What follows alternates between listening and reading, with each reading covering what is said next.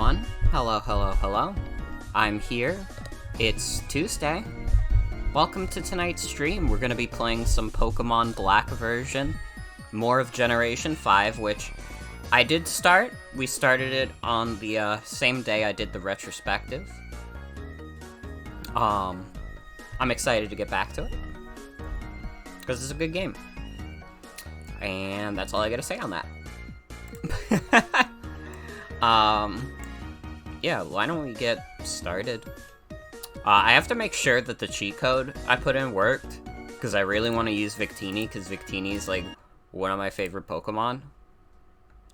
And, you know, like, looking up cheat codes online for, like, 10-year-old games is, like, always a crapshoot. Like, if you look up a cheat code for something on the NES, like, more likely than not, it's gonna work. I have never put in a cheat code for any, like, older game and had it not work. But if you put in a cheat code... if you put in a cheat code for, like, a DS game, or anything newer, like, you maybe have, like, a 25% success rate. Because games are complex now, man. You can't change, like, one byte and suddenly you have, like, 99 lives, you know? But let's get it started. I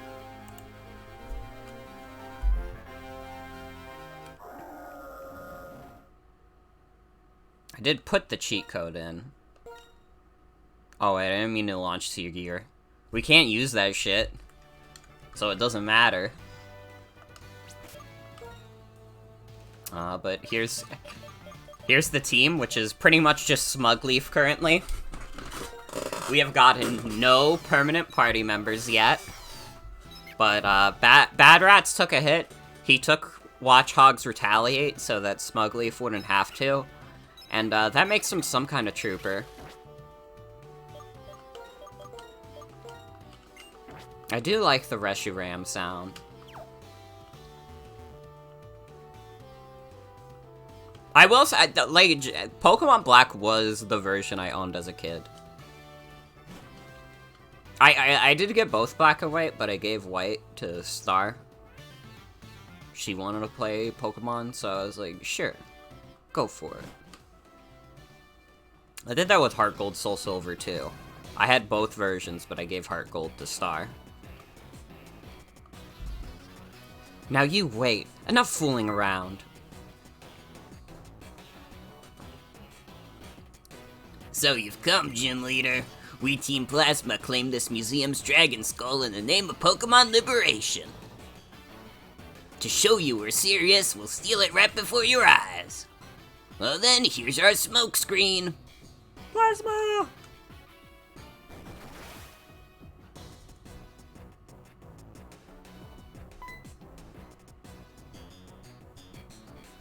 Why was their plan to just steal the skull? What's going on? Yeah, they forgot a little bit. Oh, we have to go after them.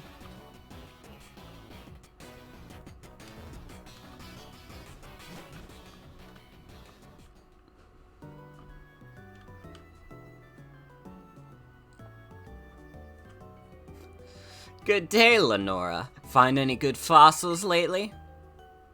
This is a surprise visit. Are you suffering from artist block again? Bort, this is Berg. He may not look like it, but he's Castalia City's gym leader. Just looking for a change of pace. Seems hectic or something around here. What's up? What's up? Someone just walked away with an exhibit, that's what's up.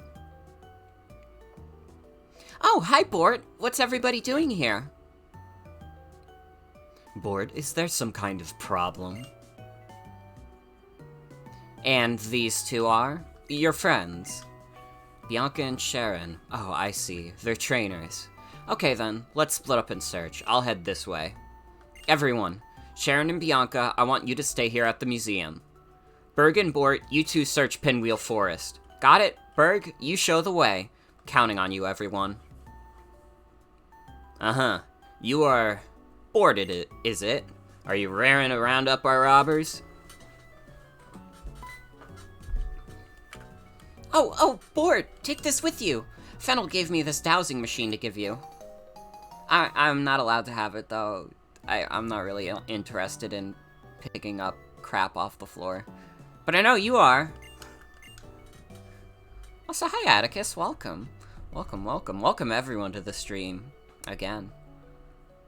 It's good, again, it's good to be back. This is only really my second stream back. Now, what did she tell me? You can use the dowsing machine to find places where items are hidden, so you can find stuff you can't even see. For now, all we need to do is protect the museum, right? Hey, wait for me!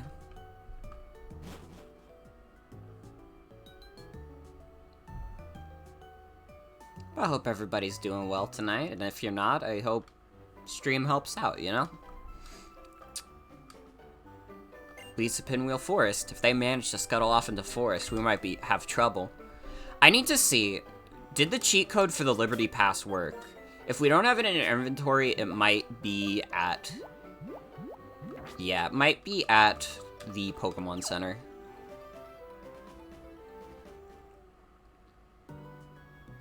It's not like an immediate thing we have to do. If it doesn't work, I'll figure out why later, but... I'd like for it to work right away.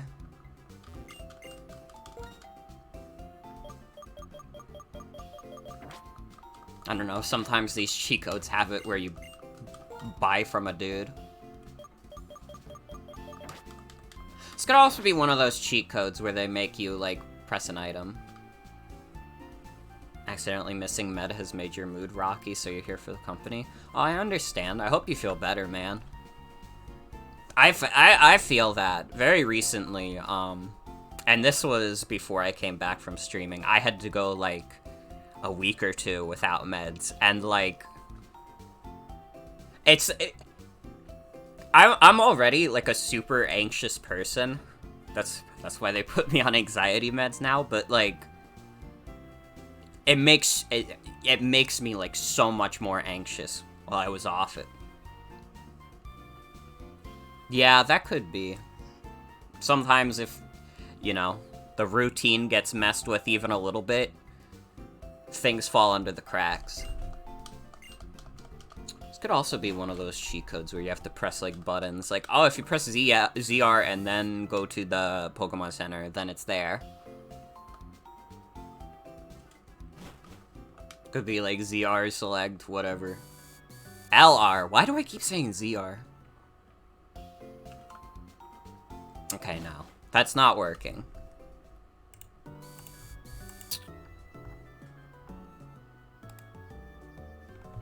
Let me make a save state also, in case I put in a cheat code that, kills the game. Yeah, dealing with dizziness sucks. I remember, like, I was, like, very high energy. And on one hand, I've been carrying that momentum and, like, I've been more energized recently, but when it was happening, it was like I could not find anything that would satisfy me enough to, like, occupy me, so I was just, like, all over the place. I would play a video game for, like, 5 minutes, then I would go up and pace for a bit, then I would, like, watch a video, I'd get bored 10 minutes in. That was a lot. It was like, my head was all over the place.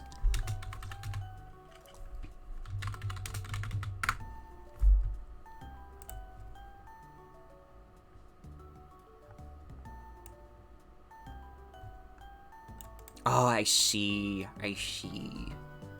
This one should work, and it has instructions. Good news, someone was kind enough to give instructions. Oh wait, it's the same code, too. Although, I don't know, maybe there's a typo in there. I'll paste it in there, just in case. Okay, so we save state. We reset.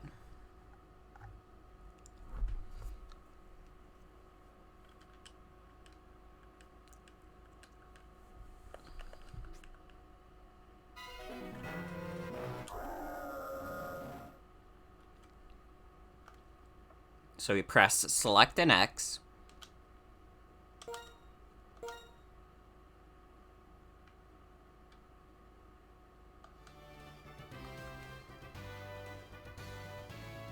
I save stated, but I forgot to save again, so we're gonna have to watch the cutscene again. My bad. My bad. This is gonna take too long. We have the save state, just save from here.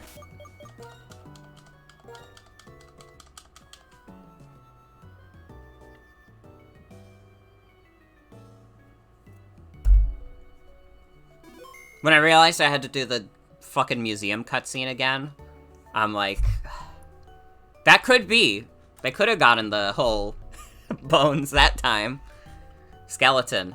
I forgot the word for skeleton for a second. Sorry. I know all the people watching my stream are big skeleton fans, so I know this is a big disappointment. I'll do better. I'll do better.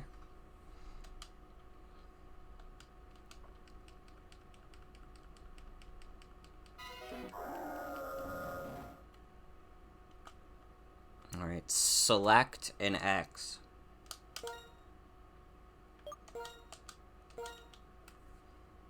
I know, Unboxo Man would be very disappointed. Although I heard from Unboxo Man recently. He's on vacation currently. I don't know where, he just said he was on vacation, but I hope he's having a good time.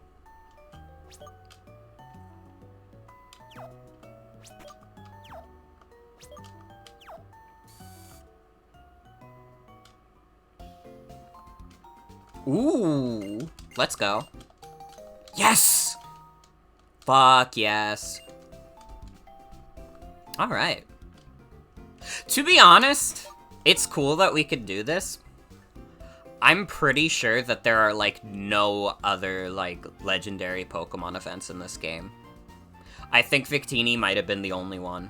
I could be wrong, I could be misremembering, but I'm pretty sure Generation 5 was around when they stopped doing, like, the Pokemon events. You know, right around the time when they would have been more easily accessible because you could have gotten them off the internet. That's when they decided to stop doing the events. It's even weirder because we're in a world of, like, seasonal events and shit. You know, games will have, like, stores where it's like, oh, you can only buy the thing for, like, 15 days, and you have to have V-Bucks for it, and whatever. Dude, if they have a Pokemon event for, like, a month available, yeah, that's annoying. And it kind of sucks when they do that, and then, like, after that, you can't get it ever again, but, like, would it not make sense to make events for that? I don't know. It is a little lame that legendary Pokemon lose some of their panache in the later games. Although there's also just less legendaries in general. Like, how many legendaries are there in, like, Scarlet and Violet? There's, like, the 4 Treasures of Ruin, and then there's, like, Koraidon and Miraidon, and that's, like, it. They don't make legendaries like they used to. How many fucking legendaries are just in Sinnoh alone? There's, like, maybe 15. That's, like, almost triple, basically. Oh, this is gonna kinda suck.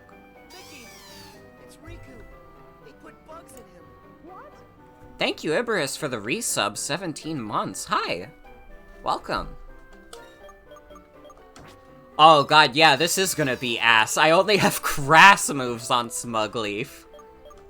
I didn't think this through. Do I have any TMs?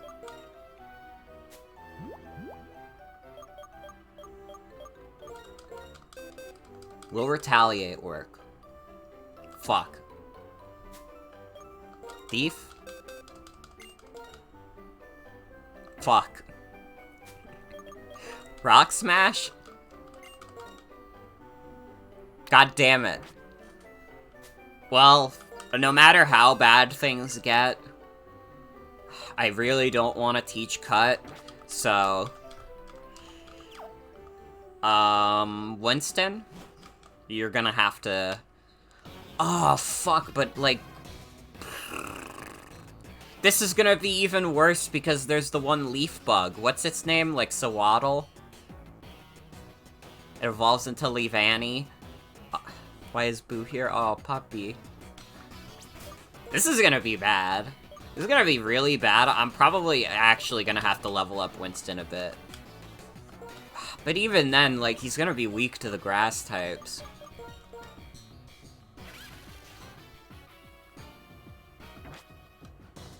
Dennis, you are our hero. You will be our champion. Let's grind him a bit first. But he gets Flame Charge. I don't think we're gonna use Dennis, because again, Zebstrika is a really unremarkable Pokemon, but we're kinda need some help to get through this forest, at least. Watch out for Genesect. True. I'll be very careful with Dennis. Not careful enough, apparently. He's getting his shit rocked by a little tadpole. Dennis. Dennis, you're a zebra. That thing doesn't even have legs. How are you not outrunning this thing? Bro.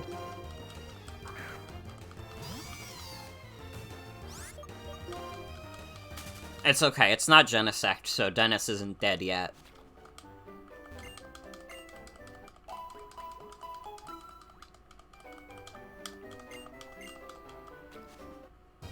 Can I not run into a Pokemon in, like, the second patch of grass? I want to move around for Audino.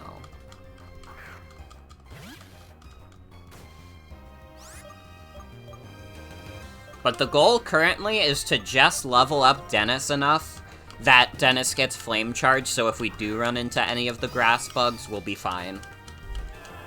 Because that shit will be quad not very effective.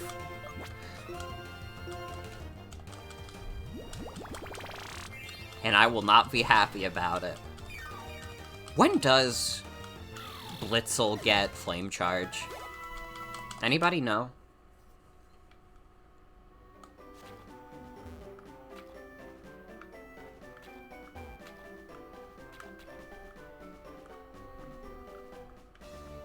Let's see. I think it gets Flame Charge before it gets an actual electric move. I mean, you could stretch and say, oh, but it's got charge. And it's like, yeah, that's technically an electric move. It's not a good one, but it is an electric move.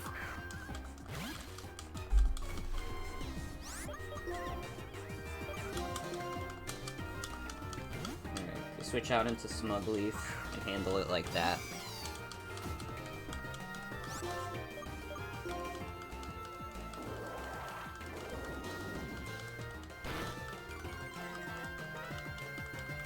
I'm so glad they made a Pokemon for this game just to make, like, grinding really easy. I mean, Pokemon games in general, you don't usually have to grind much. And even if you do, it's, like, rarely, like, insufferable. And it's usually, like, usually if you have to grind, it's, like, right before the Pokemon League. And that's, like, it. But, hey. If you ever need to do that for any reason, maybe you're doing a challenge run or something, it's right there. In my case, I'm not doing a challenge run. I was just stupid and got rid of Tackle too quickly.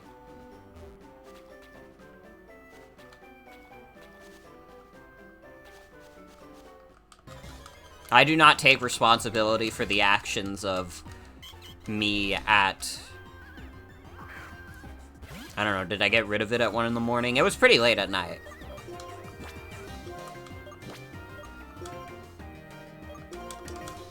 I do not take responsibility for my reduced tactical mind. Although I'm trying to get it going again. I'm playing through Fire Emblem Engage now. It came in the mail. And I gotta say, listen. I was hardcore chugging the haterade when Fire Emblem Engage got announced. I was like, this looks stupid, this looks like shit, it looks like Intelligent Systems is like making another Fates or whatever. And then I, like, read through the leaks and such, and I was like, okay, this doesn't look that bad. And now that I'm playing it, I'm like... This game kind of feels like it's corny on purpose, and that's why it's actually, like, fine and good. Like... Once I embraced the fact that it's, like, a little bit of a goofy game, I was just like... Actually, this kind of works for me a lot. There are some, like, genuinely, like, really funny moments in that game. I really like that Marth is just, like, a friend to Alear. There's something just very funny about, like, the ghost of Marth, like, being this random dude's best friend.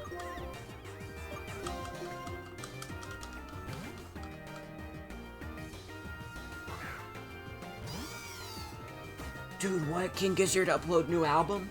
It's probably a live album, but I just got the notification from Bandcamp. Okay, yeah, it is a live album. Let me see. Any... I know, there's some good ones on here. Ah, they did Lord of Lightning and Trapdoor just for me. Just for me. For anyone who doesn't know, Murder of the Universe is my favorite King Gizzard album. Oh my god! Wait a minute. There's 86 songs in this album. What the hell? How the fuck did they play through 86 songs?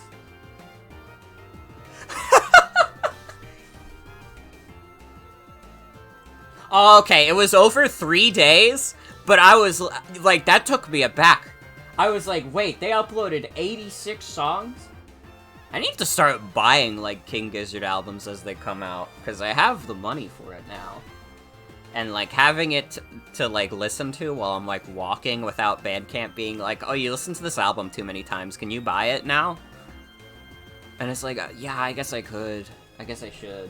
I mean, if this is 86 songs, it says it's for, like, 20 Australian dollars. Dude, that's only 14 USD for 86 live songs? King Gizzard delivers, man. Holy shit. That's fucking awesome. Shout out to all my Giz heads.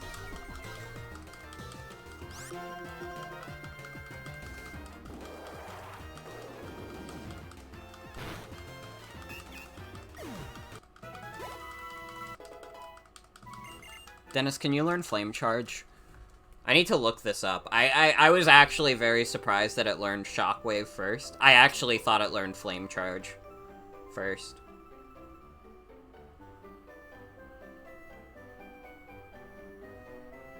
It learns it at level 18! Fuck.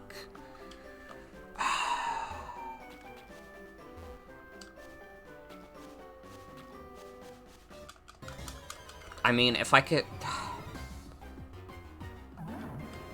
I know who the hell is this guy. That's not Audino.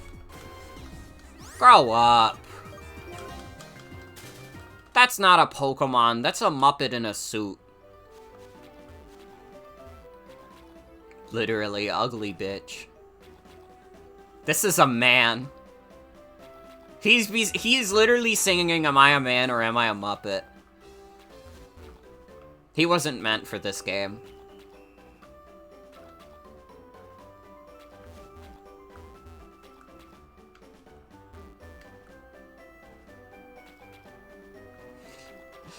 If Blitzel can knock out Audino with some shockwaves, then we might be fine. It might not take that long, but if I'm still gonna be relying on Smugleaf the whole time, and, like, doing switch grinding, it's gonna take, like, a fucking century, I think.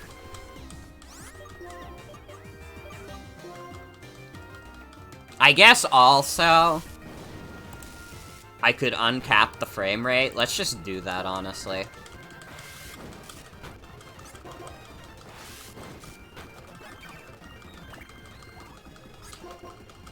Dennis, come on.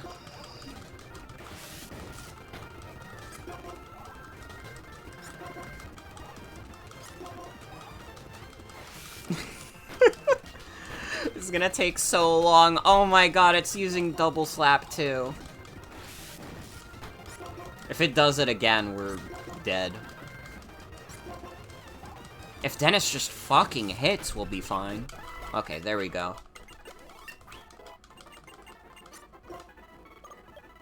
Yeah, sure. Thunder Wave instead of Tail Whip.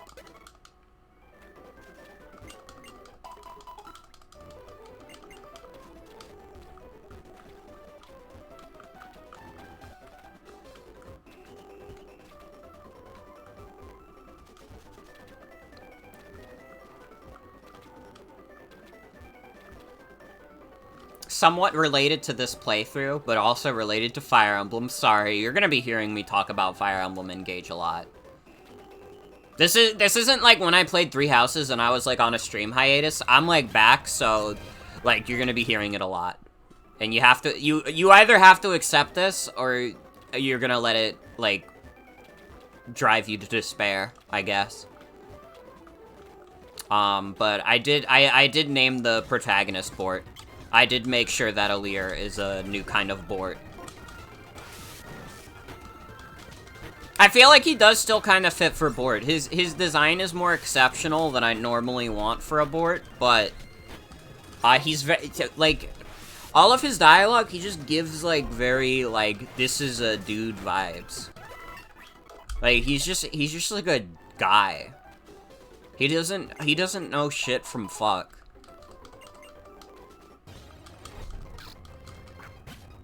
Alright, that's all. I think that's probably all I have to say about Fire Emblem Engage. Probably. I wouldn't count on it, though.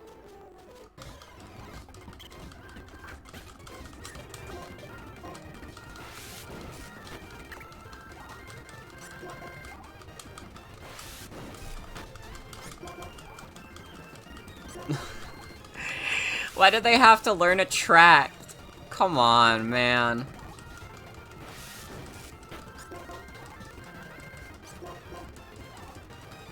Dennis, snap out of it. You don't love things. You have hatred and violence in your heart.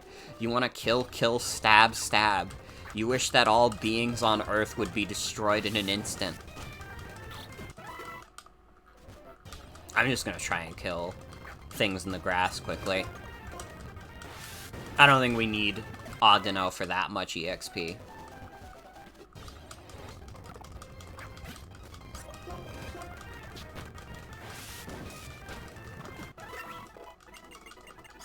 There we go. There's Flame Charge. Get rid of Regular Charge. Oh man, but Regular Charge did raise my, it did raise my special defense, which, I mean, for a Pokemon I'm never gonna use again after this forest, I would have been really helpful to have, honestly. I kind of dropped the ball.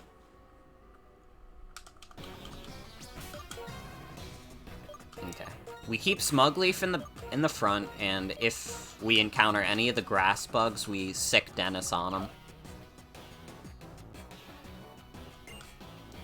Well, you see, there are two ways out of Pinwheel Forest. The road that goes straight and the path that winds towards the woods. I will take the straight road after them. If they're not there, I'll block the exit. Would you please take the other way and check whether Team Plasma is hiding there somewhere? You run into a lot of trainers, but it's basically a single path, so I'm sure you won't get lost. Come on, let's do this for Lenora's sake. Berg is like kind of a dick for this. Is it, like, not fucked up that he was like, okay, I'll take the straight path, which is, like, so much shorter, and you, like, 15-year-old, you take the long way?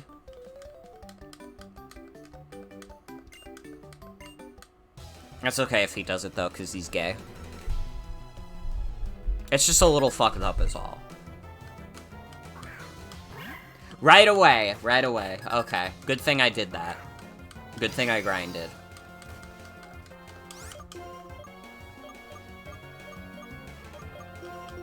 Let's see how much a Leaf Tornado does.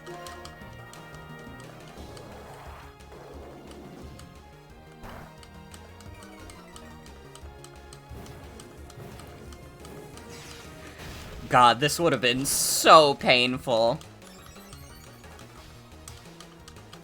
This would have been so fucking painful if I didn't train up Dennis.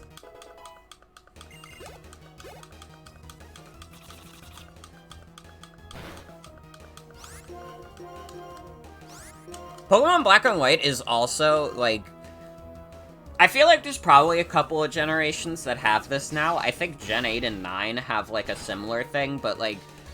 Generation 5 has, like, the weird EXP curve where it's, like, if you're lower leveled and you beat a higher level Pokemon, you get some extra EXP, but if you beat a lower level Pokemon when you're higher leveled, you get, like, very little. Hey, bro.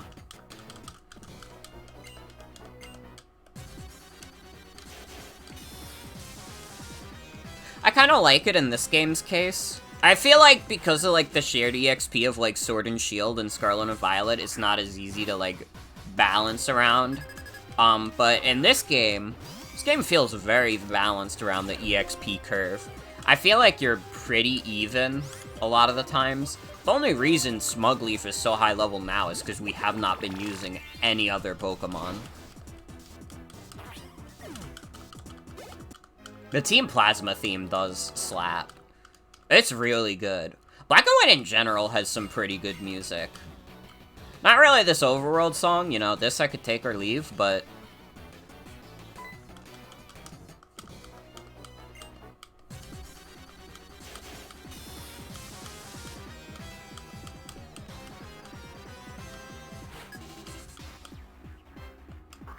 The Team Plasma uniforms are kind of cool, too. I gotta say, Team Plasma is just, like, a really cool enemy team. I mean, listen, this is the game that everybody praises the story of. And I think it's fair.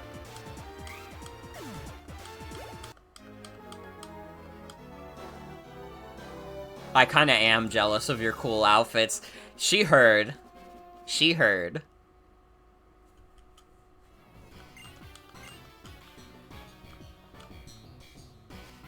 Hey, bro. Wait, you can pin chat messages now? What the hell? That's a thing you can do?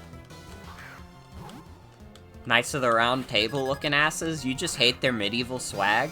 Is that it?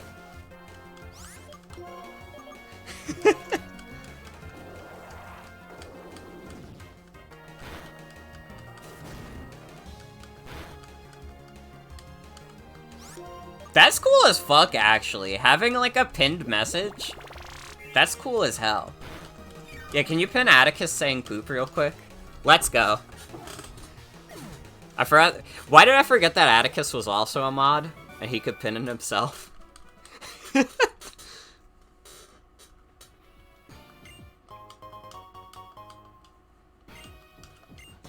So true. But yeah, that'll actually be, like, really useful in the future, right? Like, if I'm doing a stream where it's, like, I need, like, a specific thing to, like, let people know, I don't have to put it on screen, I can literally put it in chat. Like, if I play Pokemon Showdown, I can be like, sorry, I'm not doing battles with randos or something. That's a dope feature. The other mods in you on Sock streams were messing with pins like crazy when they first started rolling it out. Fuck yes. I think this is the year I, like, actually, like, do good on, like, watching more streams live when I can. I feel like I've already been doing a good job. I've caught a couple Northern Lion morning streams. I've caught a couple Picaspri morning streams. I've been watching Blunder at Night. He does Pokemon Showdown stuff. A lot of pins of people saying exclamation point Genshin. I forgot that Socks got sponsored by Genshin. Honestly, get the bag. Get the bag, though.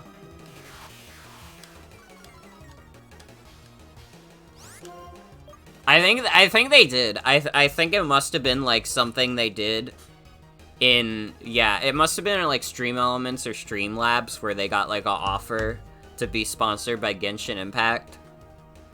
Because, I get that kind of thing in, like, Stream Elements sometimes. Like, it was a bounty, got it. I got, like, a thing for a while, and I considered almost doing it, but then I was like, I'm gonna get no money from this because there's no way, like, anyone in my chat is gonna fall for this shit and actually sign up for, like, Raid Shadow Legends. But I could've. You should all be grateful that because of my leftist values, I just simply cannot stomach being a sellout currently.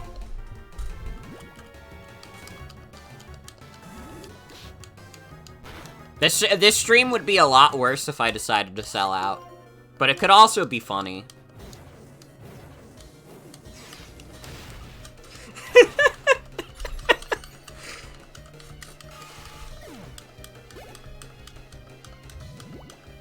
Fuck. Don't tell me he has Sawaddle. Please tell me he doesn't have Sawaddle. Thank fuck. Okay, we're good. Yeah, you can sponsor me, Ibarus. Just send a large sum to my my Venmo, and we should be good.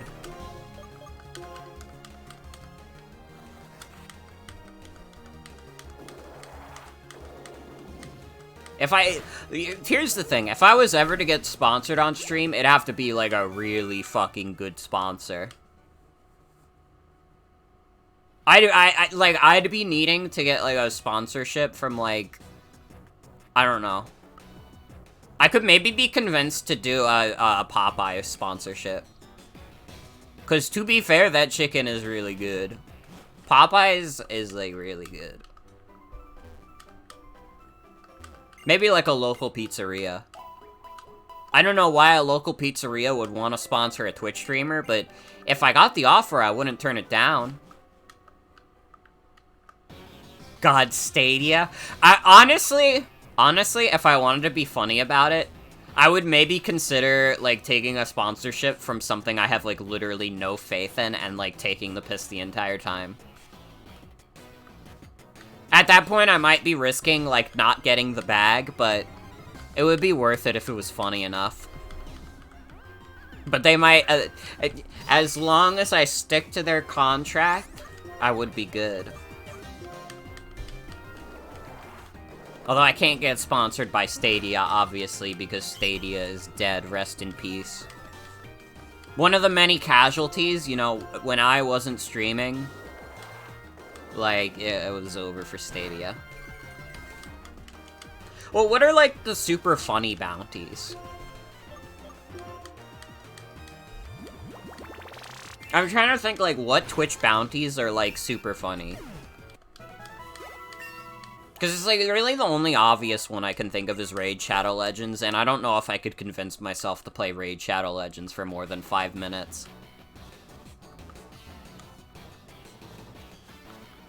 I think I could be convinced to do, like, one of those, like, Square Enix sponsorships, where they're, like, every 20 minutes you have to say you're sponsored by Square Enix, and I would just put on the screen, like, Sephiroth and, like, fire, and it says, like, and it, like, I say, like, really close into the microphone, "This stream has been sponsored by Square Enix. Square Enix provided a free review copy."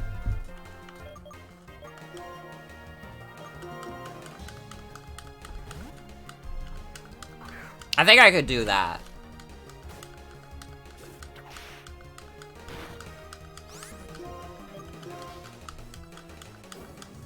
Alright, Dennis, do your thing.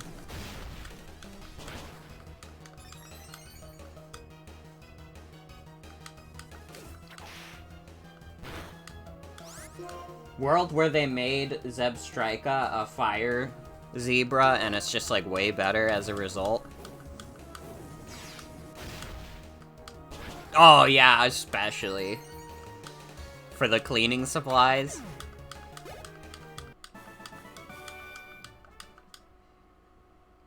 I think that part of it would also have to be, I think a sponsorship would have to be, like, decently obscure. Like, if I've seen a sponsorship in, like, a YouTube video, I'd be like, There's no way you're getting me to talk about Manscaped on stream. Like, oh, yeah, like, did you guys want to hear about the ball cream? No. Nobody's coming to motherfucker Morgan to hear about ball cream. The hell does that even mean? Grow up.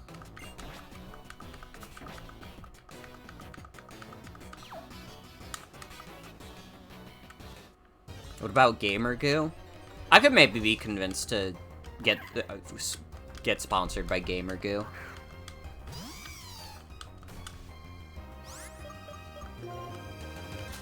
Sponsored by a local law firm, and you have to run their weird TV ads every 22 minutes.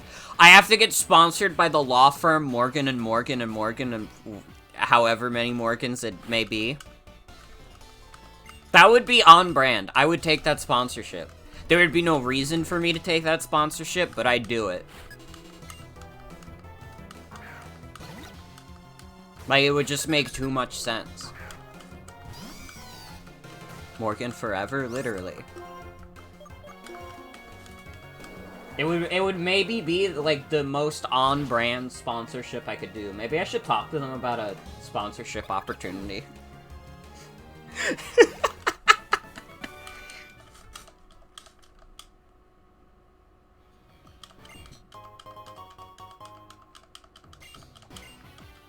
Honestly, and like, maybe saying this is gonna make me like a bad leftist, I would take a Nintendo sponsorship.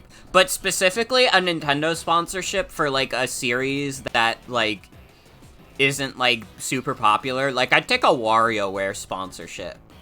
If they told me like, we're coming out with like a new WarioWare game and we want you to like do advertisements for it, I'd be like, fuck yeah. But if they told me, like, oh, can you do a sponsorship for Breath of the Wild 2? I'd be like, what kind of person do I look like?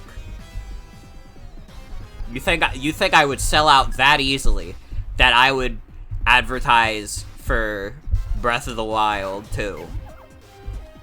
Don't they have a specific name for Nintendo sponsors? I mean, they used to have the Nintendo Partner Program on YouTube, which was basically what you would do if you wanted to upload footage of Nintendo games and like nothing else and make like $5 a video.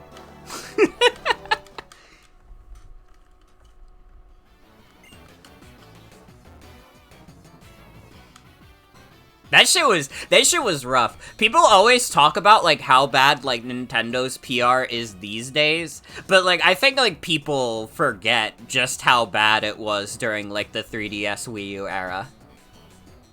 Like, if you were on YouTube during the 3DS Wii U era, it was, like, a minefield if you wanted to do anything Nintendo-related. A lot of the big, like, Let's Players of the time, like, refused to do Nintendo stuff because they were like, yeah, we're just gonna get claimed and shit, and it's gonna suck.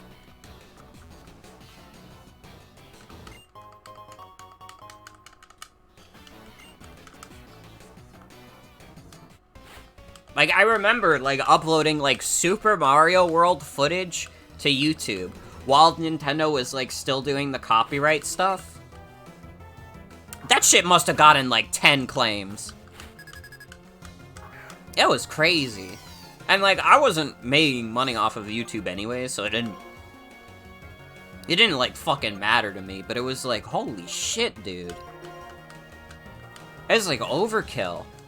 It's like, this is Super Mario World from, like, 1991. How the fuck do you have 10 separate claims you can even do? There's not even that many songs in the game.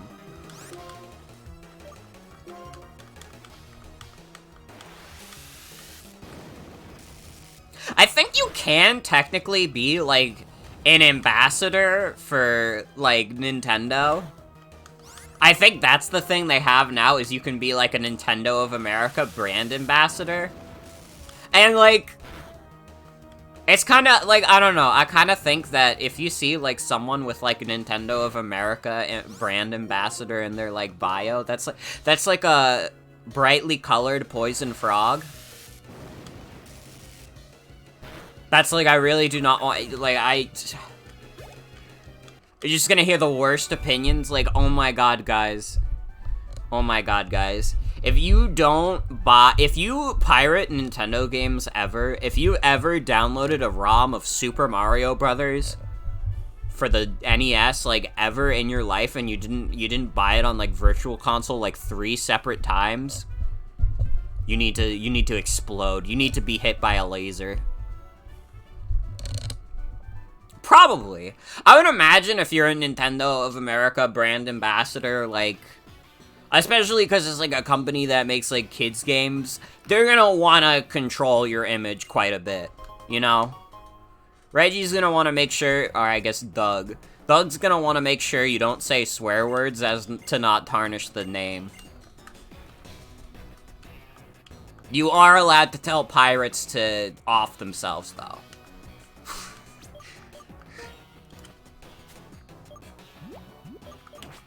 Do I have to fight these guys? I guess it's fine if I don't heal Dennis now. Oh, never mind. That's fine. He probably doesn't have any bug types.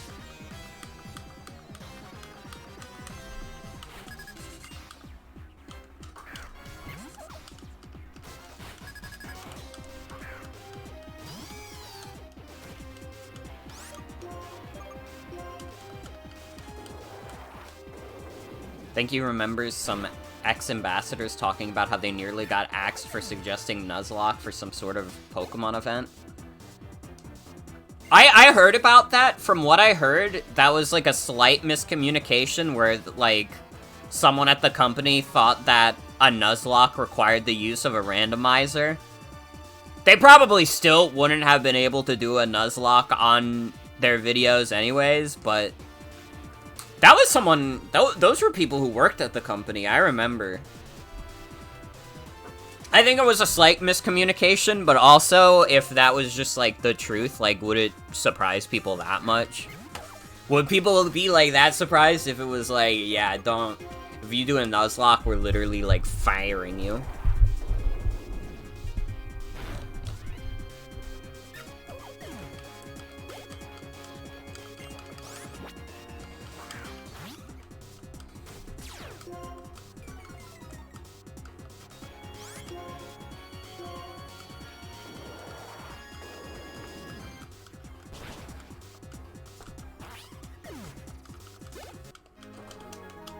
This shit easy.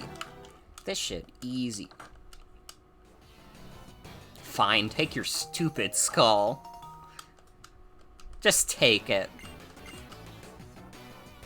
So the dream our king had, the dream we had, won't come true. How are you holding up, fellow subject of our king? Gorm of the Seven Sages! I'm mortified that this skull, which we went through so much trouble to obtain, was stolen from us so easily. It's not important. We can afford to abandon the dragon skull. According to the results of our research, this is not the legendary Pokemon for which Team Plasma is looking. Used to want to work for Nintendo? I mean, to be fair, if you're like an actual employee at the company, from what I've heard, it's a really nice work environment. If you're a contractor at the company, don't.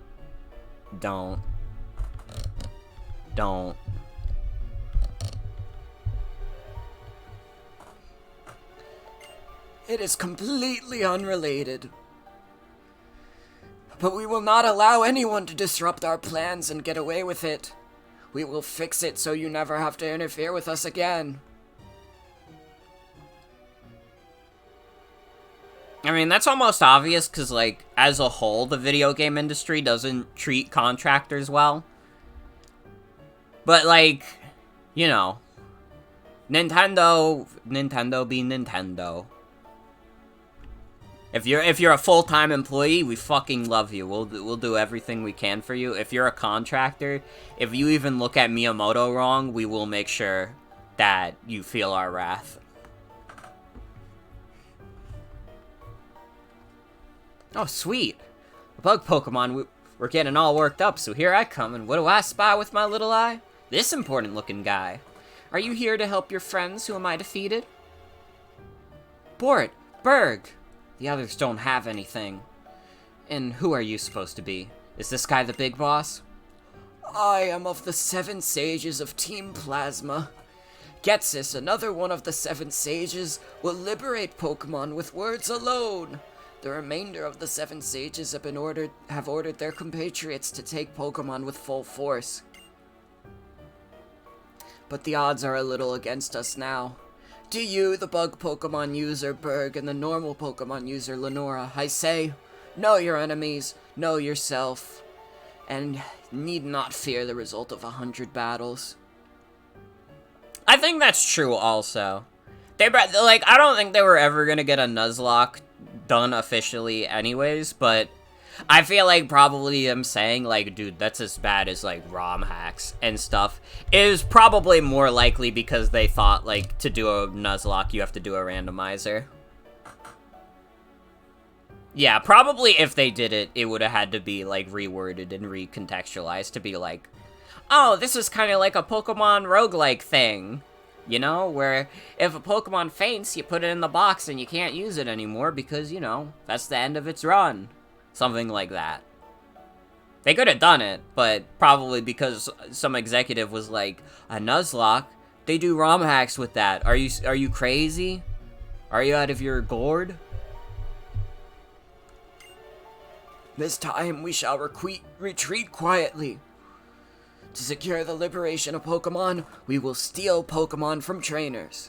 Even though you are gym leaders, we will not tolerate any further obstruction from you. In any case, we will settle this someday.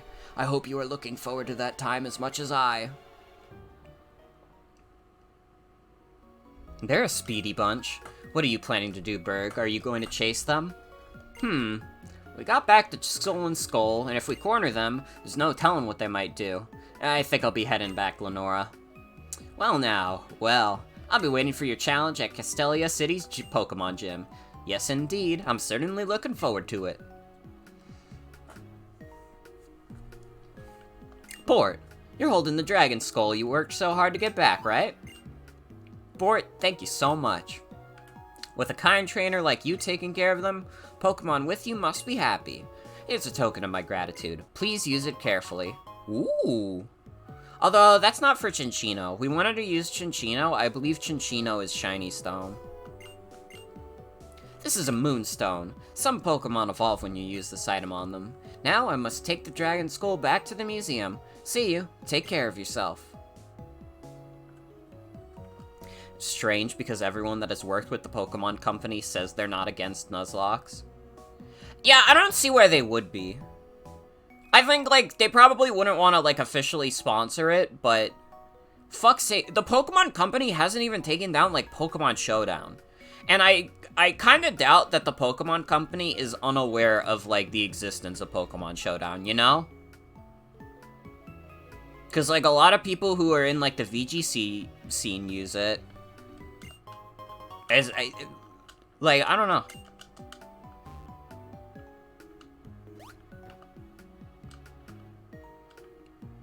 Although the Pokemon Company themselves have been a little weird with things they'll take down. Like, didn't they take down that one game, Pokemon Uranium?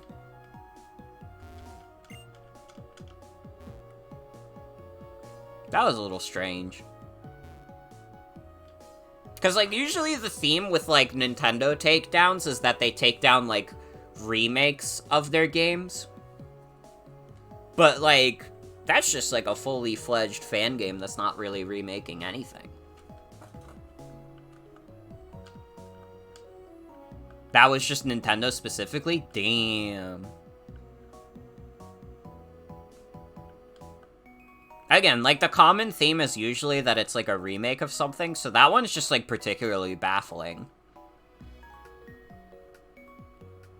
Wonder if they just got scared, because Pokemon Uranium, didn't that come out around when, like, Pokemon Go was blowing up? Maybe they were scared people were gonna play Pokemon Uranium instead of fucking Sun and Moon. Aw, man, if people download Pokemon Uranium, Pokemon Sun and Moon's only gonna sell 14 million copies instead of 16! We can't let this happen.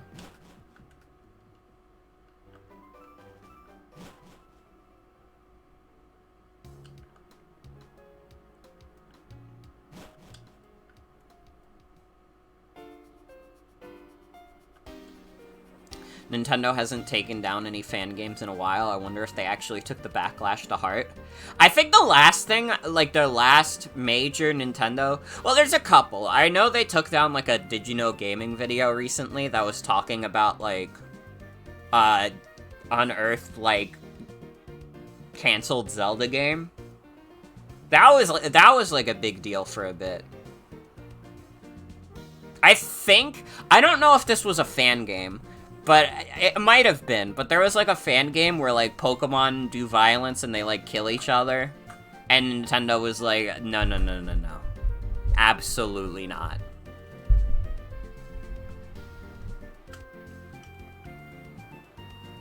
Honestly, it seems like they might be more protective of the Pokemon brand.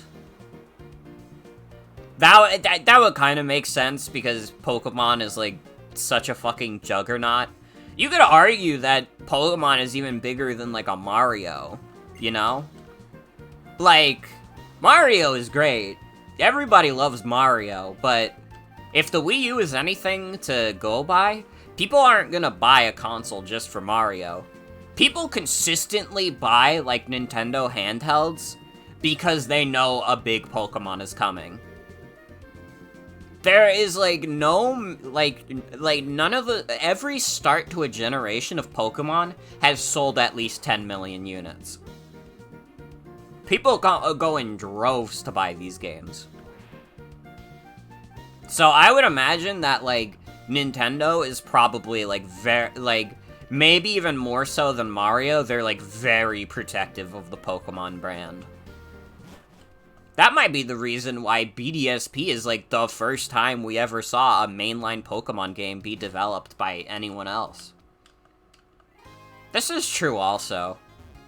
But also, I kind of feel, if you buy a Steam Deck just to emulate Pokemon, like, you're ripping yourself off. Just get, like, an Android phone. Like, when I was in high school, I would just play, like, Pokemon Emerald, like, randomizers on my, like, little Android phone. It had to be, like, a S4. I miss that thing, because it actually had buttons. I miss when phones had buttons. Like, now I only have, like, the on and off button and, like, the volumes. And that's just not enough. You know?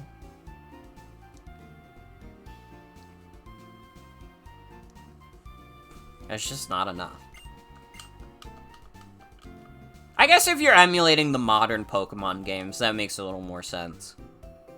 Not that I would ever condone, Nintendo, if you're watching, not that I would ever condone, emulating especially new games. Okay? I'm playing this on my real DS, by the way. Maybe because Mario is mostly for younger folks, but there's still a lot of adults that play Mario? Maybe. Maybe.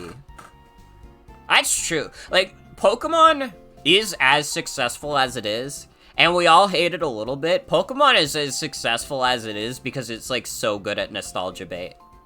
Like, and they've been getting smarter about it, too, because for a while, like, the nostalgia bait was primarily at, like, you know, Gen 1 and such. Like, you could really feel that around Gen 6. But they've been passing lines to, like, fans of other generations, too. I mean, just with remakes alone, and, like, Legends Arceus appealing to, like, the Gen 4 fans. I miss the headphone jack. When I found out that my current phone doesn't have a headphone jack, I was, like, really upset. It's not gonna stop me from using wires, though. I still have, like, a little adapter I plug into my phone to use earbuds with. Because I refuse to let them take wires away from me. I refuse to engage with a wireless future. You can't make me. Like, is it a little inconvenient for everything to have, like, little wires and stuff? Maybe. But like, it works.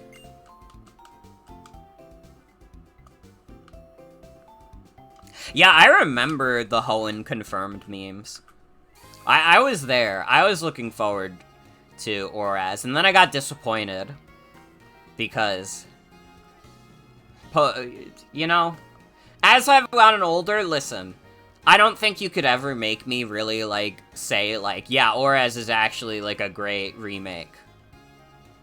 But I feel like as I've gotten older, I'm like, listen, it's fine, it's fine. It's just not what I wanted. I wanted a remake of Emerald. And then I think it's one of those things where we realized we don't actually get remakes of the better versions. Like, BDSP is not a Platinum remake, that's a remake of Diamond Pearl, and Diamond Pearl are not very good games.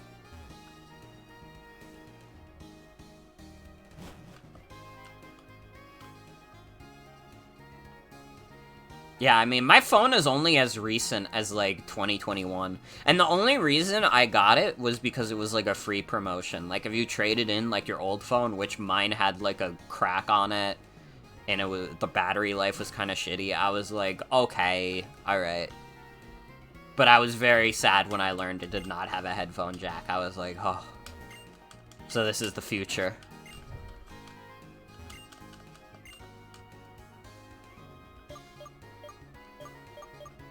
It's a good question.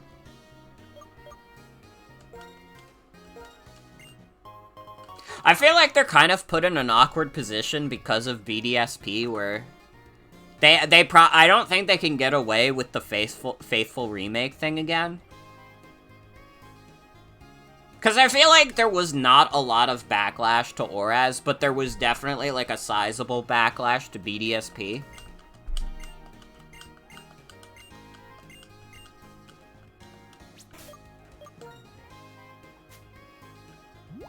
They should make Let's Go Johto, though. I think that, like, the internet would be extremely funny for, like, the week that Pokemon Let's Go Johto gets announced. When has Pokemon Company ever cared about backlash? That's true. We'll see if they actually update Scarlet and Violet. They did say, like, we're listening to feedback, okay, we heard. Alright, we know. We'll see if they actually, like, do updates and stuff. If they do, I'm just gonna say it, if they update Scarlet and Violet, and it gets, like, maybe not the most optimized, but, like, you know, it's alright, and, like, you know, it's more palpable, and also the game doesn't crash a lot. Scarlet and Violet could easily be, like, the best 3D Pokemon, and it's not even close. I would even say, like, genuinely, Scarlet and Violet are already probably the best Pokemon has been in 3D. And it's, like, it like, runs on, like, strings and wires. If they make Pokemon Ultra Scarlet and Ultra Violet, I think that the Pokemon Company has lost all sense. They better not do that shit again, alright?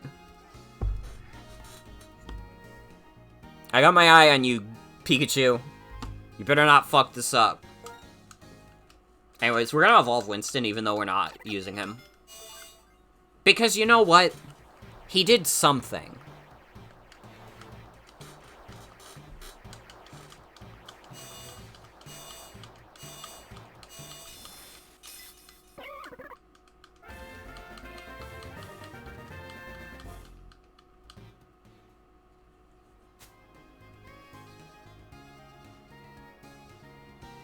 They have the potential to name it Ultraviolet and Infrared.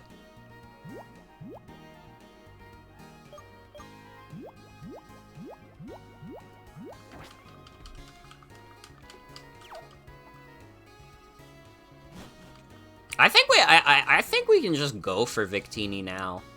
There's a lot of trainers in Castelia to fight. I think we catch Victini and Sandile before we do any of them.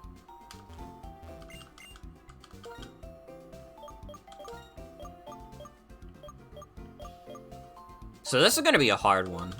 Let's just buy 20 Great Balls.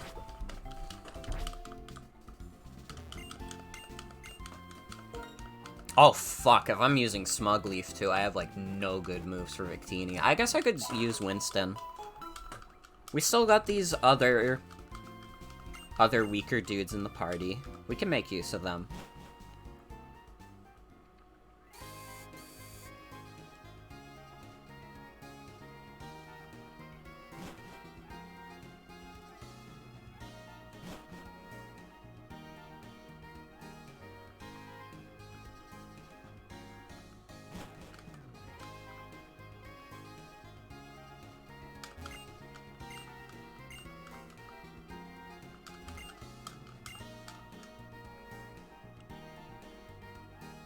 Wait, I have the Liberty Pass. Let me on.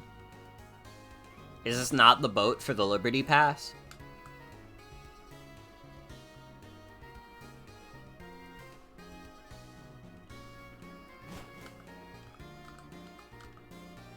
Oh wait, maybe this is... Never mind, I'm stupid. Wrong boat. Wrong boat. Sorry. Sorry, I don't have my sea legs.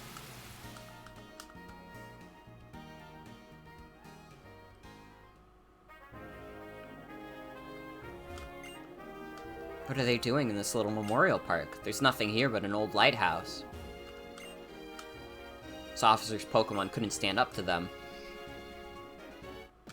Of course the police would be bad at Pokemon. Obviously.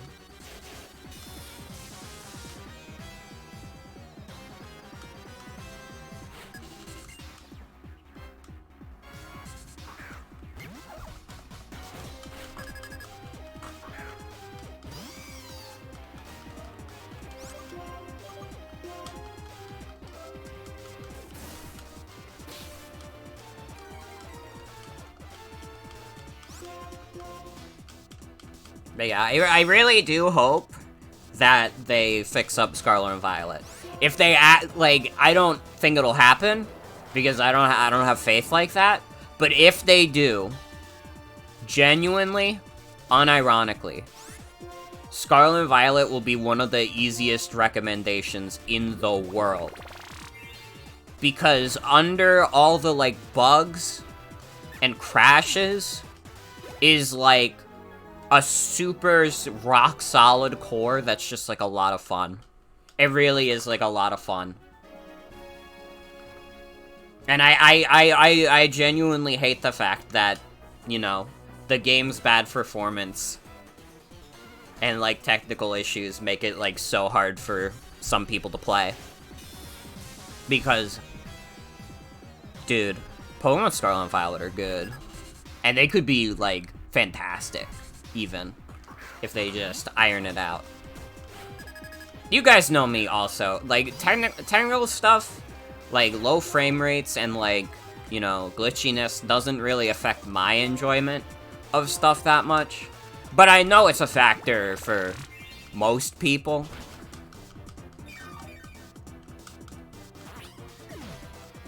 The fundamental problem is that I like jank.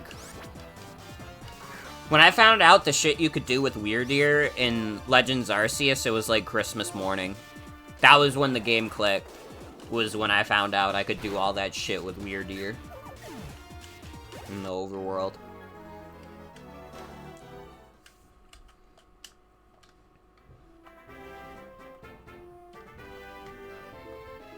Like, just because of how busted Weirdeer is in Legends Arceus, like, aside from the order of events, I could not tell you when and where they expect you to go in the game.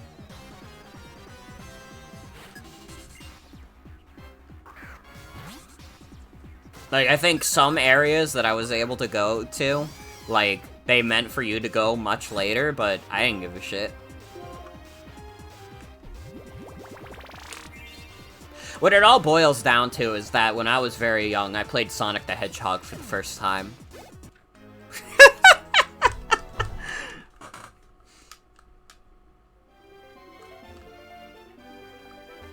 This topic was a long time ago, but you think the Pokemon Company has gotten good at marketing to people who just became adults with childhood generation?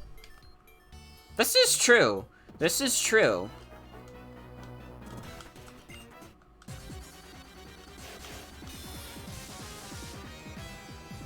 Because, I mean, like, eventually, like, the Gen 1 well was gonna dry.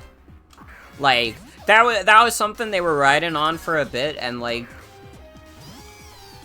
at a certain point, it was just not feasible to keep it going.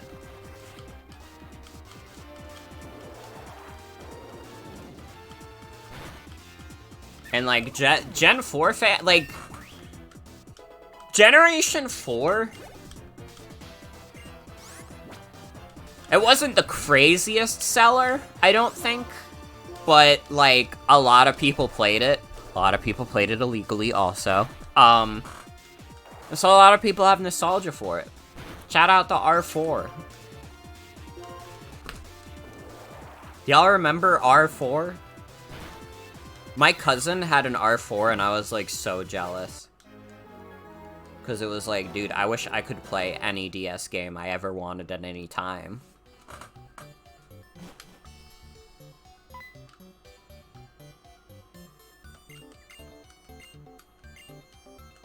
Can you get out of Victini's room, bitch?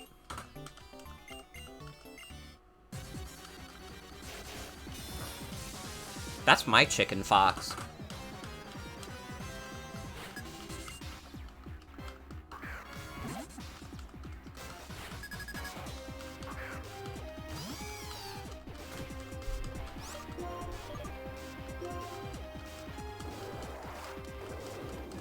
God, it is gonna be weird when they start, like, doing, like, hardcore nostalgia bait for, like, Gen 5. Cause, like, you know, we, here at the motherfucker Morgan stream, we like Gen 5. I would be very surprised if someone was watching this right now and they were like, yeah, Gen 5 is ass. But, like, it always feels like it's the Pokemon Company's least favorite child a little bit. Because they're the games in the series that sold the worst. And when, you know, when Gen 6 came around, it feels like a lot of the stuff they had put in from Gen 5 just kind of got tossed out. That might also just be in hindsight that these games get made way too fast. But at the time, it was like, oh. Huh.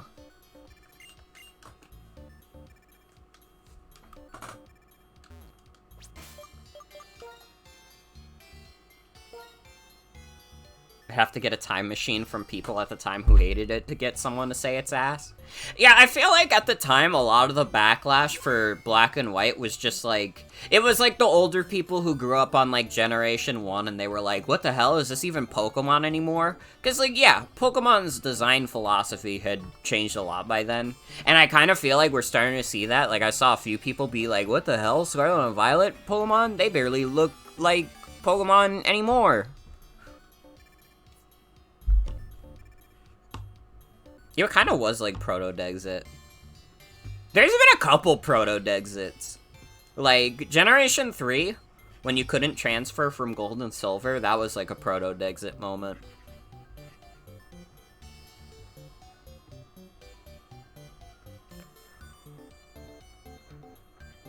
Pokemon Let's Go coming out was a Proto-Dexit moment, or maybe like just a regular Dexit moment and people didn't realize it. Because they were just like, oh, it's like a goofy side game. Also, I'm mad about it.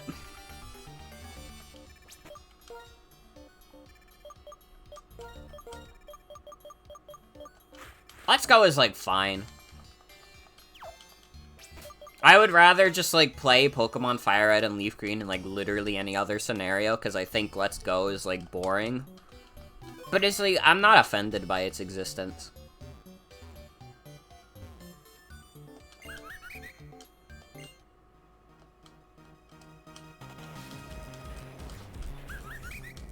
I mean, even without, like, mandatory motion controls, like, I played that shit in handheld mode, and I didn't have to worry about it. I think Let's Go is just kind of boring. I think it's just, like, a very watered-down version of Gen 1. When Generation 1 is, like...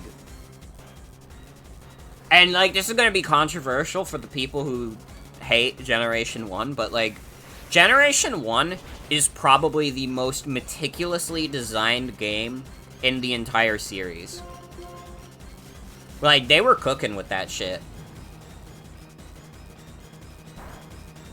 I mean, a lot of the Pokemon designs are, like, designed around the fact that rather than be, like, you know, guys that you would collect and battle with your friends, they're designed like JRPG bosses, a little bit.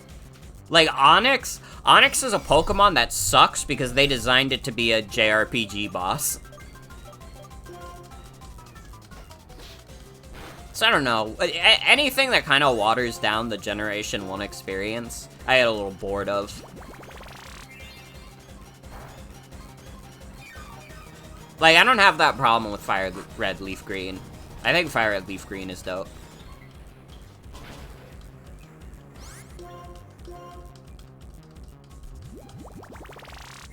I feel like it's easy to shit on Gen 1 because it was like, you know, it was Game Freak's favorite little thing to put in people's faces. Like, hey, look, it's Gen 1 again. Guys, Charizard though. Lol. Guys. So, like, yeah, I could see why people were getting tired of Gen 1 for a while, but I still think they're good. And I like that they're weird. You know me, I like weird video games.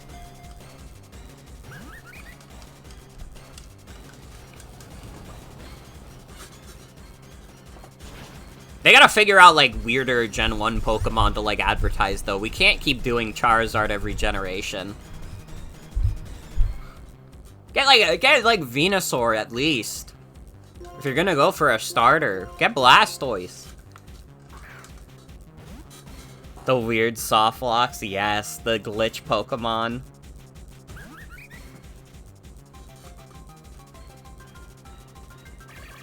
Still need to make your Venusaur Lego? Ooh, that sounds fun. That sounds fun. Dude, I need to, like... I need to be, like, 10 times richer than I am, so I could, like, feasibly just, like, make Lego my main hobby instead of this. Because I was, like, a big Lego kid. But as I got older, I realized that Lego sets are, like, really expensive. Like, dude, it should not be so expensive to make Legos.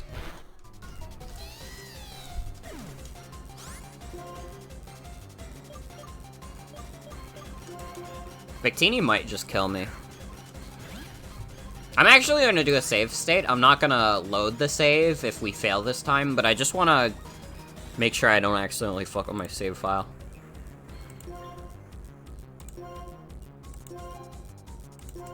It's not actual Lego, it's some Japanese brand. Mm-hmm.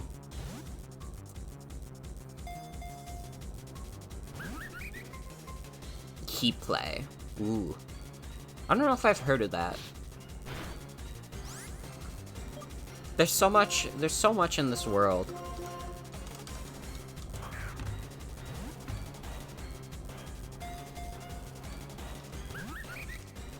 Dude, these balls are, like, not shaking at all. Is Victini's catch rate literally, like, 3 out of, like, 200, whatever? Yeah, I'd have to see. If they have, like, a Pokemon that I'm like, yo... Like, maybe I would consider getting one. Just for funsies. We got Victini! Let's fucking go.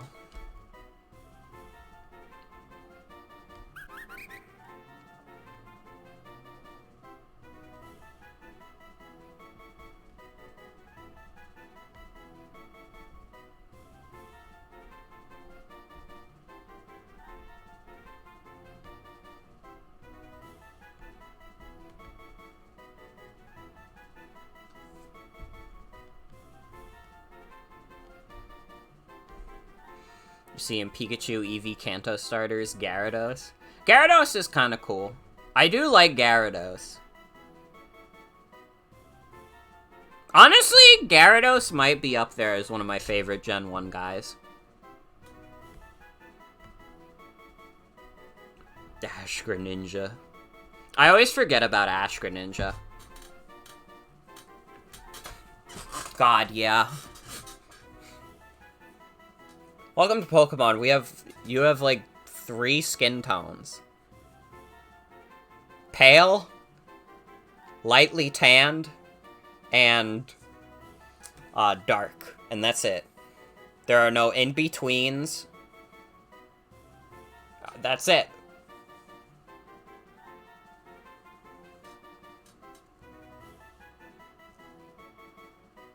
What do we name Victini? I don't actually know what to name Victini, and when I think back to the Trivia Facts Nuzlocke, I'm pretty sure I just named this trivia, which I'm not doing. That's stupid. KFC? I usually, whenever I would choose Torchic in Hoenn, I would always name it KFC.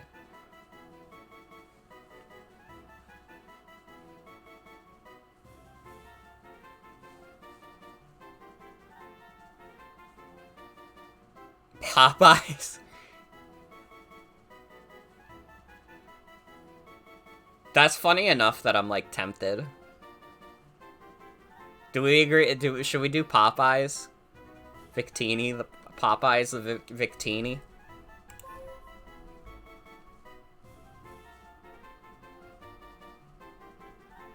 Olive oil? Let's do it.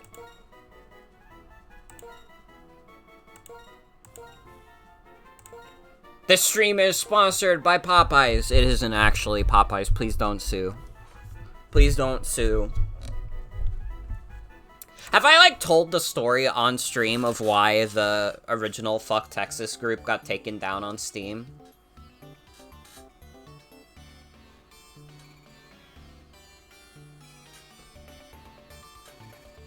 Because it's like semi-related.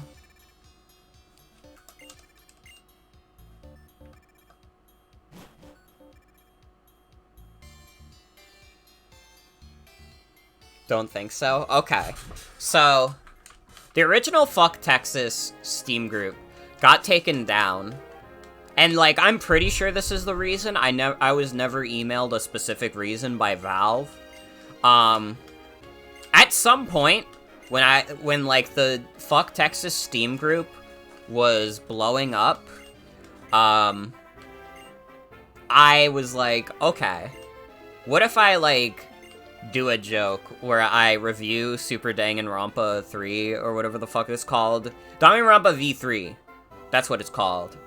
But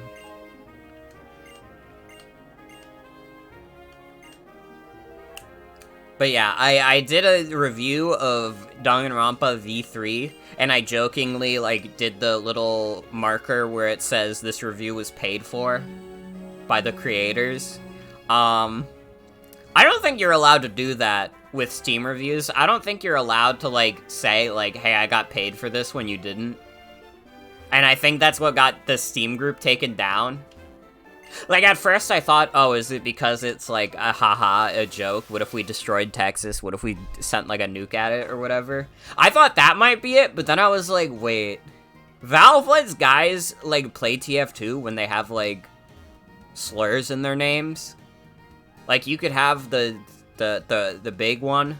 You could have the big one and Valve wouldn't give a shit. So I kinda doubt that they were, like, taking seriously the violent threats of Fuck Texas.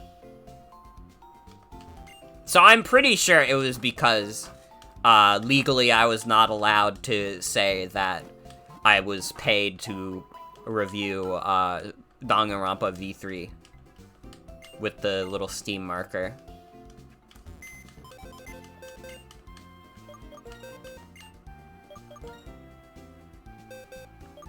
And you know what? You know what? Despite everything, I don't regret it. I don't regret it. Everybody say goodbye to Bobito, by the way. Bobito is going in the box.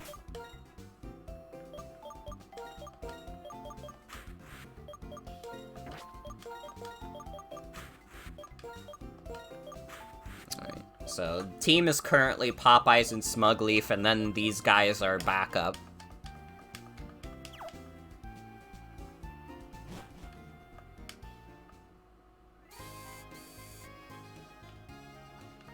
What was everybody's dinner, by the way? I had some spaghetti and chicken. Y'all ever have a chicken cacciatore? Because that's what I had, and it's pretty good. I hope that I say that and that's like an actual, like, Italian dish, and not something my parents made up. Heating up a pizza in the oven, you had McDonald's, double quarter pounder, lamb chops, all sound pretty good.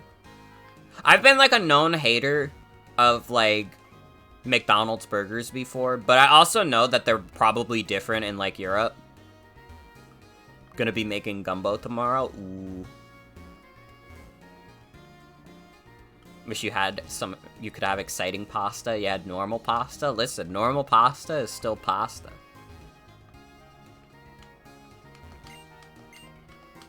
know what we had recently that was, like, really good? We had these, like, pot stickers. There was, like, chicken and vegetables in them, and I had them, and I was like, this shit kind of goes.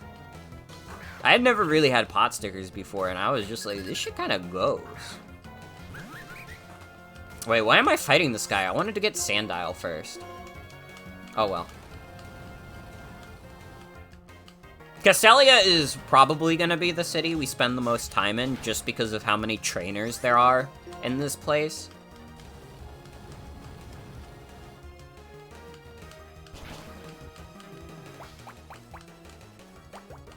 I don't remember where we got the pot stickers either. I think they might have just been in, like, a bag from Costco. What season is it? In Pokemon, I think it's spring.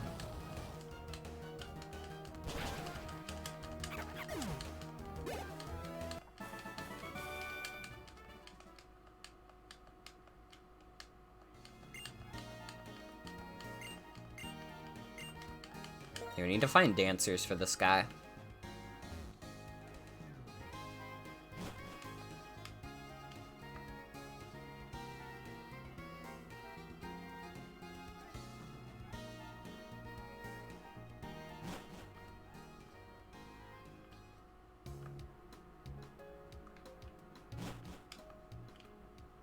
Where is my beloved little Sandile? Now the question is, what are we gonna name Sandile? Scraggy's pretty cool, too. Ooh. Actually, what if we used Scrafty?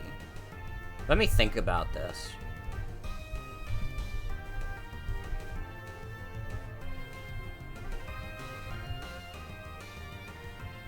Still says poop up top.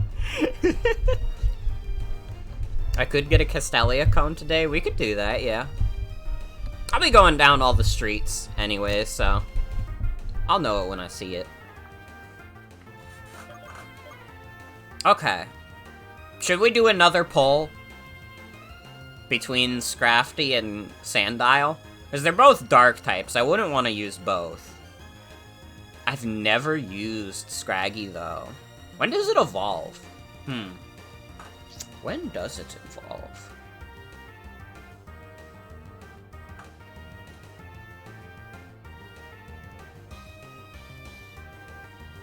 It is kind of a pants animal. This would be deviating from the plan, but hey, isn't it more fun that way? When does it evolve? Level 39. That's pretty late, but not terrible.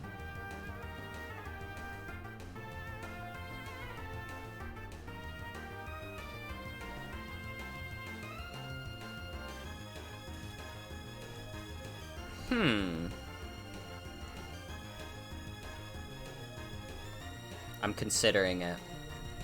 Alright, you know what? I'm leaving it up to a poll.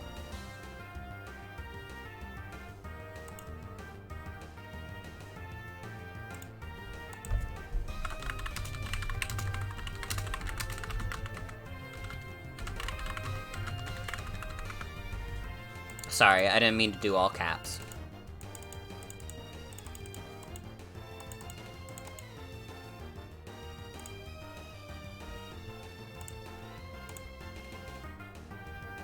Who will join our squad? It is between Sandile and Scraggy.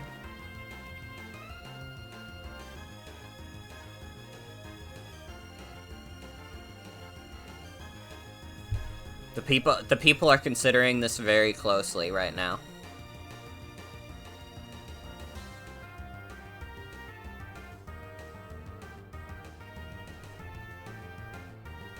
We gotta vote for Sandile. You only see poop? Wait. Oh my god, is it not showing the poll because of poop? No.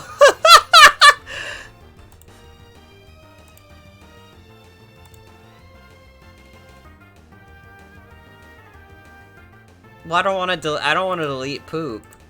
But also we just had a unfair poll. Wait, did it get rid of poop? It did. Okay.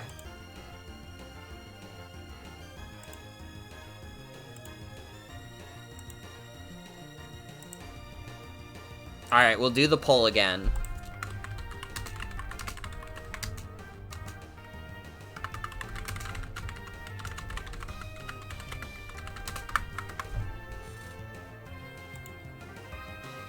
And then Atticus can say poop again and we can repin it. Unless someone wants to scroll all the way up in chat to find when Atticus first said poop. It would have been a lot of messages ago, but you could do it. Feasibly. Is the poll up for people now? Or does people still say poop? We have a vote for Scraggy. 2 votes for Scraggy. Can't see it. Had to refresh. That's so weird.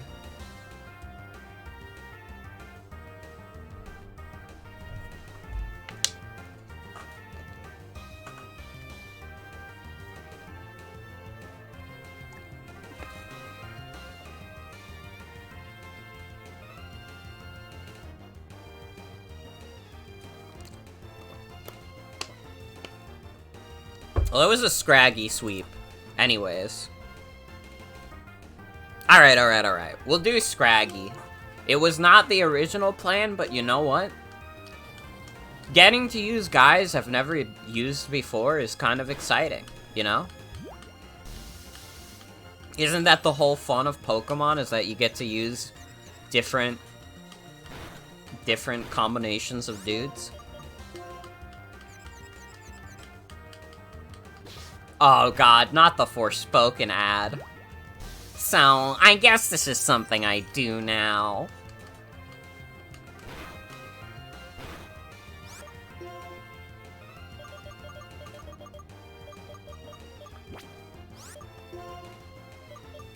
Playing Kid Icarus Uprising recently really made me appreciate how good that game is at, like, meta humor, comparative to a lot of contemporaries now.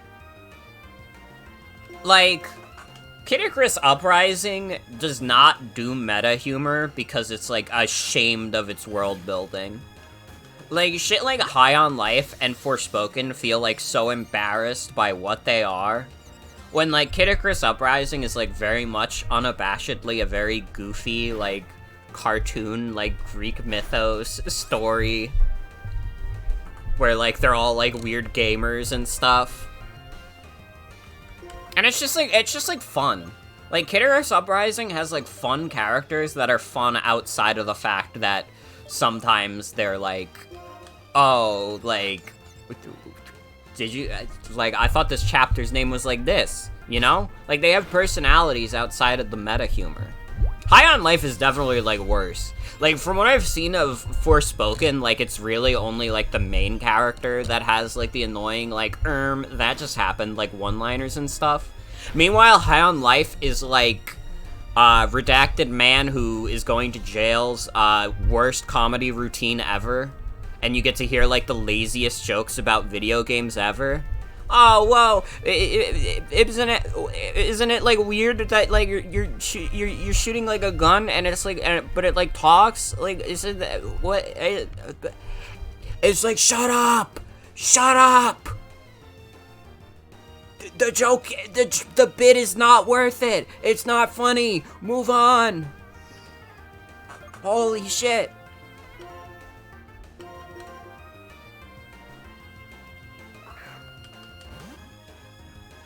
Doom Eternal's jokes were better?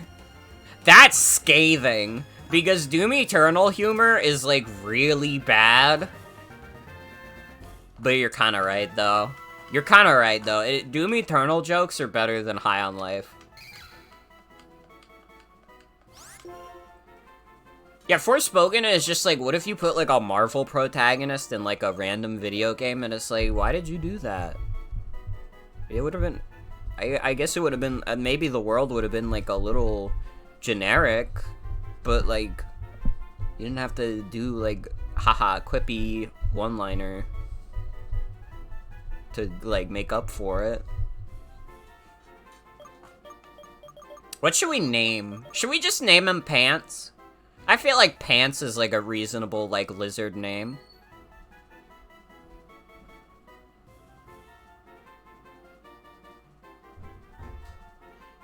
Do you think people would be less harsh on Forspoken, though, if there was a white man, though? I mean, yeah, then all the people who bought High on Life just to, like, shit on it would have also bought it Forspoken just to shit on it. But because Forspoken was, like, not... Like, because Forspoken isn't, like, Justin Roiland, it's like, oh, like... It's just stupid. It's just stupid. Everybody, listen. And, like, I'm not gonna say, like, anybody could have predicted, like, this stuff that went down recently with Justin Roiland. I'm not gonna pretend, like, you're the worst person in the world for buying High on Life. But also, why the fuck did you spend $60 on a video game that you know is gonna be shit? I would never spend that much money on a video game that I thought I was going to hate. That's crazy. That's crazy. You could do anything else with that $60. You could, like, buy, like, a fancy dinner for yourself. You could, like, buy another, like, video game. You could go to the supermarket, buy a bunch of stuff to put in the fridge. I don't know. You could do a lot with $60. It's, like, a lot of money. It's part of the reason why, like, you know, video games is such an expensive hobby, but... Just, like, spending it on a video game that you know you're gonna hate so you can hear bad jokes and be like, oh, wow, those jokes are really bad? I just don't get it. I just don't get it. Just, like, buy a good video game. You know?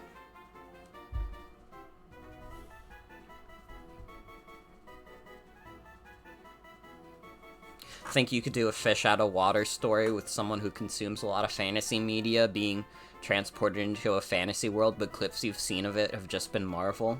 Don't know what the rest of the game might be fine, and it might just be out of context. I don't know. I just, like, that kind of humor is just, like, so lame to me. Any, like, Marvel-esque, like, that just happened, like, humor and, like, quippy kind of protagonist is just, like, you are so embarrassed to be what you are, and it's, like, humiliating for everyone else. Because that's what Marvel is. Like, Marvel is ashamed of the fact that it's, like, superhero movies.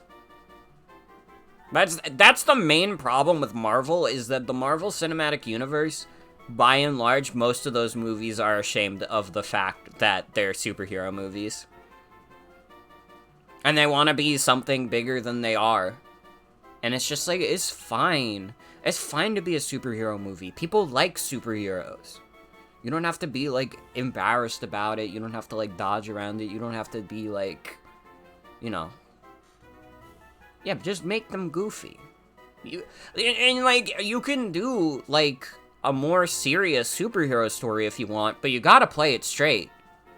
It's either you make it goofy or you play it straight. You can't, like, you can't have this, like, weird in-between where it just feels like you're ashamed to go either way. You know what I mean?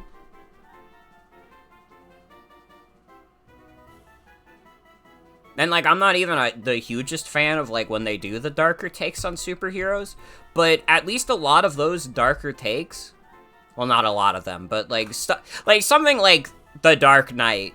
Like, The Dark Knight was not ashamed of the fact that it was a Batman movie. It was just also an edgy Batman movie.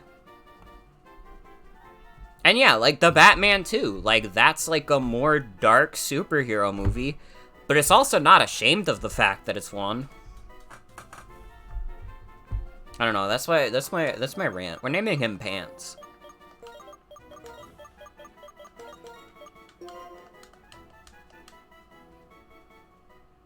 Every time I think about the Batman movie, I kind of just think about the Riddler. In the thumbnail where it's like, does he know?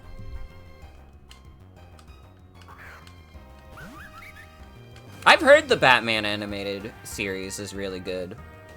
I never got a chance to watch it when I was younger. Does he know? What was he cooking?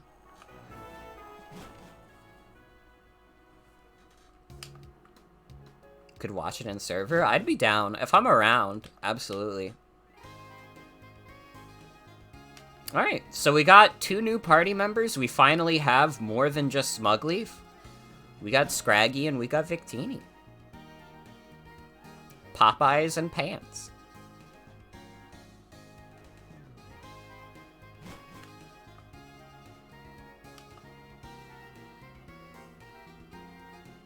What? I thought we could get a Castelia cone today. This is so sad.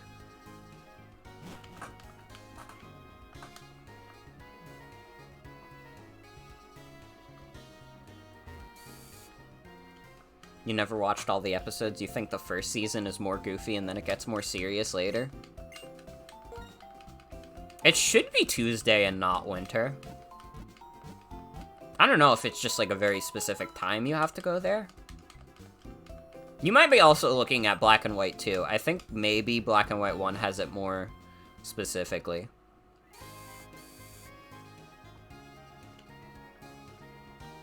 I think that shows a lot of the times, especially like cartoons and stuff, I think they do the thing where it's like they're very silly in the first couple of seasons and then later on they get more serious. Because it's one of those things where when you start a TV show and you have in your mind like, oh yeah, I want this to be like story based. That's like that's a little scary to do because you can't guarantee that, you know, that show's gonna last past, like, one season, you know? So, like, you get a little bit of silly cartoon hijinks, you know, you do a little bit of world building, and then you can start to get, like, more into the serious shit. I think that's, like, I think a really good example of a cartoon that did that was, like, Adventure Time. Like, when you watch, like, the first season of Adventure Time, it's basically, like, 100%, like, goofy hijinks.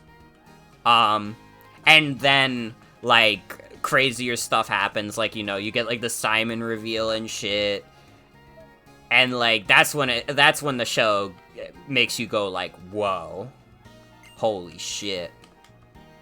Or I guess not so much the Simon reveal. The Simon reveal actually happened sooner than that one episode he has with, Marceline.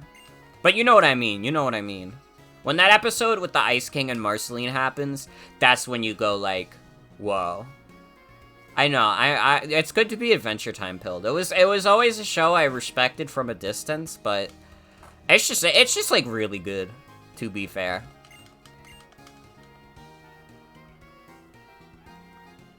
I mean, it's got maybe the greatest like gay slow burn that I've seen. They waited 10 seasons to let Princess Bubblegum and Marceline have a moment. 100%, yeah.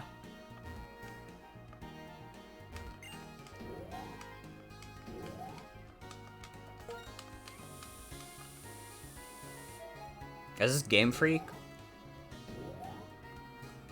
Hey, you fucks. Why didn't you include Murkrow in Sword and Shield?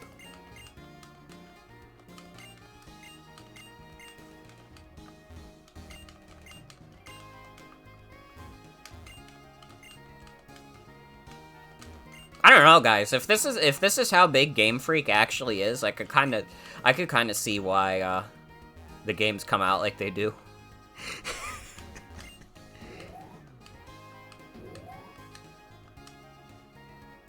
This is true also. Adventure Time is a show that is like so consistently entertaining for the most part that like I feel like obviously, like, I think that part of it is that those serious episodes hit harder because they're joined by a lot of sillier stuff. Because it's like the sillier stuff is there to help you get, like, more invested in these characters in this world. I forgot to bring Scraggy into my party. You know what? Give a massage to my Victini, though. Popeyes needs a little TLC, you know?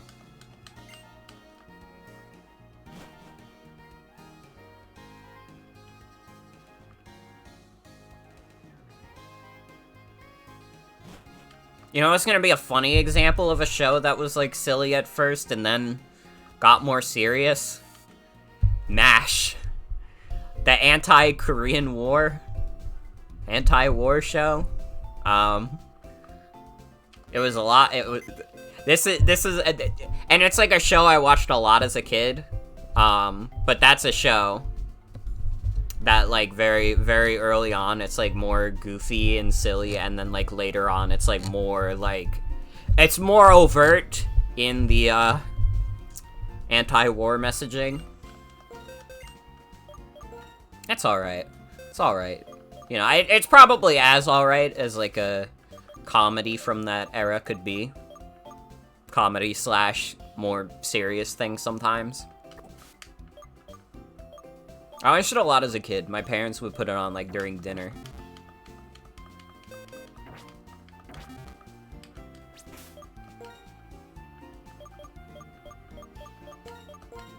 Listen, sometimes one of the realities of life, and this is something that you just never want to hear, sometimes the reality of life is that sometimes independent artists, sometimes they just make worse things because they're unfiltered. Sometimes you need, like, a little bit of a filter. And, like, I hate to say that because it's, like, I think creative freedom is, like, the goal that everybody strives for. But sometimes, a little bit of restriction, it goes away. It's like how Star Wars original trilogy is good, but then George Lucas do whatever. We got the prequels. Literally, though, that's like one of the best examples you could have provided. Like, because of how well, like, the Star Wars original trilogy did, like, people were like, oh my god, George Lucas must be this, like, genius director. He must be, like, one of the most smartest men in cinema. He's got a great future ahead of him. And then he made the prequels. And, like, listen, the prequels are a funny watch. I still think if you say the prequels suck, everybody will be like, yeah. Even, like, people who, like, enjoy the prequels are like, yeah. Like, I am not pro corporate meddling, but I am very pro having, like, at least one other person look over your work. That's what I'm about.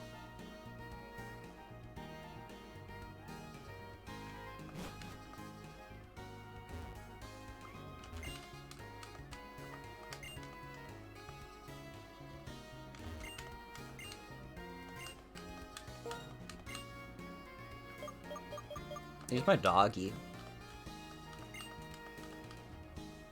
Damn, you get a berry that cures one status, huh? Pecha? I don't know. None of these are that good. I guess there's no way to farm berries in this game, though. So they had to make do.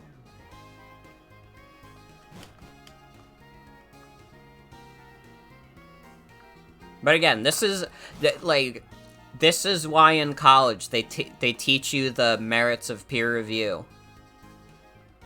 You know? Having, like, at least one other person look over your work to be like, hey, I know you're, like, really passionate about this thing. Could you, like, do it in a way that's, like, less insane?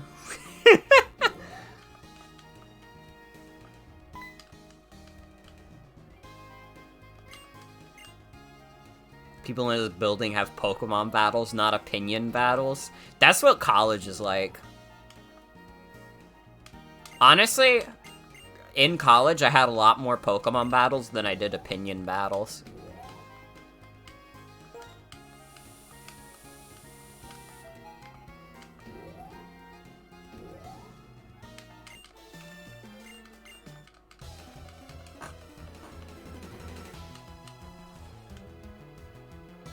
But yeah, again, I should stress I am not pro corporate meddling. I am merely pro you gotta let other people look at your work sometimes.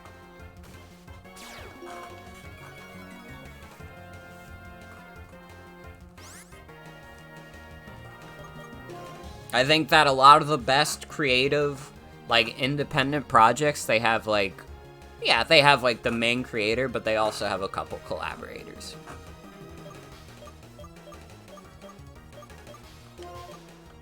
Does Pants even have a fighting move yet? Yeah, I don't think berries were used in picnics, from what I remember.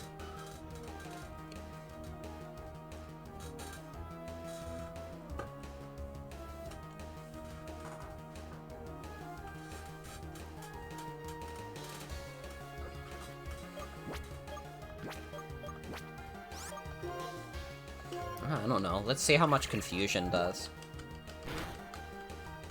Fuck. We're fine.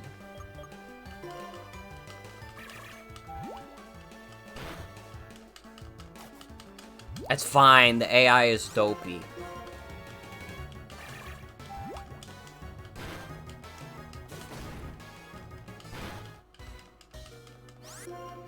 It's really fun that they gave you this whole field to grow berries in X and Y, but there wasn't poffins or anything, so there wasn't anything to do with it. Yeah.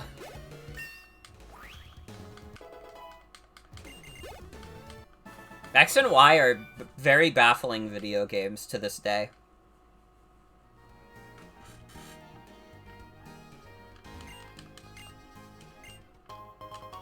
Quick balls? Let's go. Timer balls? Pretty good.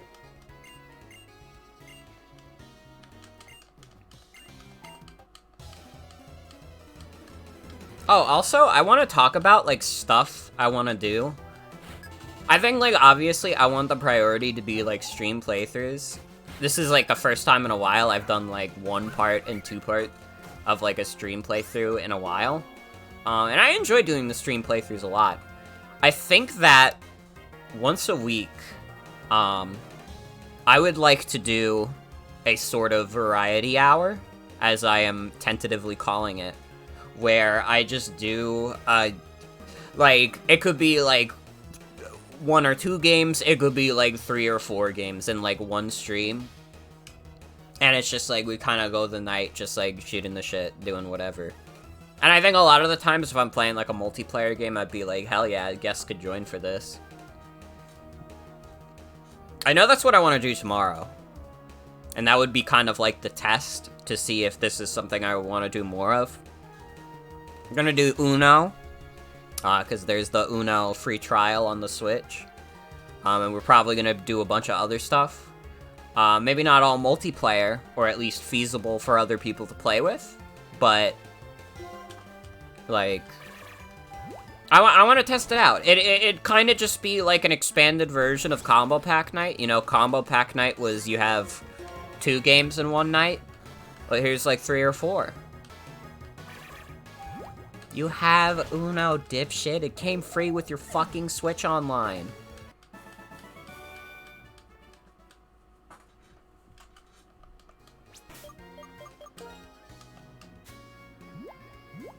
But yeah, I think, like, variety things, like, maybe having, like, some games where it's, like, if you have the game, like, you're free to just join the call and we'll play. I have the oldest Switch known to man.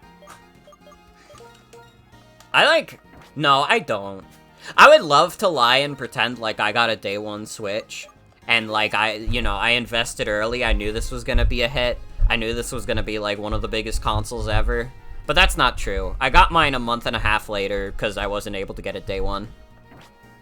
I did get it a couple days before Mario Kart, though, so I was a day 1 buyer for Mario Kart. Alright, I got that shit before it banged. I was an early investor. And by early investor, I mean I bought a video game early.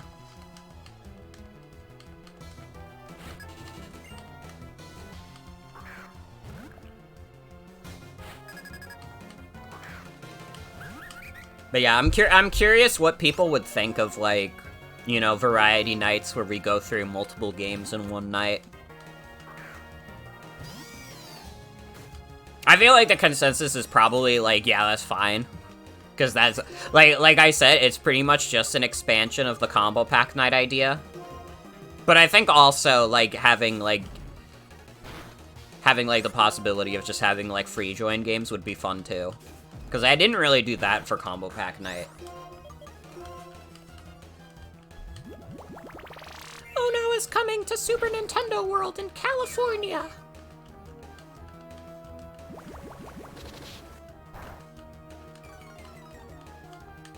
God, that Rocco Bodie tweet where he had, like, Halo in Super Nintendo World is so funny because it got people, like, so pissed off. And, like, I can't even, like, fathom why.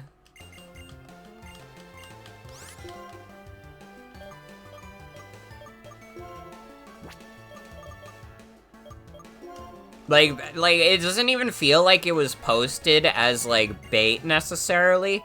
It just feels like people are being, like, stupid on purpose a little bit. It's like, a little mind-boggling to me that people are this mad about the Rocco Bodie tweet. Oh, man, look at this loser. He brought a couple Xbox games to Super Nintendo World. Did you guys not retweet the Cybershell image where a cop is coming up to him in Super Nintendo World because he brought a Steam Deck there? We all saw the tweet.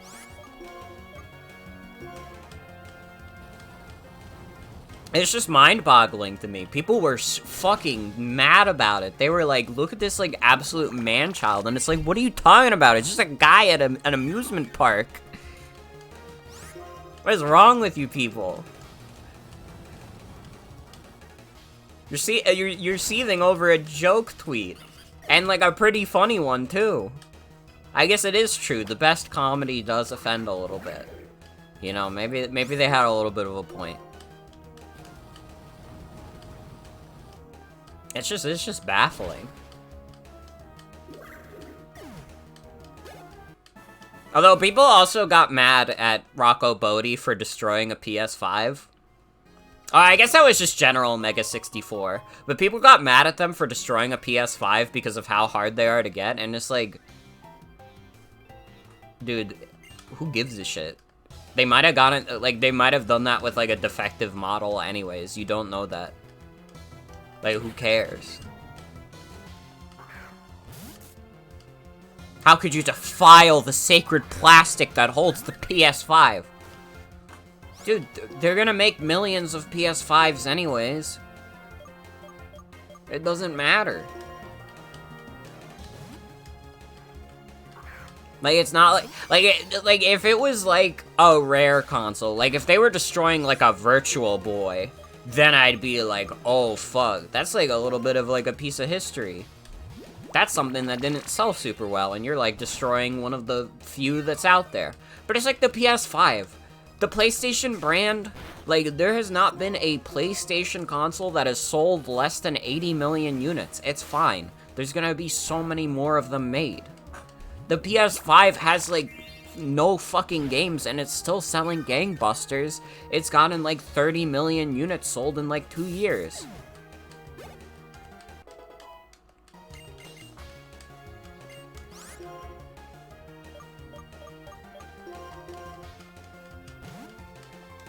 It's like when AVGN and Pat the NES Punk broke like a fake Nintendo World Championships cartridge on like a video, and people were like, "Whoa, is this real? Are you guys crazy? Why the hell would you do that for a YouTube video?" And it's like, dude, do you actually think like they're that stupid?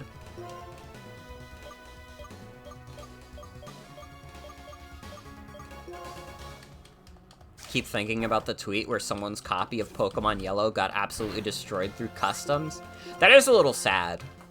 But that's also a little sad just because even though Pokemon games sold like turbo copies, they're so fucking expensive for no reason. I don't understand why Pokemon games are so expensive in the retro game market. They sold turbo copies. Pokemon Red, Blue, Yellow are like some of the best-selling video games ever made, individually. Ooh, I didn't realize Pants had Moxie. That's a crazy good ability. I think I'm gonna like you, Pants. I think the strat with Pants is just to let it snowball a little bit. You know what I mean? Just like, let it get the Moxie boosts in a battle and just like steamroll. Especially once it starts getting better moves. I guess I probably could be using Feint Attack, because that's stab. That'd probably do a little more than Headbutt. But I'm liking it so far. I'm liking it.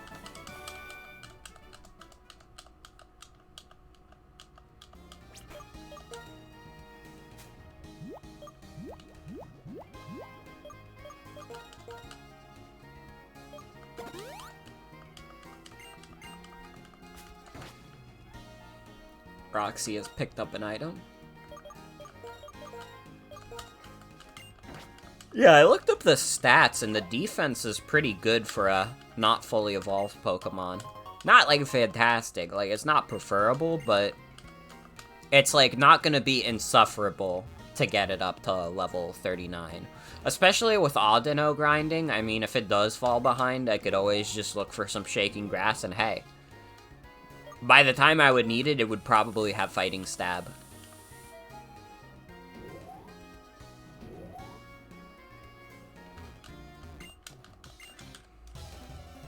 Might work as a Pokemon battle.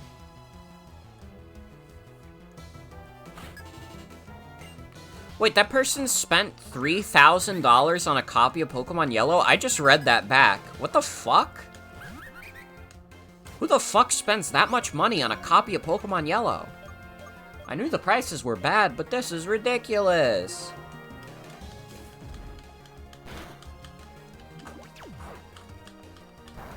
It was sealed. Oh. Okay. I mean, that still feels like a lot. But, like, it's less crazy.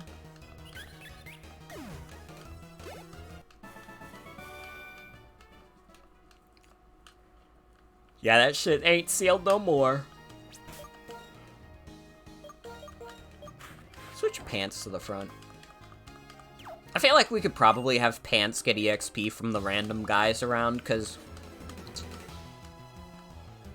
Popeyes is gonna be good for the gym. I forgot my own Victini's name. My apologies.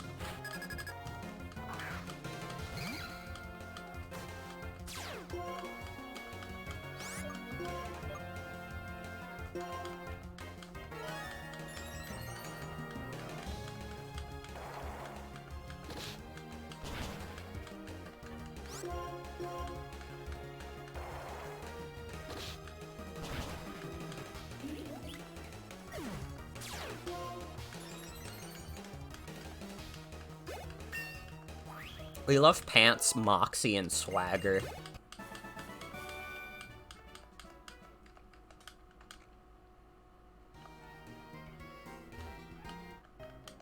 See, the one sealed video game I own is Codename Steam, and I paid $5 for that shit. Codename Steam, like, sealed will probably never be worth anything. But if it ever, for some reason, is worth something, it'll be the greatest investment I ever made. Because it's Codename Steam, it's a... Listen, if Codename Steam sealed ever becomes, like, worth any actual money, I'm selling it. Just so you all know, I wouldn't be strong enough to not sell it. Because it's like, I could probably get, like, a non-sealed copy for, like, insanely cheap still, even in the future. Because who cares? Nobody gives a shit about Codename Steam. The amount of people who care about Codename Steam is, like, maybe in the double digits. And, like, some of them are people who care about it from the jokes from this stream.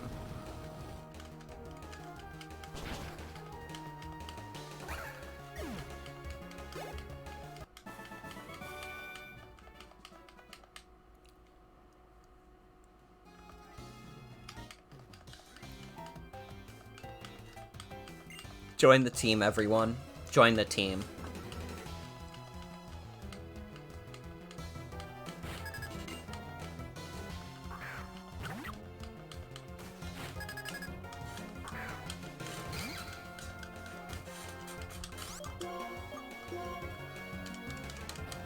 Honestly, I think in general, Codename Steam would not be as funny to me if it wasn't made by Intelligent Systems.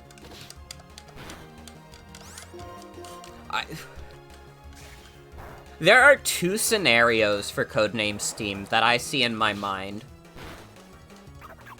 It's either one, they started a development on it before Fire Emblem Awakening was finished, and they didn't know if that was going to be a success and it was going to be their last Fire Emblem game, so they thought in a frenzy, okay, well, we could make another strategy RPG series to kind of, like, replace it if need be. Or it came out, after Fire Emblem, or rather, it started development after Fire Emblem Awakening. That's what I meant to say. Started development before or after. It started development after Fire Emblem Awakening, and they thought, okay, if we release 2 strategy RPGs in the same year, I bet they'll both bang. I think we finally figured it out. And then that did not happen because people did not give a shit about Codename Steam. Stop seating my pants! Fuck you! Stop it!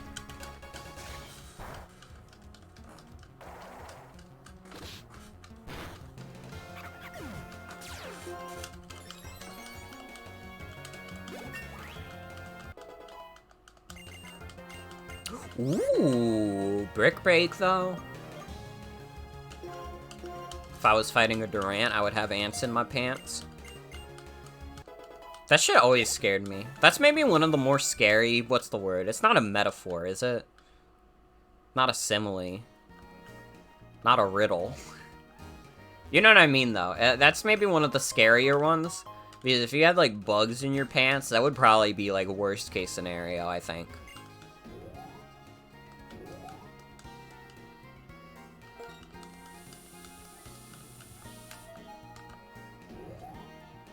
Didn't realize Awakening was so popular because it wasn't ugly like the previous DS Fire Emblems. True. True. Listen, I'm a Shadow Dragon hater for life. I think that the NES version is literally better. Because I'm fucking crazy. And I don't even think the NES version is that good. I think it's, like, pretty good as, like, a NES RPG. But as, like, a strategy RPG in the modern day, it's kind of rough. Although, I don't know. I don't know, actually. I think that Fire Emblem on the NES is actually, like, a pretty solid strategy RPG. But they also designed it in mind that you would have units die. And if you can't stomach that, it'll be a little hard to go through.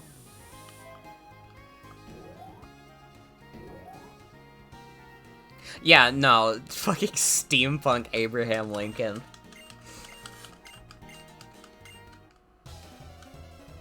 Genuinely, like, the entire time that, like, Codename Steam never left my mind because of that stupid fucking sing-along. The Codename Steam theme song is the only reason I still remember that video game exists. If they did not put that earworm in my head, I'd probably be like everyone else in the world. I would have forgotten.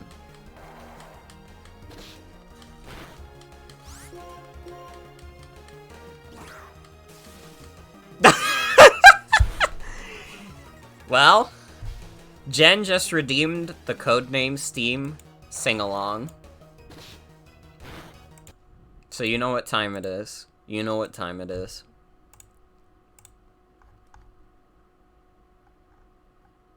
Do I not have this shit in my bookmarks? Oh, maybe I had it in my bookmarks on my old computer. Sorry, everyone. Hold on.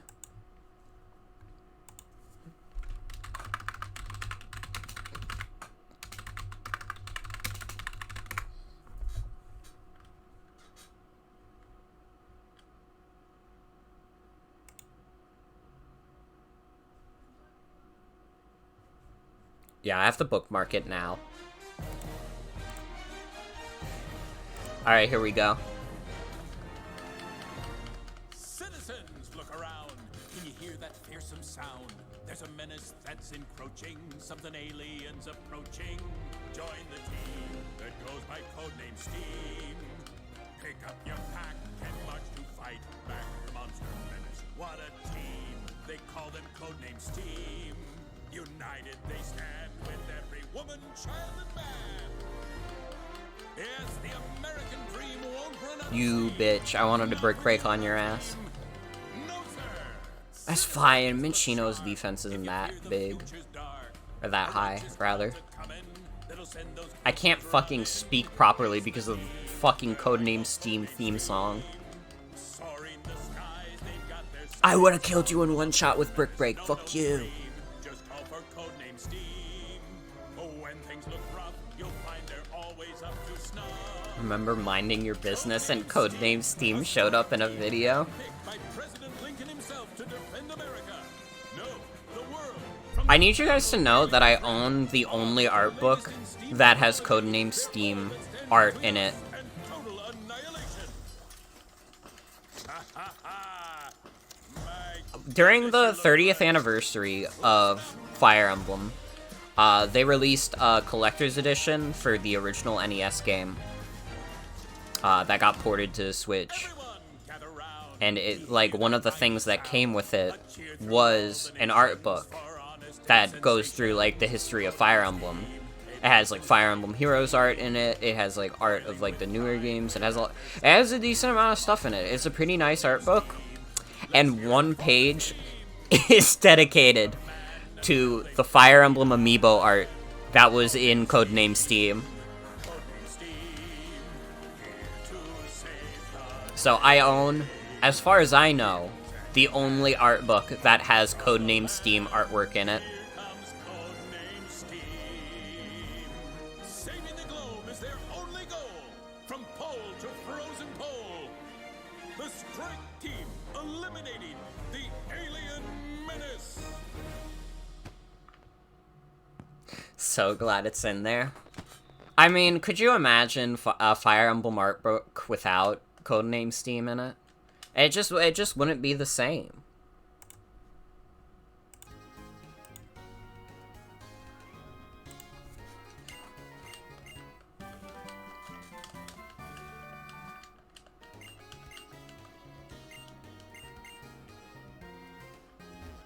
You know, I'm really glad that, like, my coworkers don't notice, I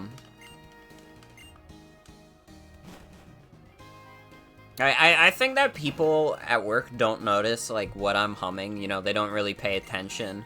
And I'm glad for that, because, like, some of the shit that I end up humming sometimes, I'm like, man, I'm really glad that people wouldn't be able to tell what this is. Like, I know, like, I was humming Story of Undertale, which I know is just Lady Gaga's Bad Romance, so, like, there would be no way for my coworkers to hear that and, like, identify it and be like, oh, that's, like, some weird internet thing. Thankfully, they would think I'm just humming along to Bad Romance, but no, I'm specifically humming along to, the Story of Undertale version. I remember that one better than the Lady Gaga version.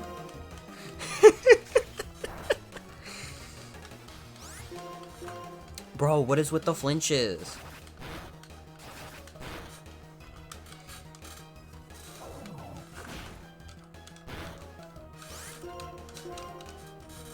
Think you remember it better now, too? I mean, when was the last time you listened to Bad Romance, realistically?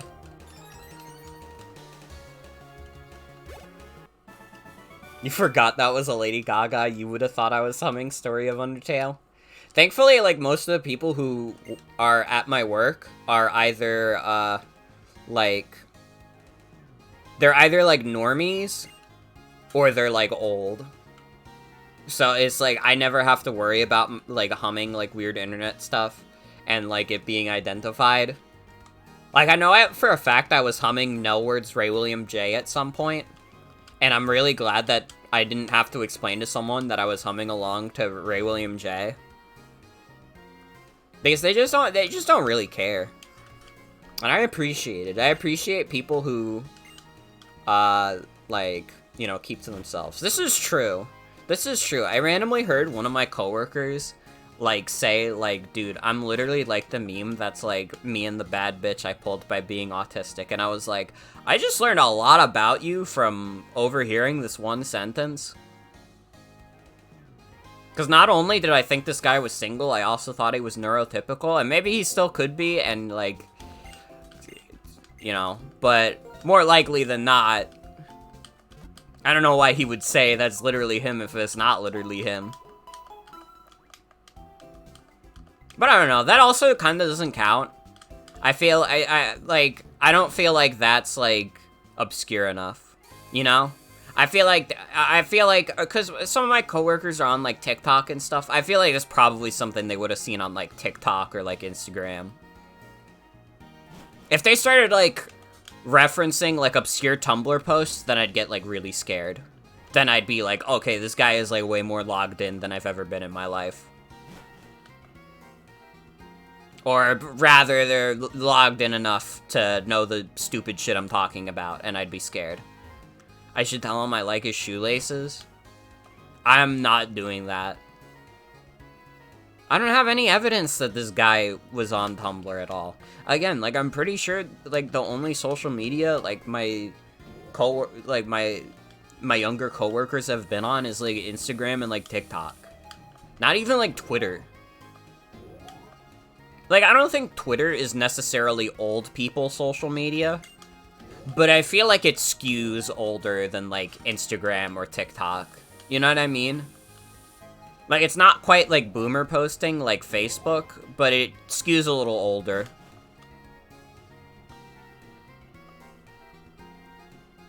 Tumblr definitely skews older. Whenever, the rare times that I see, like, a minor on Tumblr, I get, like, scared. I'm like, you should not be here.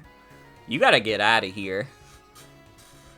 Like, you're in, like, and that's not me being, like, it's just, like, it's just not safe here for you. Hey, Bort, I just challenged the gym leader, Berg. He's a seasoned gym leader. He made me work for that gym badge. But for me, bug-type Pokemon aren't much of a challenge. I'm going to keep winning like this against all of the Unova region's gym leaders. Then I'll head for the Pokemon League and outperform the champion.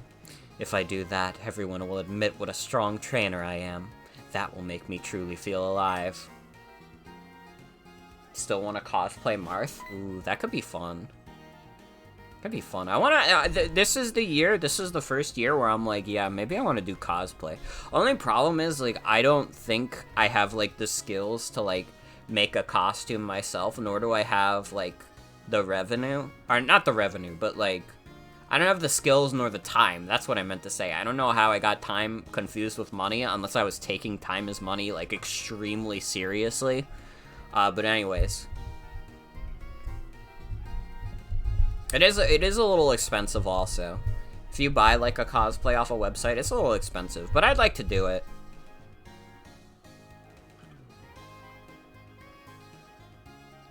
Honestly, like, one of the cosplays I was thinking about, like, haha, wouldn't it be funny if I cosplayed Robin from Fire Emblem? Because, like, Robin has a kid named Morgan, and I was like, that would be funny, though. But then I'd tell people I'm Robin instead.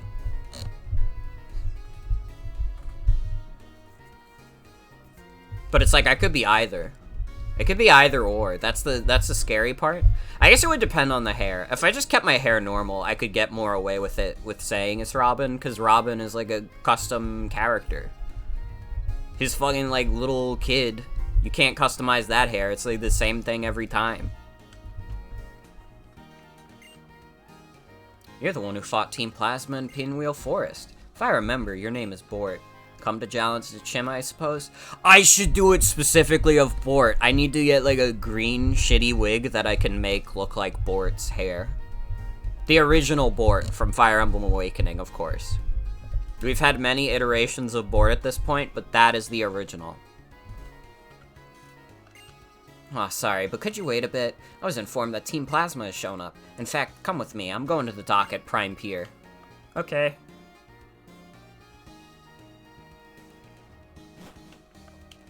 The Bort family line.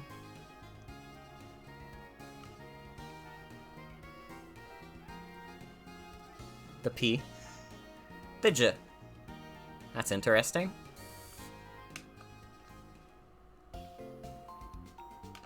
I'm trying to think, like, how many iterations of Bort. Oh, yeah, Bort married. Bort married several times. The one that I remember off the top of my head is Cordelia.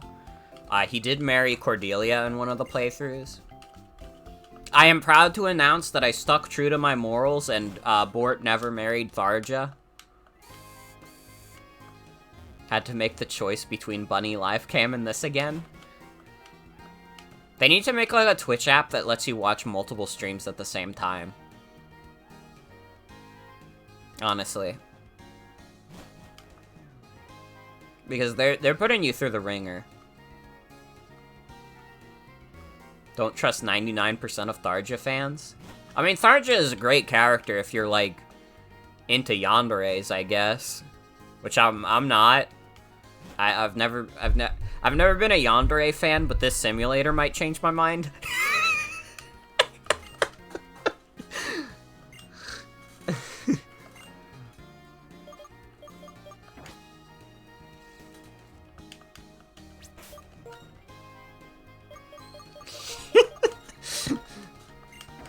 I love making jokes that make me laugh really hard. I'm really glad that I'm funny to myself, because if I wasn't, like, who else is gonna laugh at the comedy jokes I got at my disposal?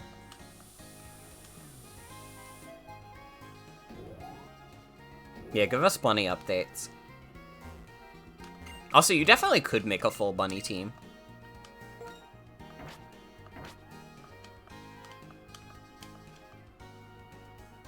Since Fates came out, you've grown up and you're just like, eh, she's annoying on Tharja rather than hating her. That's kind of fair. Honestly, like, Tharja is not any worse than some of the characters in Fates. If she was in Fates, I probably wouldn't even have anything that remarkable to say about her. To be honest.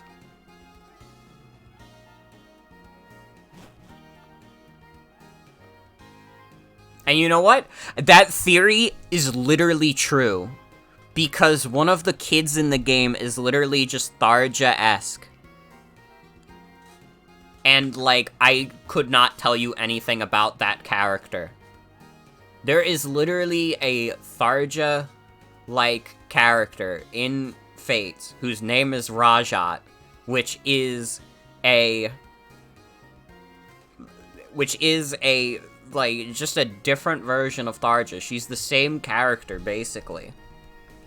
And, like, she's not even remarkable in that cast. She does not, like, mean anything. She is not interesting.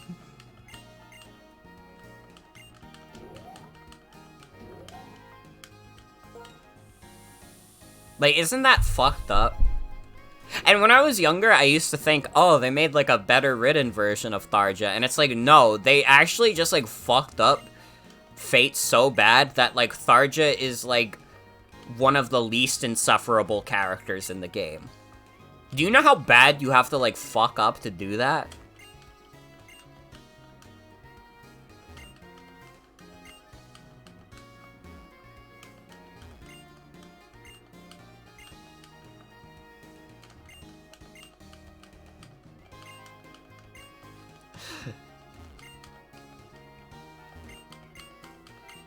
You should put Iago in a new game that's better because you like his greasy, pathetic gay boy bit.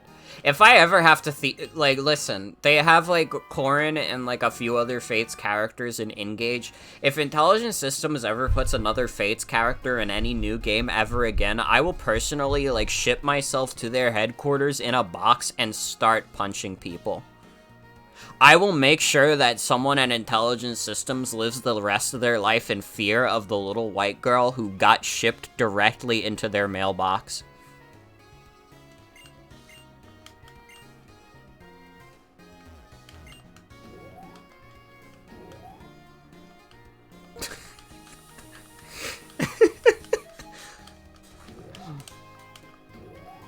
That's not a threat, that's a promise.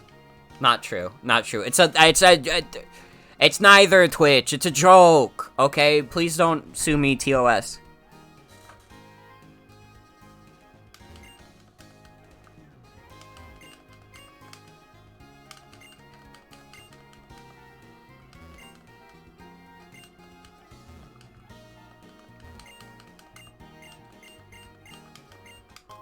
Alright, listen.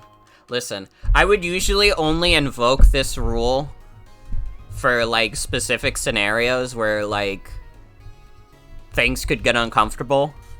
We're not talking about Fates anymore because it's a video game that makes me mad. No more. We can talk about the other Fire Emblem games, but Fates is off the table because otherwise it's gonna, the blood pressure is gonna rise.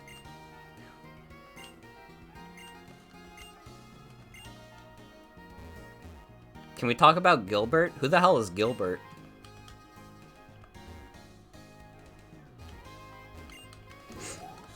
Celica is awesome. Fire Emblem Echoes is such a good video game. Like, there is not a, like, Echoes, if you want to talk about, like, good characters, like, I don't think there's, like, a single character in Echoes that I don't like. Except maybe Faye. Again, I kind of didn't like her bit. But, like, other than her, like, pretty much every other character in that game is like, yeah, I like these guys. They're pretty cool.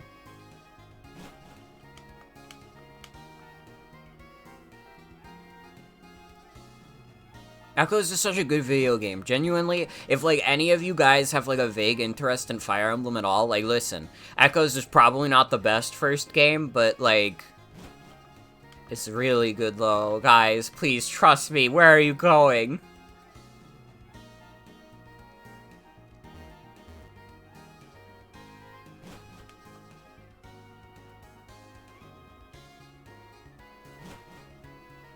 Miss Yuritsa? Yuritsa was pretty cool. I liked him in Three Houses.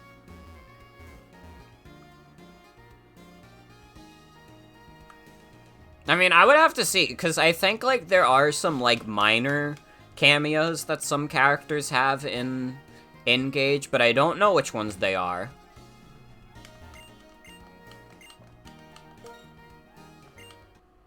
And listen, I don't like to set people up for disappointment, but probably some of the basically every character that's been mentioned in chat so far is probably too obscure for them to put in Engage. So if you're holding out hope for that, it's not gonna happen. I'm sorry. Yuritsa is awesome though. And Myson is awesome too. I like Alm's grandpa. But it's like they're gonna do all the, like, obvious ones. I'm pretty sure I saw that in the leaks, that they mostly put the obvious ones. They should put Estinian in Engage. Kinda true. Kinda true. Maybe one day I will have all the time in the world to play Final Fantasy XIV, but this is not that day. I also just, like, again, I don't like interacting with people in, like, video games, and I feel like you would kind of have to do that to play, like, an MMO. And that's, like, scary to me. It's like, I don't want to talk to people. Dude, I play TF2 because nobody talks to each other. Nobody actually does teamwork. That's fake. I don't know why they called it Team Fortress 2. It should be called Do Whatever the Fuck You Want Fortress 2. You don't really have to that much. I mean, you gotta understand, the fact that you have to at all is, like, already, like, that's, like, a little bit of a hurdle where it's, like, I guess I could just play with you guys, though, that's true. I'd have to think about it. Again, I am the kind of person where I like to play, like, so many different kinds of videos at any time, that, like, dedicating myself to something as big as an MMO would have to be, like, okay. They're not gonna release another video game I care about for, like, another 5 months.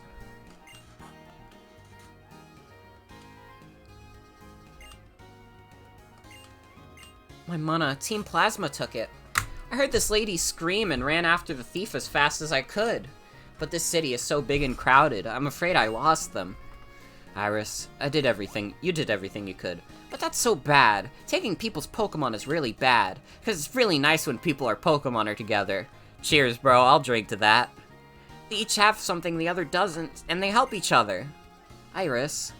Agreed. No fear. We'll get that Pokemon back. Right, Bort? Having said that, finding a person or Pokemon here in Castelia City will be like finding a needle in a haystack.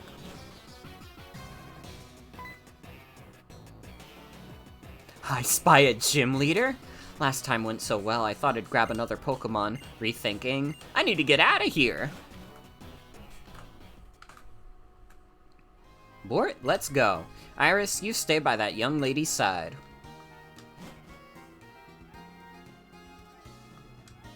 I'm gonna be Bianca's bodyguard, so you go after those bad guys, okay? Free trial is expansive, as the one meme already told you, so if you don't like it, it'll just be time wasted and not money. Well, listen, let me put it this way. If I was playing Final Fantasy XIV with my friends, even if I didn't like it, time spent with my friends is never a waste at all. Alright?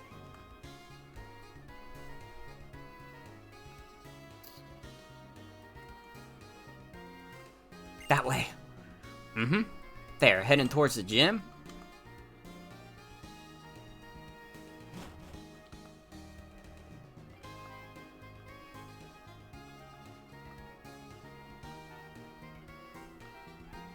This is definitely the place. No one's here, not a soul. No other Team Plasma members, nor any of the 7 sages are inside. If you're thinking I'm lying, why don't we have a little battle and find out? I had a thought. I'll take care of this weak-looking runt, so you could show off by handling that tough-looking guy over there. Oh, please, Bort, I'll leave that one to you. When you first played, you were really scared of doing your first dungeon and they didn't have the NPC system for it yet? Mm-hmm. Wagon wheel chocolate treat says epic inside on it. It kinda is epic inside, though. To be fair. A chocolate treat is always a little epic. I have chocolate treats on my desk, but they're Hershey's, so it's like, they're not that good. And it's like, the problem with Hershey's is that I have to weigh my options of whether or not I want to deal with, like, the puke aftertaste just to have some okay chocolate. The epic inside is the marshmallow filling. Ooh, that sounds pretty good. I guess I have a lot of water, too. So if I really wanted a chocolate right now, I could. And it's like I could wash it down. They should just make Hershey's better. Because, like, they make the Reese's Puffs, or not the Reese's Puff, the Reese's Peanut Butter Cups. And that shit slaps. I could eat a Reese's Peanut Butter Cup for the rest of my life every day, and I'd be happy. So it's like, what the fuck are they putting in the chocolate of the Hershey's specifically, where it's, like, so doo-doo ass? Like, you think if the main thing is just chocolate, like, the chocolate would be better. But the chocolate in the Reese's Peanut Butter Cups is, like, better. Think you're the only person in the world that loves Hershey bars? Well, no. People have to like Hershey's, otherwise they wouldn't keep making them. But I probably would say, like, I've definitely seen a lot more people be like, yeah, I like a Reese's Peanut Butter Cup more so than I've seen people who are like, oh yeah, I like a good Hershey bar. Hershey tastes bad to you? It's not great. It's not great. Again, for me, it's like, the taste itself is okay. It's chocolate. It's alright. But the aftertaste is like, you just puked a little in your mouth and it's like, what the hell? Why the hell does it taste like this afterwards? Who would concoct such a mean concoction? Maybe I'm also a little crazy. Yeah, I don't know. I think some chocolates are more like you like them or you don't. That's kind of true, yeah. My word, if it isn't the gym leader, Berg. So, what would you say is the guiding principle of Team Plasma anyways? Take what you want from people? I thought it would be amusing to prepare a hideout right in front of a Pokemon gym, but we were protected more quickly than I imagined. You guys didn't think that through at all. Indeed. No matter. We already have an exceptional base of operations. Is everyone familiar with the legend of the founding of the Unova region? I am. It's the Black Dragon-type Pokemon, right? The truth is, the Black Dragon appeared before a hero who sought the ideal way to knit together a world full of warring people. This Black Dragon-type Pokemon shared its knowledge, and bared its fangs at those who stood against it. Together, the power of this Pokemon and the hero brought unity into the hearts of everyone in the land, and that is how Unova was created. We shall bring back the hero and that Pokemon to Unova once again. If we can win people's hearts and minds, we can easily create a world that I mean, Team Plasma desires. Here in Castalia, we have a lot of different kinds of people. Everyone's way of thinking and lifestyles are very different. Honestly, there's something about what you're saying I don't quite understand. One thing we all have in common is that we all care a lot about Pokemon. Even people meeting for the first time can talk about Pokemon. Talk, or battle, or trade. Remember your speech at Accumula Town? You were responsible for leading me to rethink my relationship with Pokemon. For that, I thank you. At that time, I made a promise. I swore to myself that I would dedicate myself to Pokemon even more strongly. What you guys are doing, aren't you going to strengthen the bond between people and Pokemon even more? You are quite hard to figure out. A little more intelligent than I'd expected. I am fond of intelligent people, you see. You'll enjoy hearing about this. From every corner of the world, I have gathered knowledgeable people for our king's benefit. You could call them the Seven Sages. Very well, we will submit to your opinion and be on your way. Be on our way. That girl over there, return her Pokemon.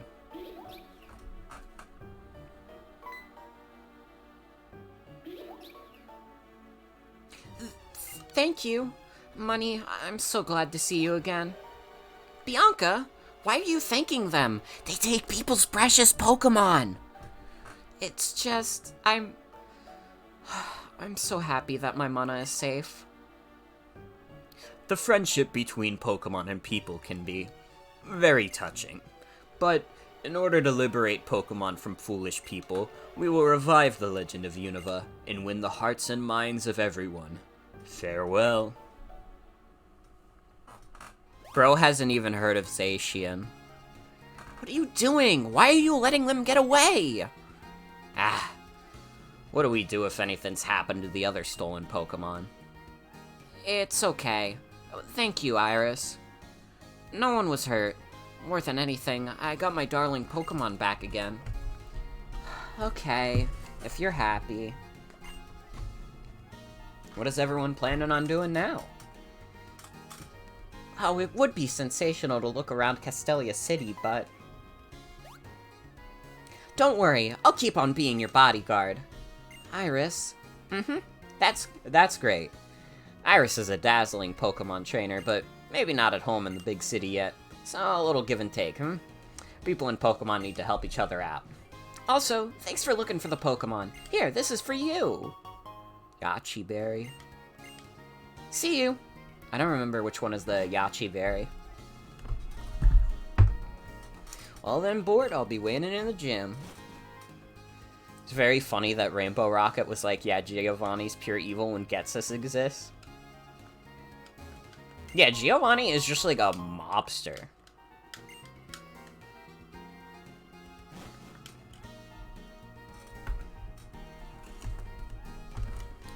Yeah, Giovanni is just like a sad guy. Oh my god, I still have these fucking Bean Boozled in my desk. I was looking for the Hershey because I was like, you know what? I'll take a little chocolate treat even if it's not that good. I forgot I had these. This shit is pure evil.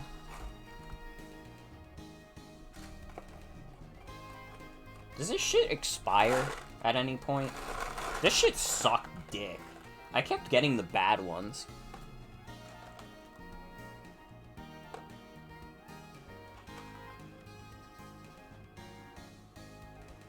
I don't see an expiration date. Oh no, wait, I see it. Best by July 25th, 2024. Okay.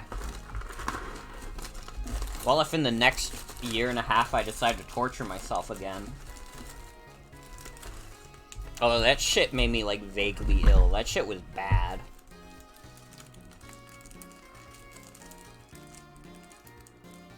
Yeah, I still have these Hershey's from Christmas. Oh my god, it's been like a month. I just had these on my desk.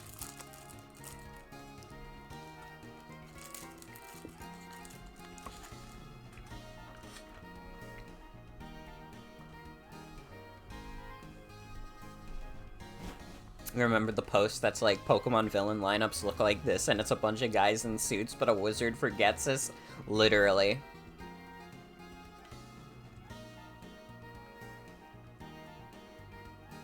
Oh, it really is the aftertaste. Like, actually chomping down on the chocolate and eating it, I'm like, yeah, this is pretty good. And the aftertaste hits, and I'm like, what the hell is this? It's like I'm reaping and sowing right now. Like, the reaping is like, haha, fuck yes. And then the sowing is like, well, this fucking sucks. What the hell? I'm still gonna keep eating it, though, because I have no self-control.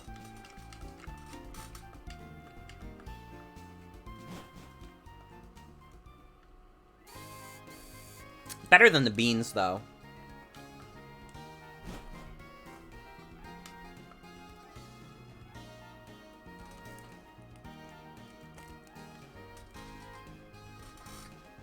Hate aftertaste that's different because it's like you take a bite and it's like, yummy, and then there's aftertaste and you get sad. Literally, though.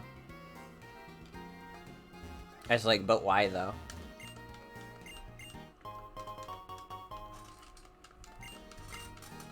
That amulet coin is pretty sick.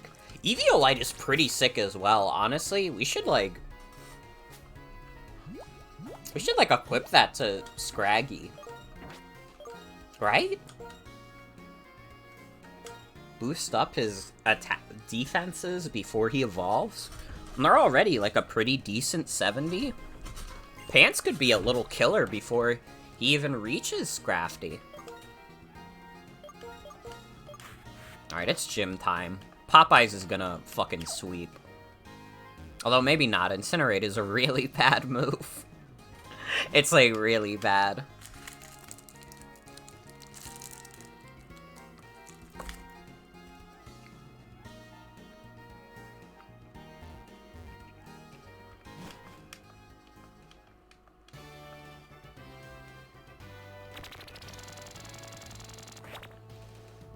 Damn, last time we did this, we did like 2 gyms in 3 hours.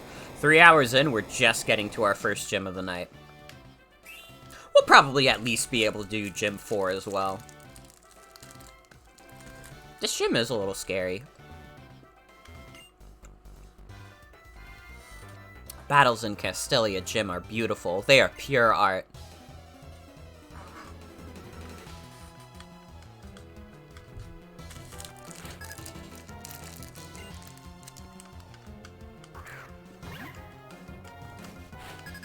Yeah, no, the clown is fine.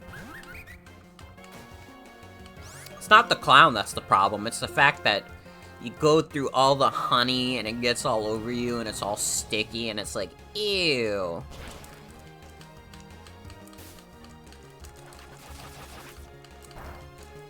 Damn, Incinerate is a shit move, huh?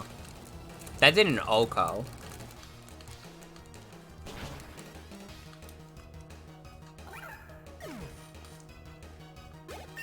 I'm so sorry, Devi. That's the saddest error anyone's ever made. I didn't meant what I said.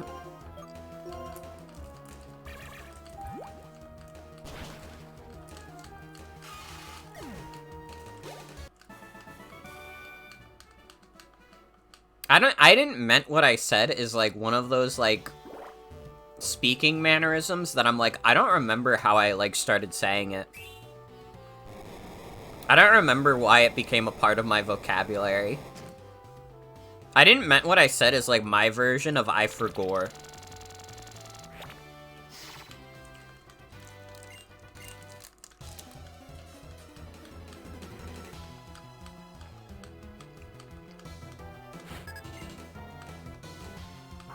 If Jen was here, I'm sure they could relay some more Morganisms that I say in text a lot. Because I don't really usually say that kind of shit out loud. I mean, I guess I quote things sometimes.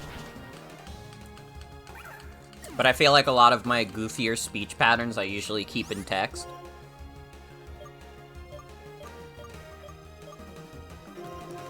We could kind of fuck this guy up with Brick Break.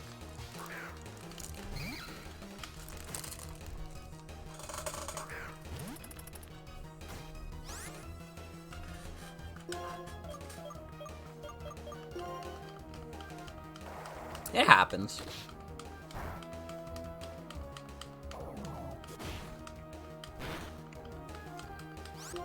Oh, that'd be super effective. I forgot that fighting is not very effective on bug. I should have remembered the golden rule, which is, have you ever tried to punch a bug?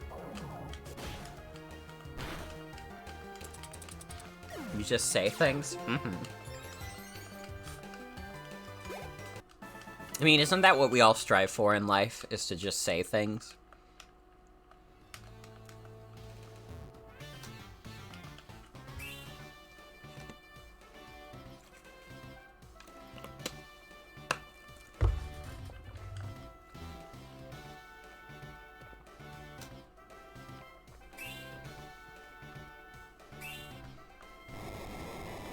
Damn, that Hershey's aftertaste is hitting worse than I thought it would.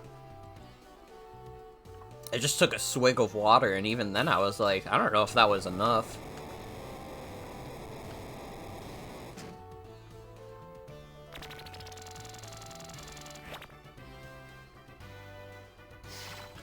Skill issue? It's more of a taste bud issue than a skill issue. I don't know. If in like 7 years when my taste buds change again, maybe I'll taste like a Hershey Kiss and I'll be like, actually this shit kind of slaps.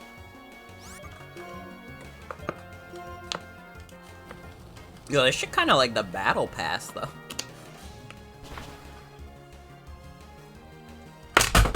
I hate that I started saying that like way after that stopped being a meme. Like I just say the random things are like the battle pass.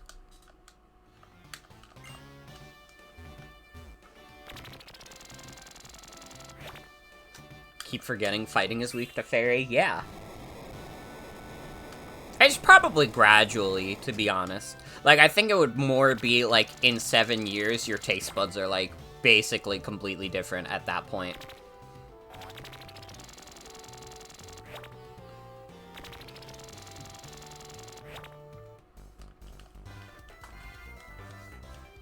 Because I think that's also a thing, like, I think with how, like, your skin regenerates and stuff, it's something like in, like, 7 years, your body will be basically completely different. Even if it looks basically the same.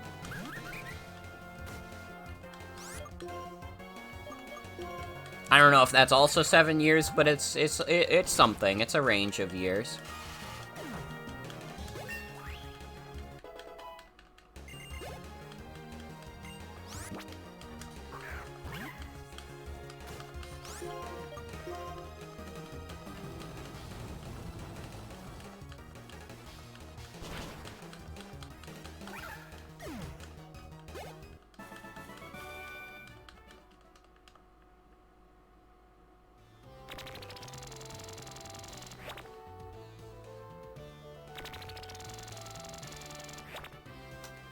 Can you imagine if you woke up one day and, like, just everything tasted differently? It has to be a gradual thing, I think. Because can you imagine how fucked up that'd be if, like, you wake up one day, you, like, heat up some leftover pasta from last night, and you're like, man, this shit is not hidden the same. What happened? I think it's a gradual thing. I think for sure it has to be a gradual thing.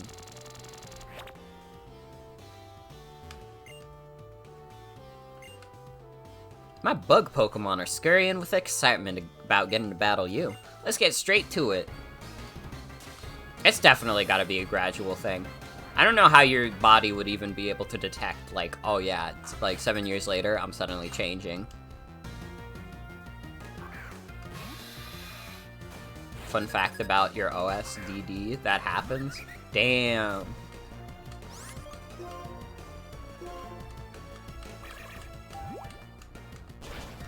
There are many things in this world.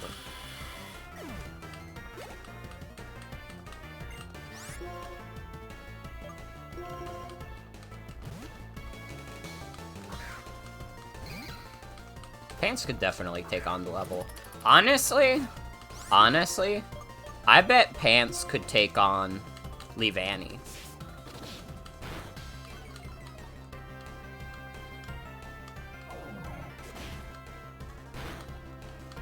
That's wild.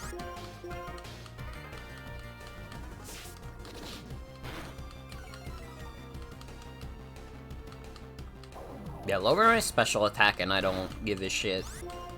I don't give a fuck about that, nor do I give a damn about that.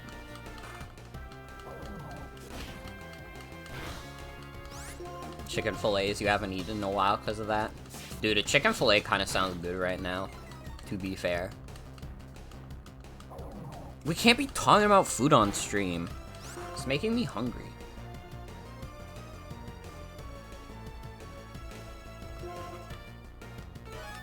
Dysgeusia is when your taste changes suddenly, but it's usually related to an underlying issue. That makes sense.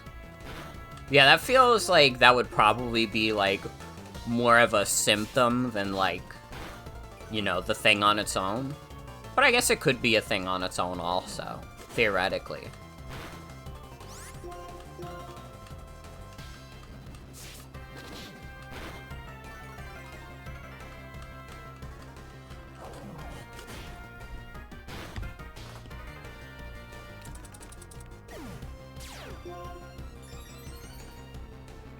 Well, the thing is, I had dinner.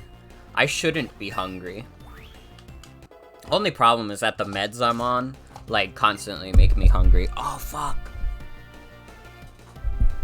It's a pretty nasty long COVID symptom. Yeah, like, I know my mom still, like, doesn't have the same taste.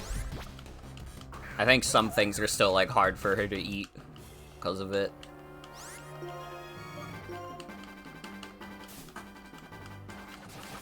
I probably do not win this with pants, but yeah, okay. That did more than I thought. The Eviolite boost is not as much as I was hoping, but that's fine.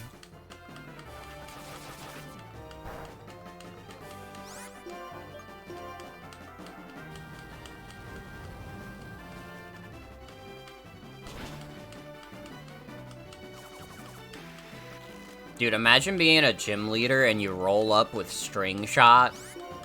Like, grow up, man. Grow up.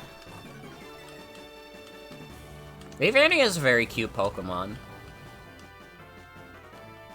If I didn't start with Snivy, I'd love to use one. Maybe when we do Black and White too, you never know. Is it over? Has my muse abandoned me? I lost. Whatever. Losing to you doesn't bug me because you are amazingly strong. This is the gym badge. You beat me, so it's yours. Board is everywhere today. Yep, he's in Pokemon. He's in, Fire Emblem.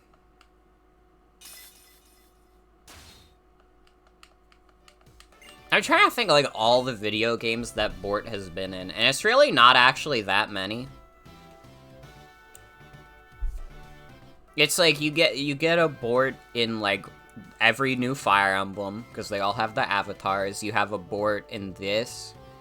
Bort was in Miitopia. Yeah, I could make Bort in Final Fantasy XIV. As of whenever I played Tomodachi when I was younger, Bort's full name is Bort Court. That is his first name Bort, last name Court.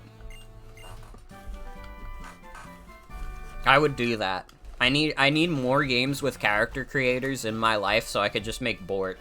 I have no interest in making a character as a self-insert. Well, that's not true. In some games, I would like to do it.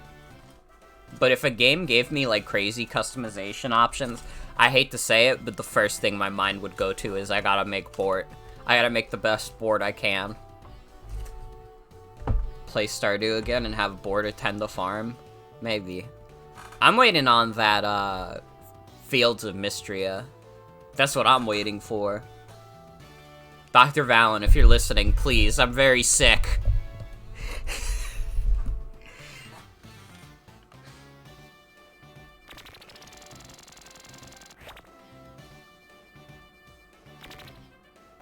Would I have Bort be regular human guy or one of the silly ones? Probably a regular human guy, because part of the joke of Bort is that he's an extremely boring dude. So I don't know, unless there's like a even more boring Final Fantasy XIV race that I could be, he would probably just be like a guy. Hey there, where are you now? Could you do me a favor? Let's have a Pokemon battle. Iris has trained me and I've become a little stronger. I should be able to protect my own Pokemon now. Let's meet at the gate of Route 4. Okay, see you around. He'd be a Midlander.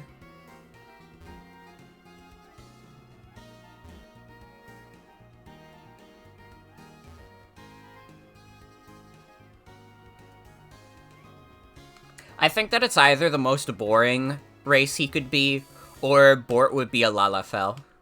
Because in like, one of Bort's many traits is that he's very short. He is a small dude. I think that Bort could not, like, and I know Lalafells are even smaller, but I think that if Bort was, like, a real guy, he would not even crack, like, 5 foot. I think, like, the tallest he would be is, like, 4'11". Honestly, more so than needing to make a boring Lalafell, I need to make a bored-looking Lalafell. Because Bort in Fire Emblem Awakening is a very bored-looking guy.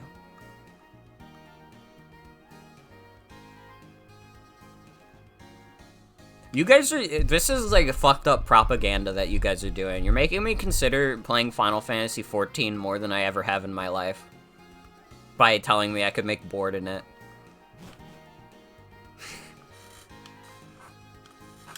This is fucked up. This is fucked up. I healed, right? Yeah. I guess it's a fine order for now. Popeyes could afford more levels. I need to get a fire move that isn't fucking Incinerate.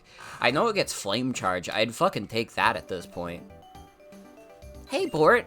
You remember the promise you made on the X Transceiver, right? So let's get right to our Pokemon battle. But before that...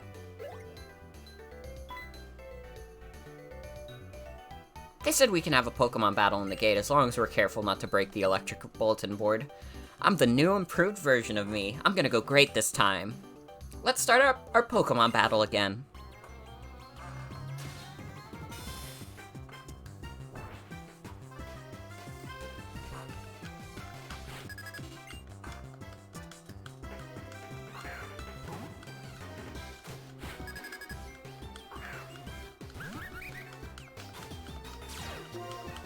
Herdier.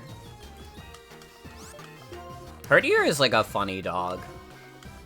I kind of like the Lillipup line. Stoutland is an awesome doggy. I feel like he's kind of underrated. I feel like I don't hear enough people talk about, like, hell yeah, Stoutland, man.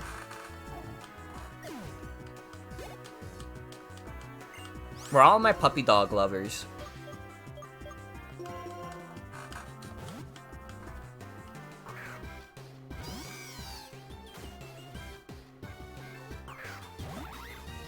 Oh, after this battle, I'm also gonna have to be right back. Because I just realized I got a text. I gotta bring out some garbage.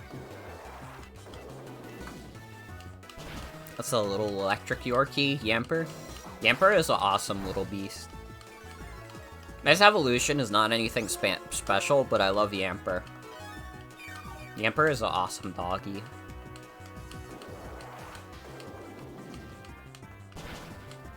Like Yamper a little more than Lillipup.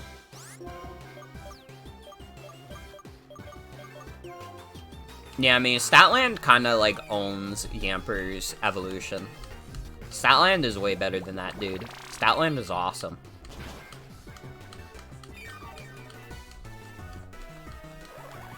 Like the doggies in Scarvy. I'm trying to remember off the top of my head what the doggies are. Oh, the ghost doggy, right. Fucking Houndstone. How could I forget? That thing got banned. Because of how busted Last Respects is. They need to do, like, a suspect test on, like, Last Respects itself. Like, they data mined, like, the Pokemon that are coming with Pokemon Home.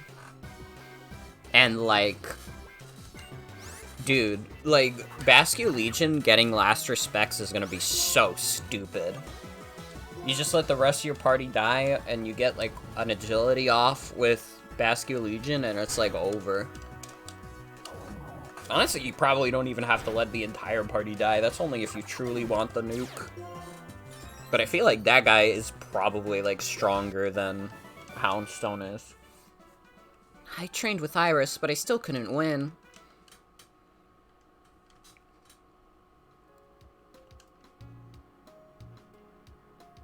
I'll never be a strong trainer like you or Sharon or Iris, but, you know, since we left Nuvemba Town, I've met a lot of people, and I've been thinking about what I want to do in life. When you look at it that way, Pokemon have given me a lot of new experiences. Having my Pokemon stolen was just really hard, and I felt really unsure. Still, I gotta say I'm really glad I went. I've learned so much on this journey, and I also learned that being with Pokemon is really, really important. Okay, well, I hope to see you again soon. Bye-bye, Bort. Not finished with Violet yet, only with the Team Star stuff? Dude. Listen. Again, I'm waiting for the patch in February before I decide if I want to stream Scarlet and Violet soon, or if I want to save it for, like, what would maybe be the end of the Pokemarathon, or just whenever I get, like, really bored and I'm like, I really want to stream Scarlet and Violet.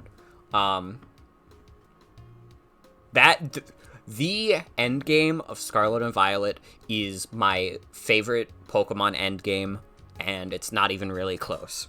I think that it is the coolest end game in the entire series by a mile.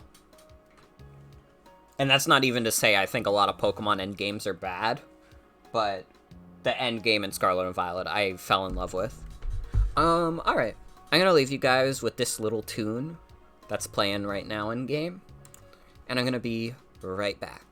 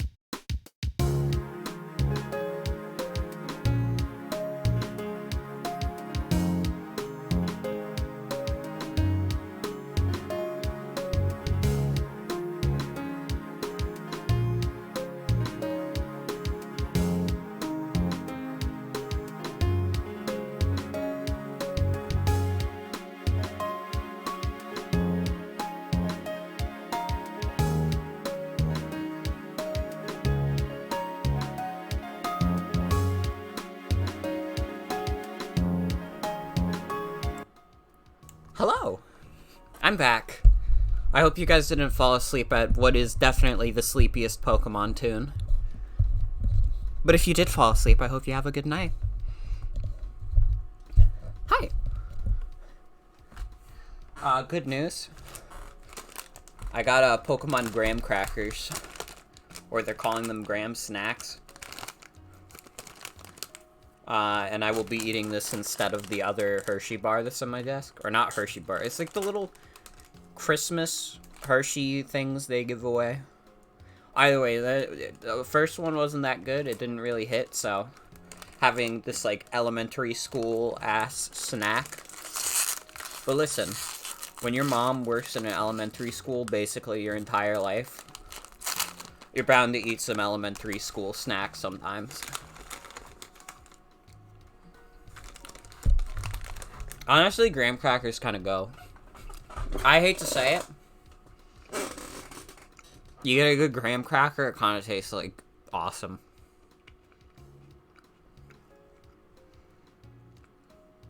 Those, like, graham crackers where they get, like, the honey on it, that shit kind of slaps. Okay? You have to trust me on this, alright? I probably sound like a little crazy, but you have to trust me on this.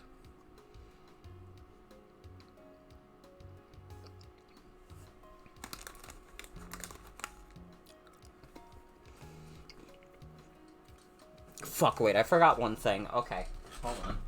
I'll be right back.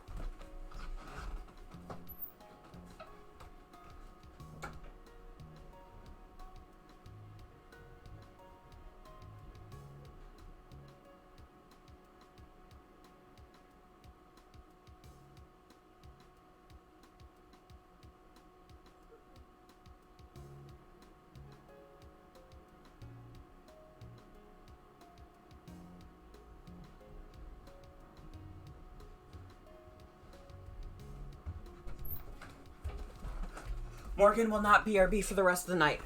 Okay? I promise.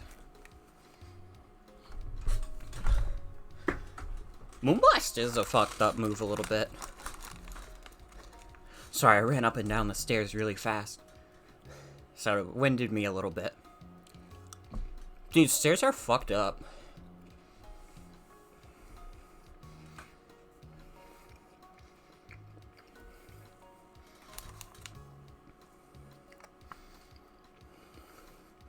Walking up and down stairs is fine. Running up and down stairs is like, now we have trouble.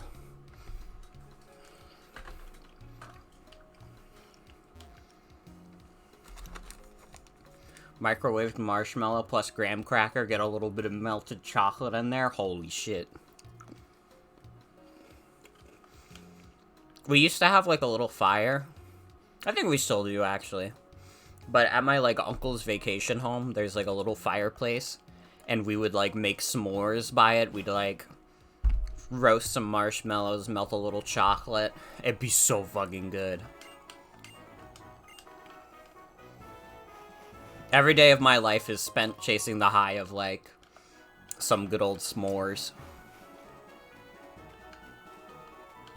Look at this absolute geek.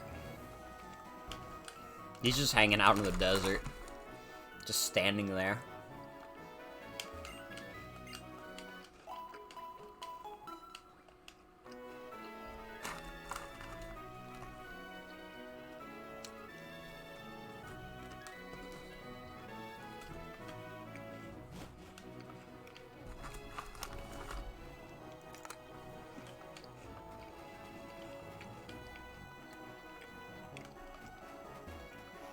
Honestly, I wish that as a kid, I was, like, more of an outdoorsy person, so I would have had more opportunities for s'mores. But I never really went camping or anything. I wasn't in the Scouts. I didn't see Jeremy.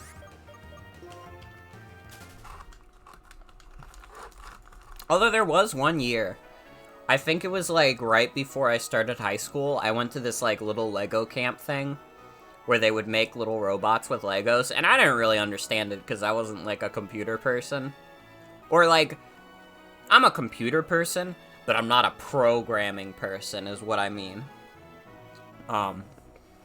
So, like, that aspect of it went over my head, but getting to build stuff with Lego was like, ooh, this is awesome. S'mores don't need to be an outdoor experience, all you need is a microwave. That's true. That's some true shit you just said. I could just, like, buy, like, stuff at the store I work at.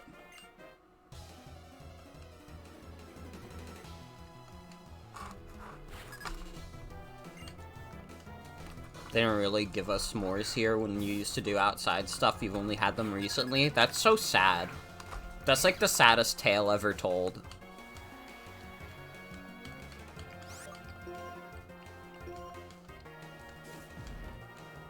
Like, if I was a worse person, I'd say if you didn't have s'mores, you had no childhood.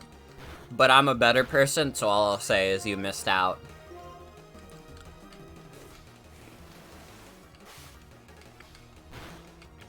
Yeah, stove would probably be a little better than a microwave. But either way, you're probably still getting some pretty good s'mores.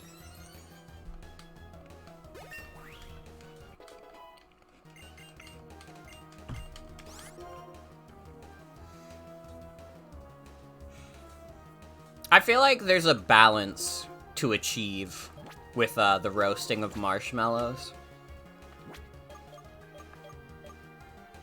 Payback would go a little crazy right now for any Pokemon we know is going to be faster.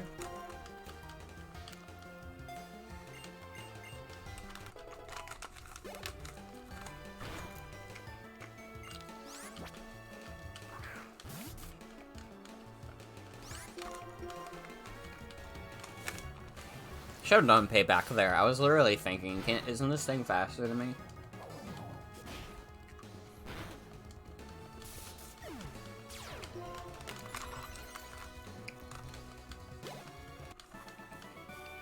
Hubert.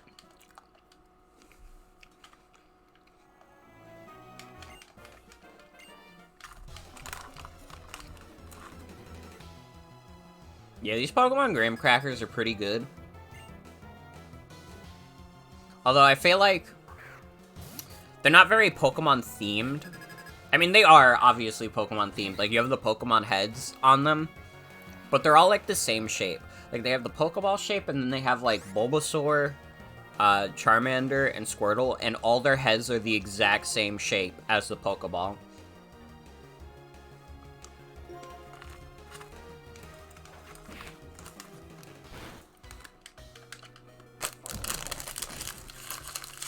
Honestly, Teddy Grahams are kind of just, like, dope, though. Fuck the haters.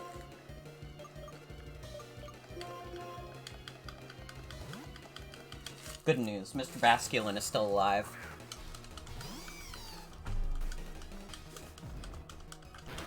Mr. Basculin's kind of rocking my shit, though.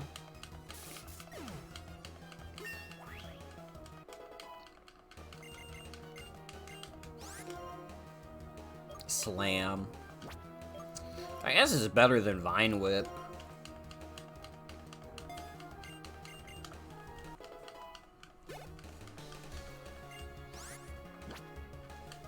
Alright, Smugleaf, it's been a bit since you had some screen time, so why don't you just kill everything? Kill every last one of them, as a certain blonde man would say.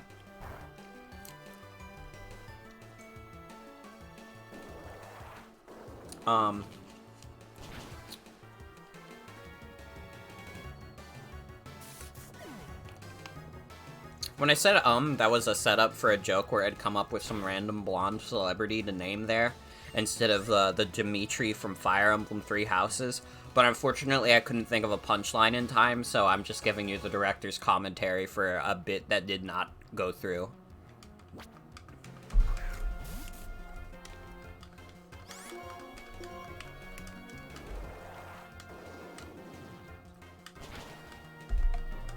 Wheatley?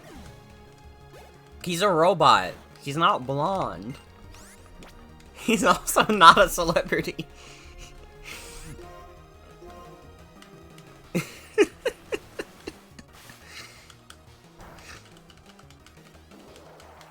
No, that is not Wheatley.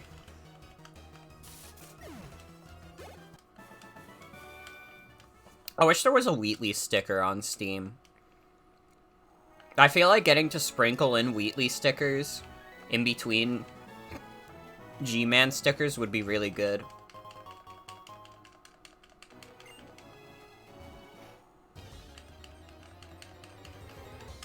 I don't even know how Wheatley got brought up anymore. It's like a double-layered joke, and I do not have the attention span to even follow it. Oh fuck, we gotta run, pants. If you're not faster than this thing, you're gonna die.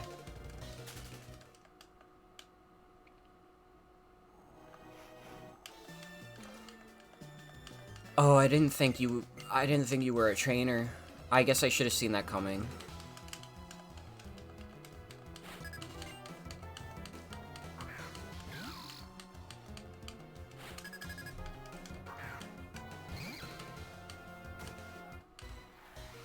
You saw someone draw him as a short, fat robot guy, and his head was like his usual core, and you've never seen anyone with a bigger brain. That kind of is what Wheatley would look like.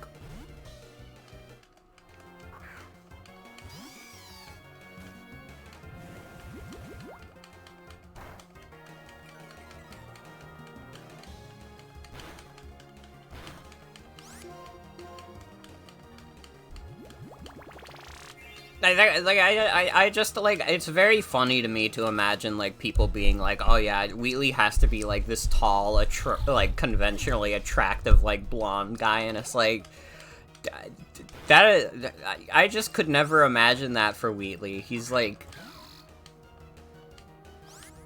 Wheatley looks like the image of the two most British men in the world. That's what Wheatley looks like to me, if he was, like, a person. Timepole is like a toy. Hi, Reed. Welcome. Welcome, welcome.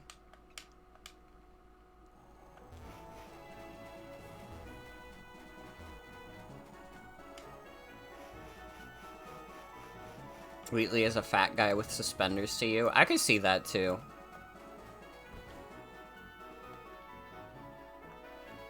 Although, he'd kind of be a cringe guy with suspenders, though, because in my mind he wouldn't be the kind of guy who would be constantly snapping his, like, suspender strings, and for that he has to pay the price. I think that Wheatley should introduce a little suspender like snapping to his life, and then maybe he would be more acceptable.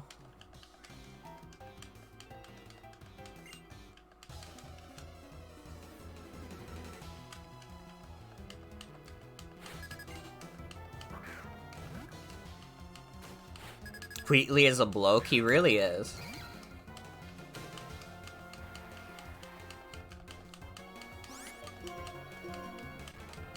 Ooh, once we get to the next town, we're gonna be able to get Cinccino. Or Minccino. We're not gonna be able to get Cinccino itself yet. But Minccino is funny. I like it. It might be one of my favorite Gen 5 Pokemon, honestly. That's just a little guy. Just a little guy, it's his birthday.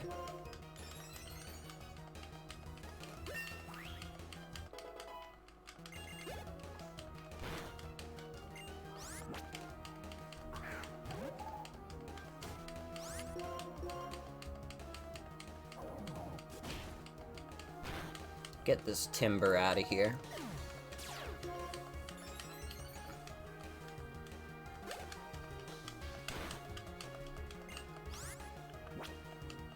Never liked timber. I understand why people don't like timber very much, but I always had like a little bit of affection towards it because I caught a shiny timber and evolved it into a shiny Conkeldurr, and I was like, this is mine. This is my guy. Like, yeah, it's a little ugly, but it's also mine though. It's like my ugly guy. Been catching this Mon who is not cute, LMAO, but he's shiny, so it's okay. He's my ugly little guy. He's killed 3 people.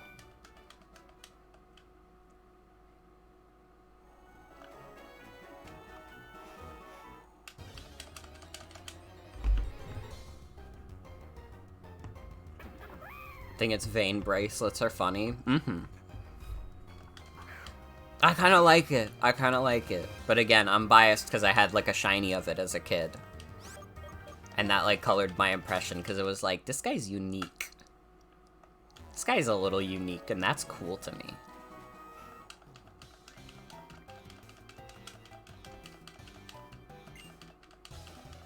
Darumaka is an awesome little beast.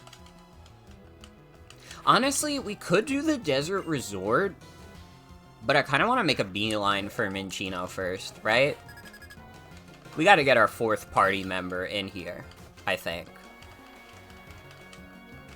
I mean, we're pretty close to Ducklet, too. We're pretty close to Ducklet. I had a thing about what we're gonna do for our last party member, because there's some cool guys in the later parts of Black and White that I have never used.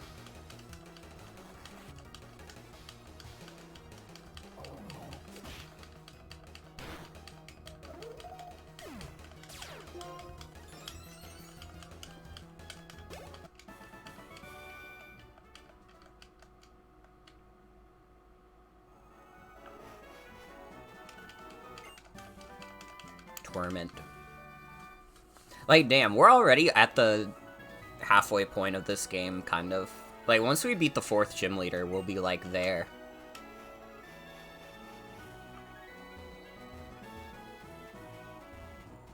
But I guess also, like, again, we're gonna be doing longer streams. We're gonna be doing longer streams. The stream never ends. This shit is going 24/7. Remember when people said this area of Unify was ground zero? Dude, like Metal Gear. Dude.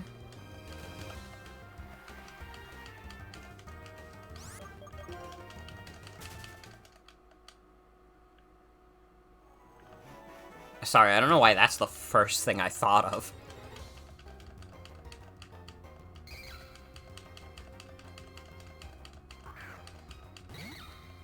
This area of the game is, like, vaguely, like, reminiscent of the one, like, meme that was going around of Sonic Adventure 2, where Sonic says, "So does anyone know why there's a fucking pyramid in San Francisco?"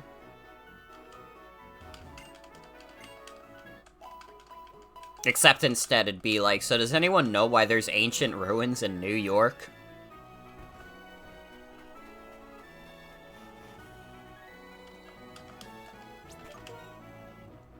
Let's try and get the pants sweep on, Sharon. I gotta be using Popeye more. I'm sorry, Popeye. I'm having... you only just got here too, but I'm kind of having new toy syndrome with pants. Because Moxie is a very fun ability. This is what happened to Old York. True. Alright, I should have sent out Popeyes first if you were gonna send out a bird. That's fine. We probably, like, P-Dove kinda is ass.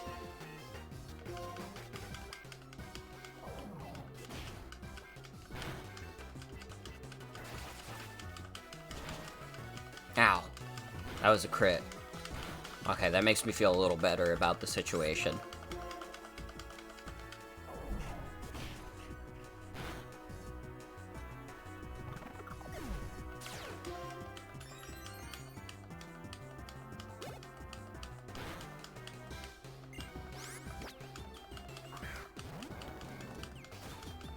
Pants, I bet you got this. How bulky could it be? Fuck. Okay, don't do, like... Okay. We're good. We're okay. It's just doing defense curl. That doesn't mean anything to me.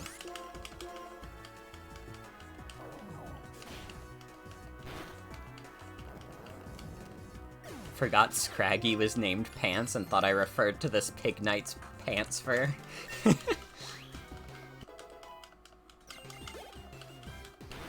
No, I'm talking about my little pants animal. Sharon is still holding on to that Pansage, huh? I guess I still have Panpour in my party, or Simipour, rather. Bro, did you not talk to the guy? He's giving out free stones. This dude.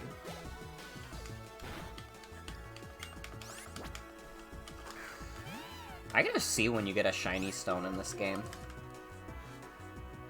So I know around when we get Chinchino. Oh fuck. Stop. Stop. You piece of shit.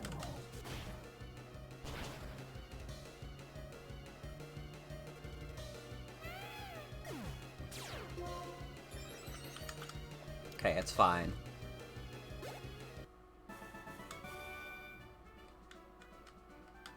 Okay, so we could get it on, like, Route 6. What fucking route is this? This is, like, Route 4? Doesn't seem like that we're that far from it. Hello there! Bort, do you have a second? Professor Juniper, do you need something? I called Bianca too, but I guess she didn't hear the call. Wonder what she's caught up in. Well, I suppose I'll just have to call her again later. Okay, I'll be waiting for you two in front of the gate to Nimbasa City. Hello? Nimbasa City's gate is straight down Route 4.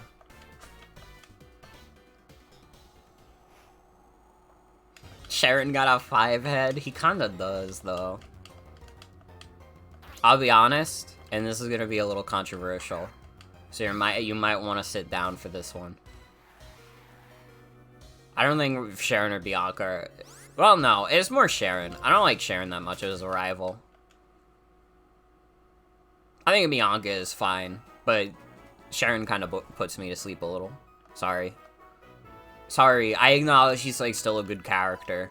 He's just not the kind of character that I care about particularly.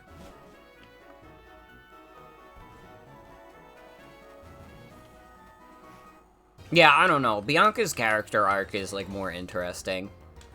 Because Sharon's just kind of like a guy who's like, I gotta be the best ever.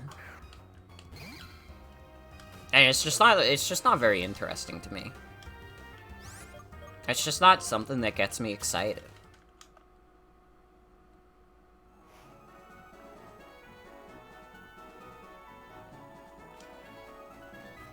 I kind of want to just try and make a beeline for Nimbasa so we can get our Minccino.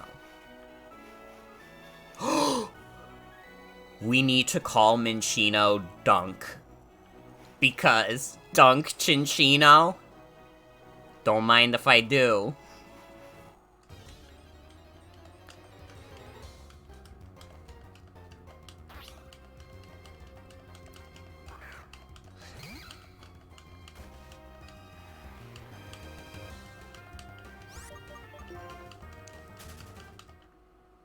Did Sharon and Bianca, like, exist in the Pokemon anime? Actually, I thought about it. Like, I think, like, Gen 4 might have been the last time as a kid I was really watching the Pokemon anime. Bianca does. Sharon missing in action. Hello, Bort. Come here. Alicia called and was asking me all about electric-type Pokemon, and I thought about you guys. That's why I wanted to see you. Ta-da! Freebies for you. Here, Sharon. You too, Bort. Ooh. If you see a Pokemon you want to have join you, be sure to use a good type of Pokeball. Because this could be the first and last time you see that Pokemon. I know it might seem strange for me to say this, since I'm the one who asked you to complete the Pokedex, but please, remember to enjoy your journey. Of course, I'm not saying you can just neglect the Pokedex, but you know that. Now, if you'll please excuse me, I have to go meet Bianca. Okay. It seems the professor gave us the Pokedex as a reason to send us on a journey. At least, that's what my mom told me. They wanted us to go out and see the world, so my mom, Bianca's mom, and your mom made a request to Professor Juniper. Bort, what should we do now? I think I'd like to go show my professor my thanks by going to Route 4 and catching some Pokemon I haven't yet caught. Okay. Sharon only gets to show up as a gym leader? Damn.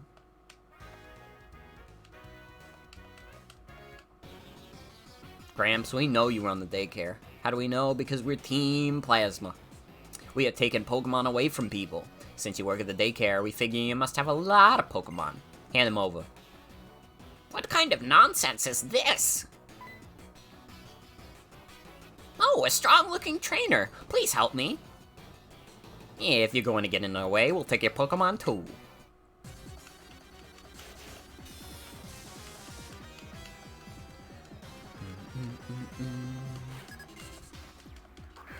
God, this shit goes. Bianca Anime gets a main article on Bulbapedia. Damn. Game Freak kind of showing their favoritism. Or I guess not Game Freak.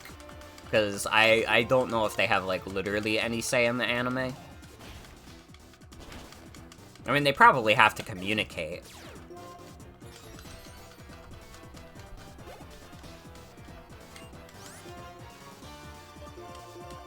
You get Popeye some EXP.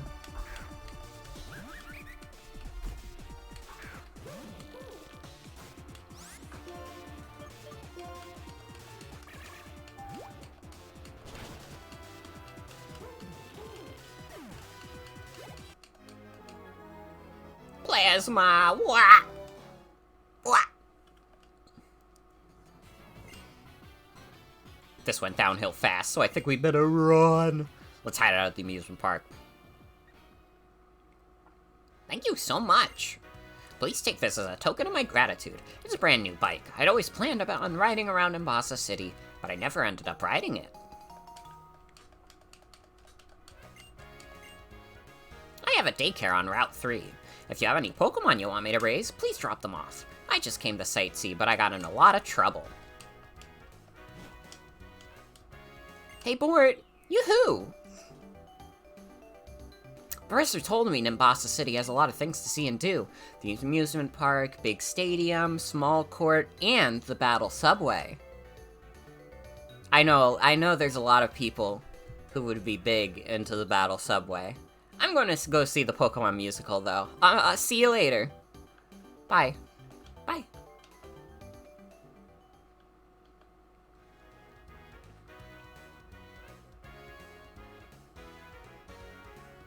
Yeah, I'm sorry, guys. There's probably no way we ever see Ingo and Emmett, because I think at this game you have to actually, like, get to the end of the Battle Subway to do that, and that's hard. That's hard. And Black and White 2, they show up, though. Yeah, they're retiring Ash. They're, like, airing, like, a final series with Ash, and then he's done. Which is crazy. I kind of just assumed, like, at this point, Ash would always be there. He's like Bart. But no. I just had a look at the musical theater. It's so cool. Since you're here, come on board. Come with me. Over here, over here.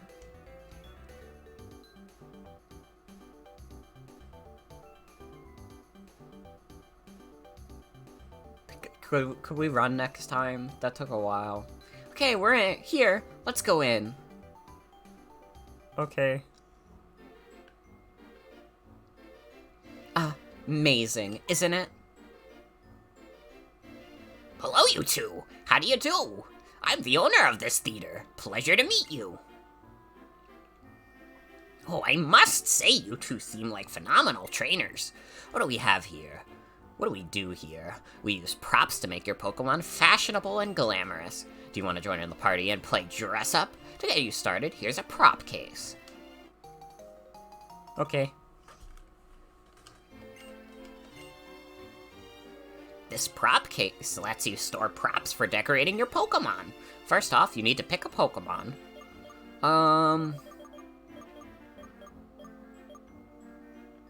Dennis.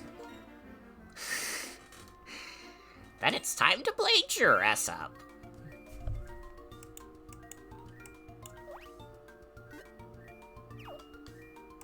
Let's dress up Dennis with props. I like Popeyes too. We're not using Dennis, but I feel like Dennis deserves a final hurrah. I'm gonna get rid of the bow. Kind of a bigger fan of the top hat.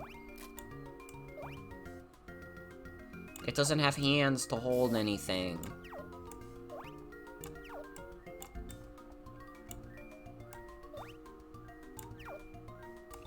If Zebstriko had a belt, how would it wear it?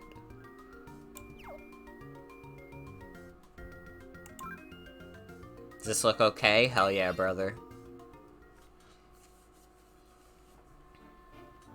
Wow, the two of you did a fantastic job coordinating everything. Utterly charming. If you have a Pokemon who can play dress-up, you can participate in the Pokemon musical. Would you two please join us? The receptionist can explain everything. Let us say a brief farewell. I eagerly await seeing you on the stage.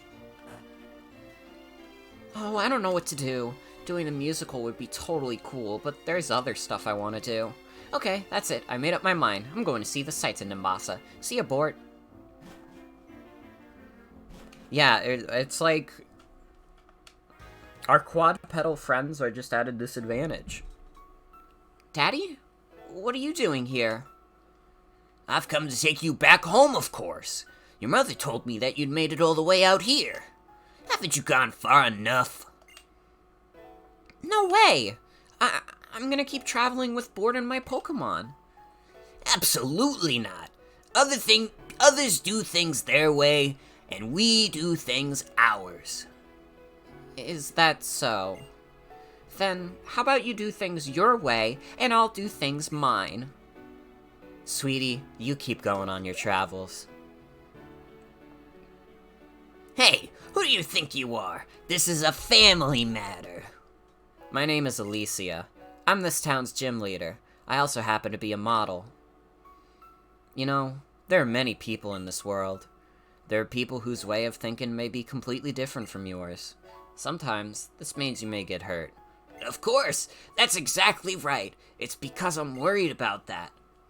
But it's important to keep trying, to learn about the differences between yourself and others.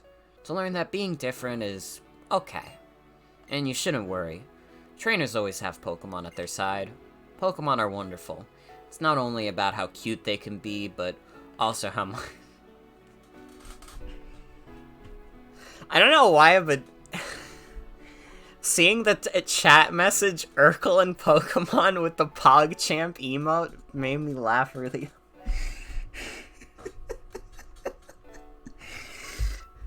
Fucking hell. I have like... that should not have gotten me. That should not have been what got me, but it did.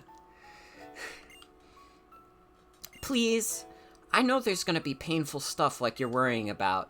I know. I really get it. But, like, listen. There'll be tons of nice people, too.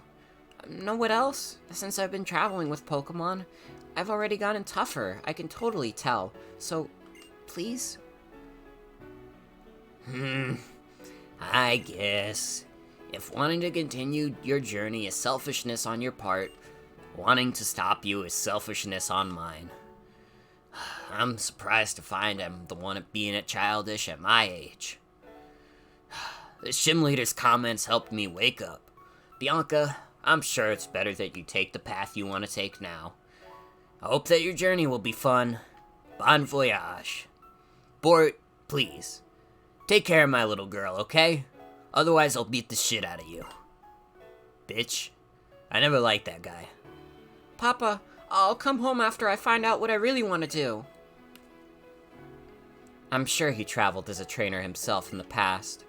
Being a parent must be hard. Did I meddle unnecessarily?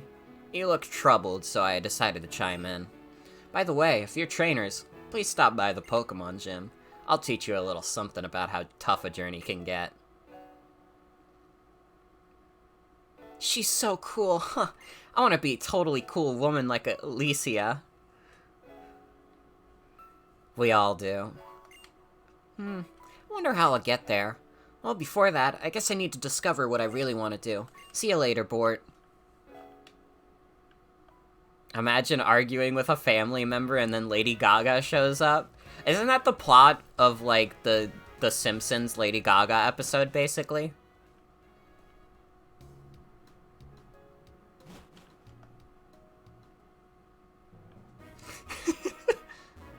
It is. It's, like, basically the same thing. Imagine arguing with a family member and then Urkel shows up. Did I do that?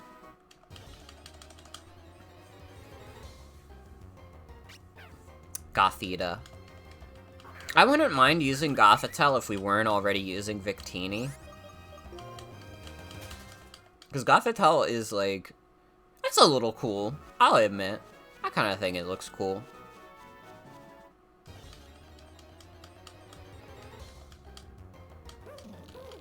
Trubbish. Trubbish is cute. Not who I need, though. Where is Little Minchino? That is Trubbish again.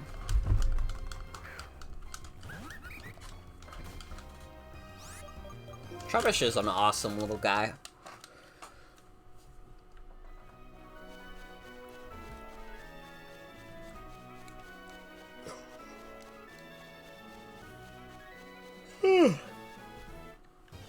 Getting a little drowsy. Anyone else think that Trubbish is garbage? I don't see it.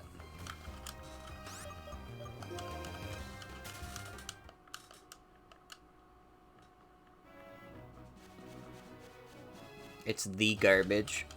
True. Where the fuck is Minchino? Bro, when I did the Nuzlocke back in, like, 2016, it was, like, the first thing I encountered on this route, and now I can't find it. Imagine trying to leave a scary house with Urkel, and then he becomes Dark Urkel. What's the rush? I should watch Family Matters. New idea, I should just watch Family Matters. I should just watch old, like, I should watch shit that they would play on, like, Nick at Night at, like, 2 in the morning. Do I really want to watch George Lopez, though? That's the problem. That's the conundrum we all face once in our life. Do I really want to watch George Lopez?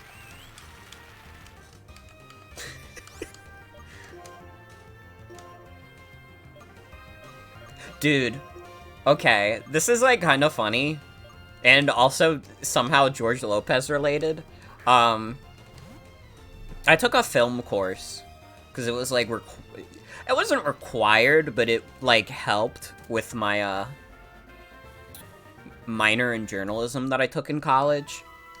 And, like, one of the projects, we had to do a final film project. I did mine, and I talked about it on stream. I had, like, a concept of, like, a dude who, like, starts glitching and, like, his friend tries to stop that from happening because otherwise he'll be removed from the simulation. The Matrix.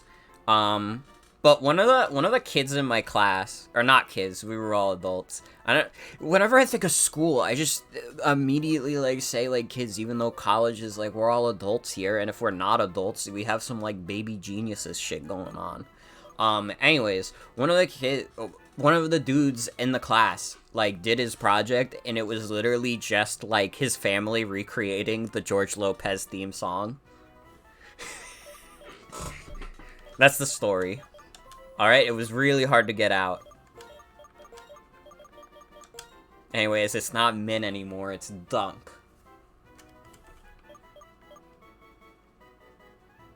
I could probably fit Dunkachino. Yeah. Dunkachino. And if I spell Dunkachino wrong, it's fine. It's closer to the actual Pokemon's name.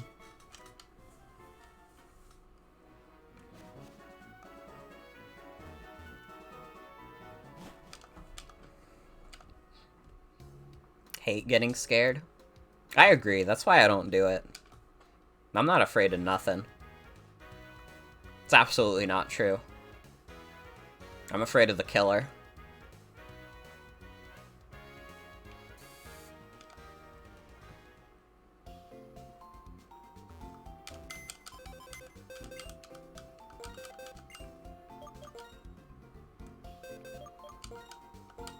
Double slap. Doesn't even have tail slap yet. We'll make something good out of you, Dunk.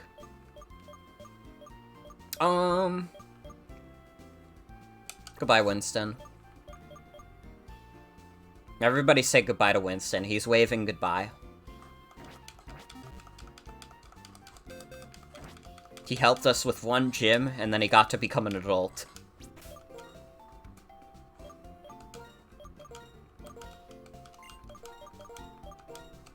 Roxy gets to stay for a bit longer because she has pickup. And we might get random okay items like antidotes and stuff.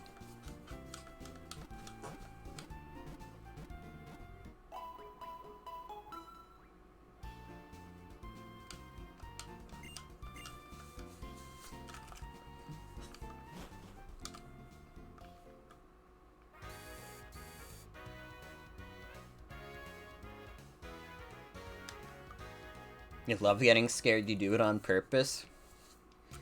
Dude, when I was a teenager, like, one of the scariest things in the world to me was, like, those fake emergency alert system messages that people would make. And I got, like, kind of addicted to them. Like, I would stay up really late at night, like, watching them and, like, letting myself get scared.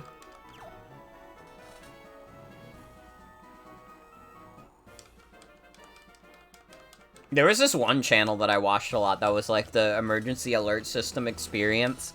I think I'm still subscribed to that channel on YouTube. Even though they stopped doing regular uploads. But it's like I have to respect. I have to respect it.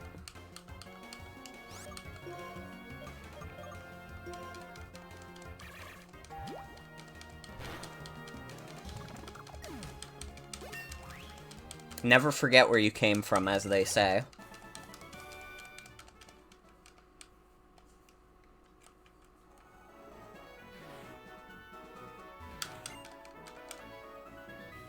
I guess there's just like a freeway in the middle of this sandstorm.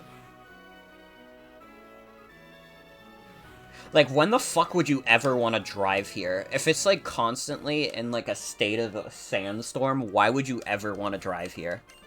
Why the fuck did they build the freeway here?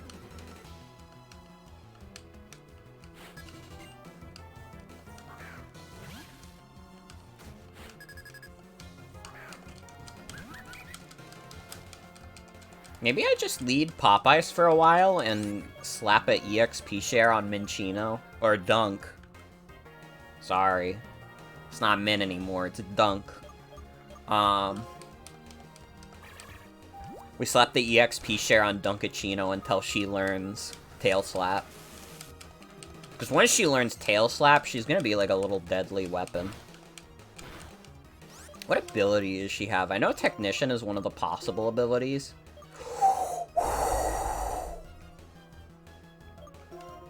Okay, we're in the money. I need you guys to understand that we're absolutely in the fucking money. We got a Moximon, we got a Technician Mon. We're almost ready to play, like, Smogon singles, except I don't think any of these Pokemon are OU. Victini might be. Victini might be. Superior, maybe, with Contrary. Probably not, though. I don't know when Contrary Superior got released.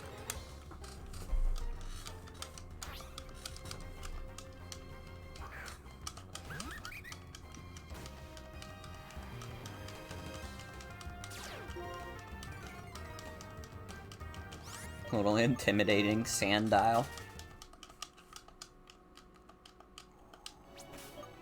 I gotta say though, Pants has been very fun to use, so I don't regret using it over Sandile so far.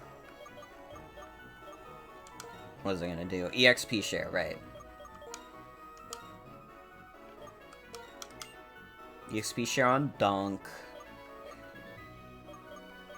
Give the amulet coin to Popeyes. Also, no problem, Devi. Thanks for hanging out. If you come back later, I'll see you then. If not, have a good night. Thanks for hanging out.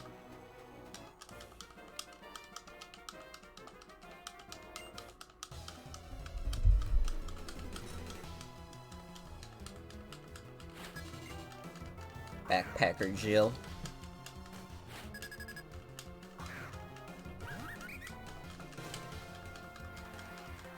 I wish I had Flame Charge and not Incinerate. When the fuck does Popeyes get Flame Charge? Bro, I can't keep living like this. Dude.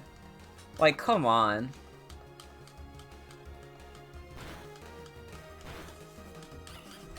At least it died from the sandstorm, but I'm still not happy about it. That was her first battle ever.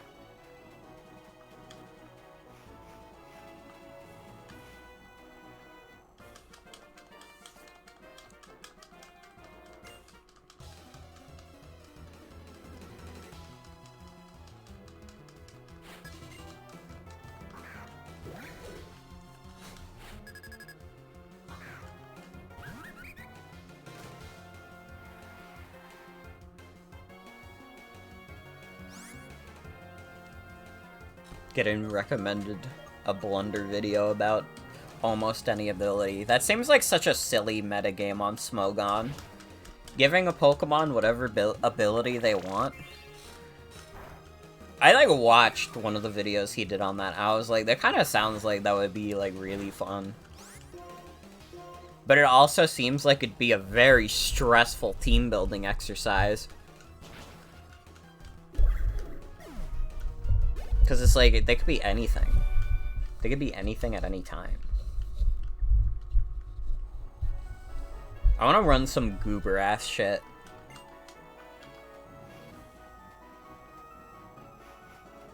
I want to run Rotom with Earth Eater. To really keep him guessing. I wouldn't even run stuff that's, like, objectively the best in that metagame. I'd just run some goober shit. I would be like, if I wanted this Pokemon to have, like, what would just be strictly a better ability, what would it be? And, like, yeah, Levitate to Earth Eater, that's easy.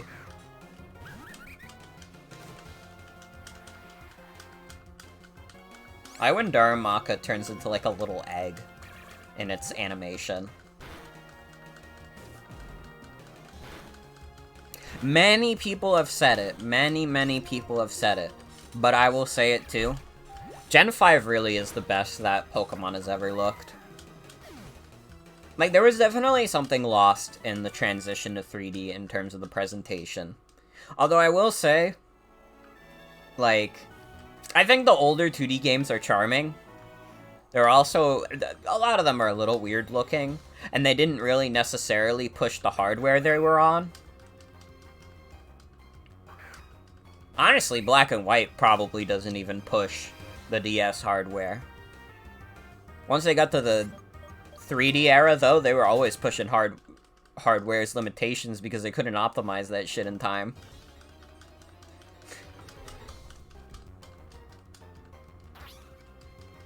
Can I stop running into dudes? I should buy repels. Like, I don't want to fight random wild Pokemon. Make a beeline back for Nimbasa now that I've taken out all the trainers on the lower part of this route. Come on, dude! Get me out of here.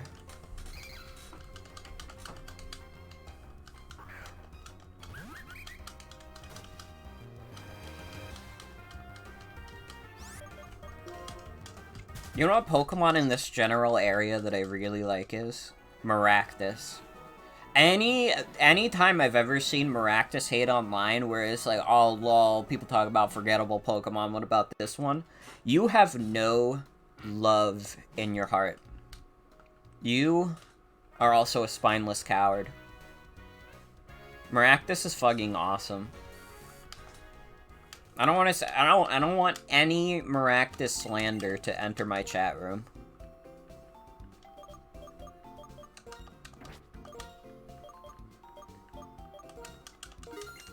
You know, let's just buy 20 super repels.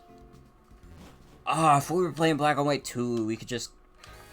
It would have the repel if you used it, and then it ran out. You could just use another one immediately. I forgot that was a Black and White 2 edition. Fuck's sake. Biggest change that Black and White 2 introduced, honestly. It was a game changer. Because now I gotta go into the bag and do this every time. Did I forget to heal? I did. Well, it's fine.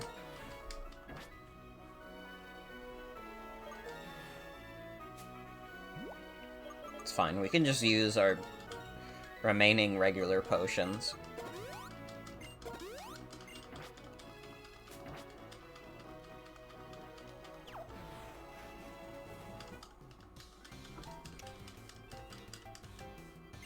Even in the middle of construction, trainers will battle. Trainers will be trainers, of course. Fucking rock and rolla. Come on.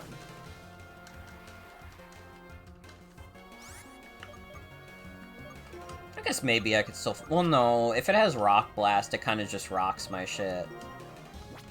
So I should switch. It's gonna split the EXP even more, though. Yeah, that was the right move to make. Even if it was a move I regretted making.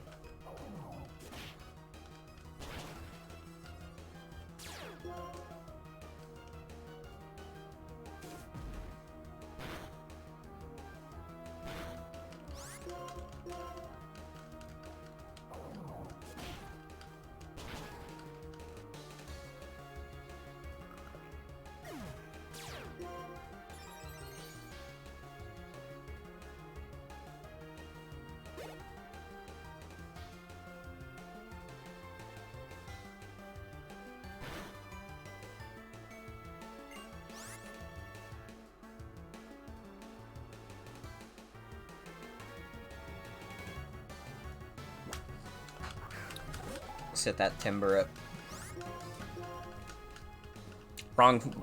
Wrong use of that phrase. Whatever.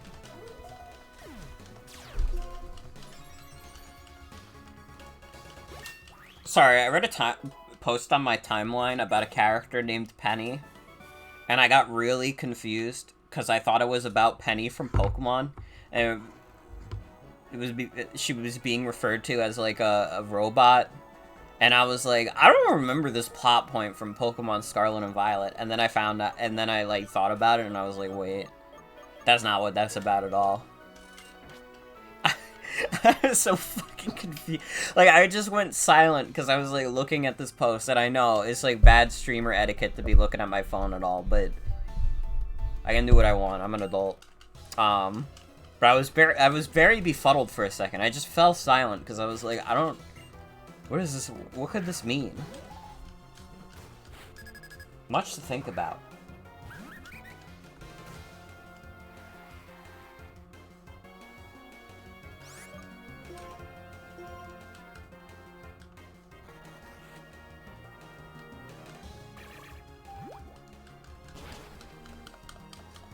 Get that timber out of here.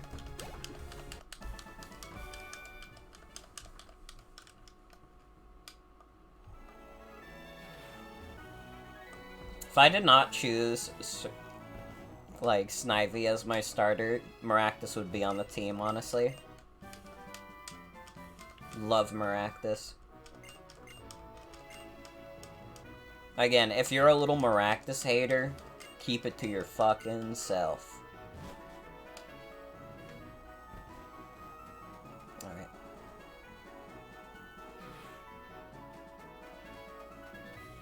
I guess I can walk in the sand because I have the rappel up. Desert Resort's a cool little area.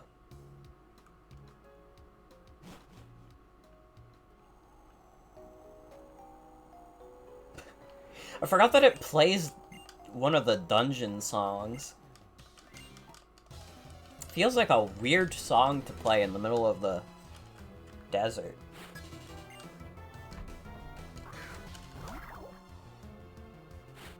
Hi, Solosis. Dude, Reuniclus is kind of dope, too. To be honest, I would love to do a playthrough with Reuniclus. On the real. That is not this playthrough, though. I gotta get rid of this thing.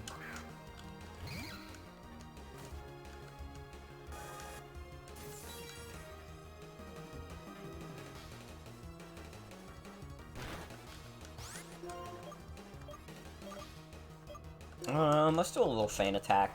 Solosis is slow as fuck, so I'd always be faster than it.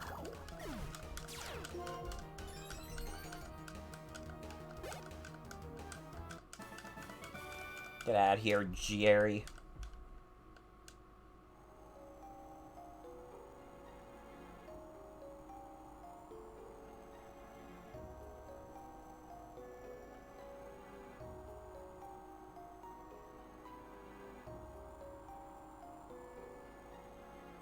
I got scared for a second because Aaron Hansen was trending on Twitter, and I was like, what the hell did he do this time?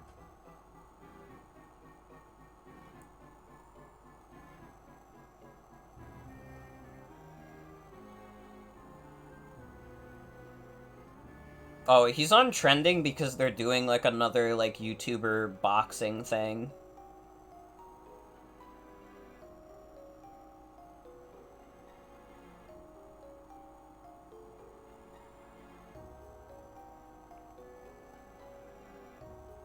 Well, I wouldn't qualify for this because I'm not a YouTuber. I'm a streamer, sorry. But if they wanted to have me on a boxing event to get my shit rocked, sure.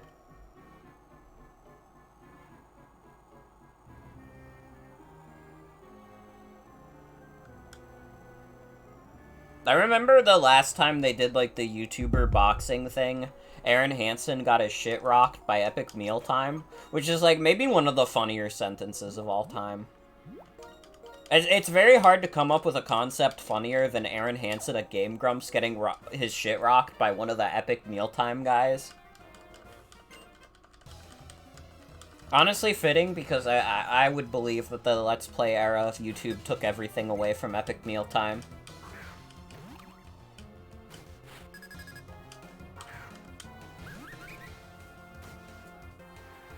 Also, the dude behind Epic Mealtime is like a big dude.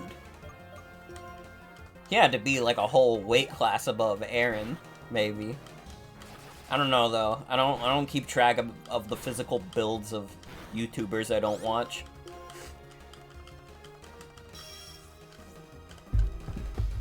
Invite me on YouTuber Creator Clash Part 3.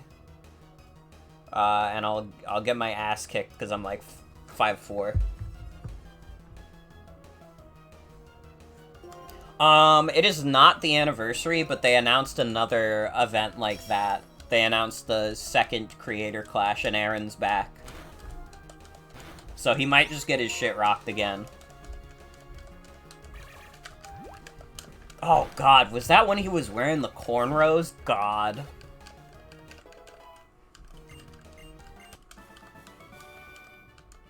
It would be very funny.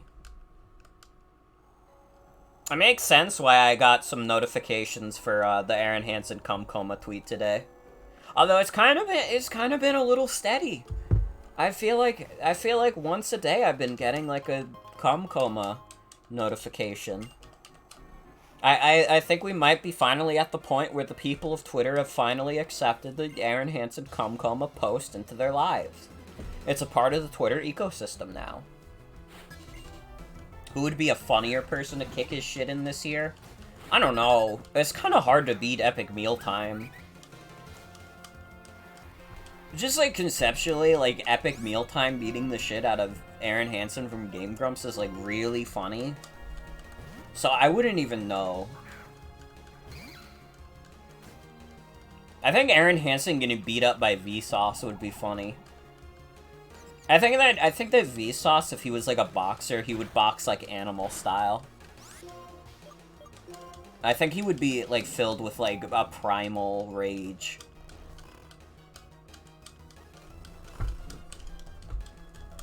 Like, I don't know. I would not want to get in the ring with Vsauce Michael. I would be fearful for my life.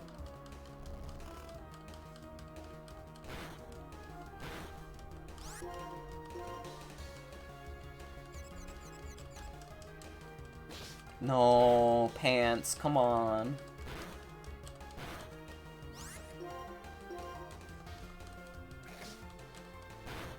Think it'd be hilarious if doing some Coco Melon shit to you meant beating your shit in because Ego Raptor got rocked too hard by the Coco Melon person? Do we, like, know who owns Coco Melon? I mean, probably. I feel like it's probably too big of, like, a kid's thing for us to not know the person behind Coco Melon.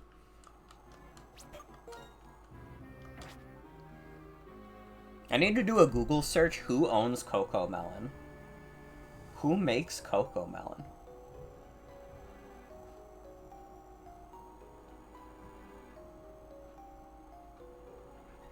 Moonbug Entertainment. Okay, who owns Moonbug Entertainment? Renee Rechtman.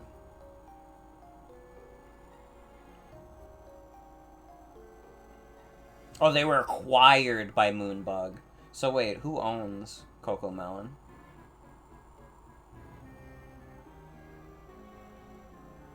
Dude, what the fuck? Coco Melon has 151 million subscribers?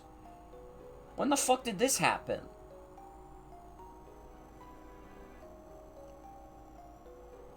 Dude, how the fuck are 101 million people subscribed to Coco Melon?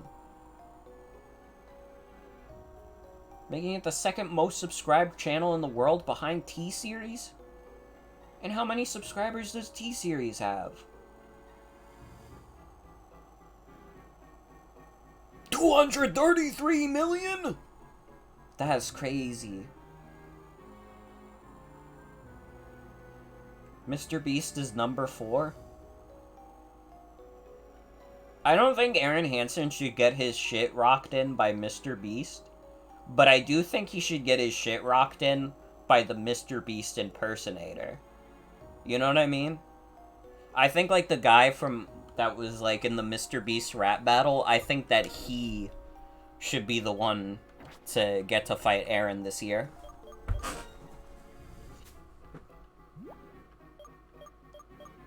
We need the fake Mr. Beast to go beast mode on Aaron. That'll be funny. Why am I using potions? I can just walk back to the doctor. I guess doing that every time will get annoying after a while, but at least for this early part.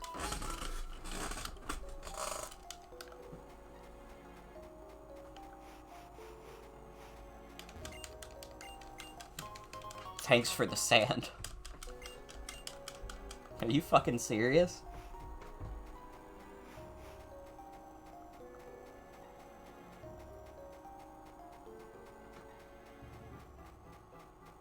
It's like fucked up. Like, I never really thought about Mr. Beast much in my life. Except when he was doing, like, Squid Game, and I was like, huh, isn't it weird that, like, a random American YouTuber is, like, making Squid Game real? Even though the message of Squid Game was that you shouldn't let Squid Game be real. But then I saw the like, Mr. Beast, like, rap battle YTPMVs, and I was like, this may be, like, one of the most conceptually, like, funny men in the universe. He's just like a rich dude who, like, is, like, rich. Like, that's Mr. Beast. He's just, like, a rich guy. And, like, rich people are, like, inherently funny and easy to make fun of. They should let him fight the Slingshot channel guy, and the Slingshot channel guy enters the ring arc. Who is the Slingshot channel guy? I'm curious.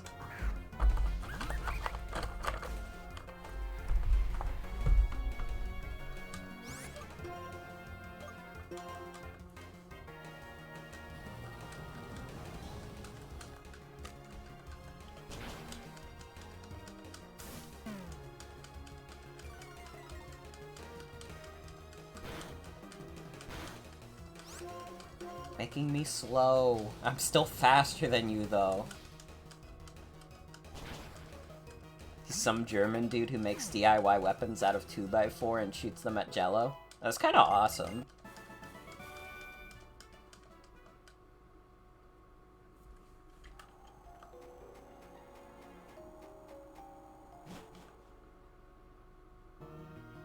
See, I don't like, I am so, like, disconnected from, like, popular YouTube culture at this point.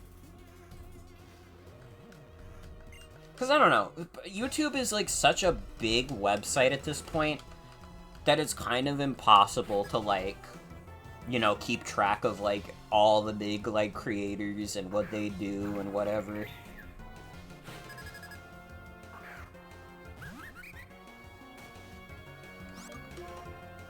And, like, for every YouTuber that has, like, 10 million subscribers, like, there's, like, a million more who have, like,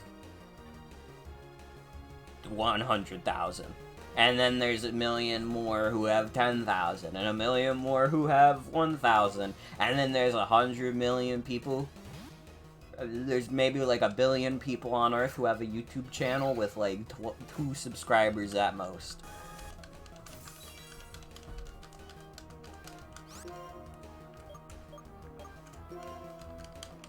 Let's do a little payback, because I bet I survived this. Sigilif is scary.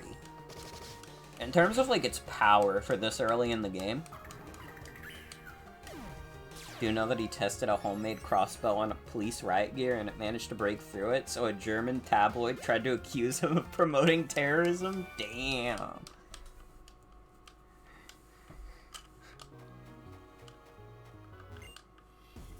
Just being here fills me with magical power.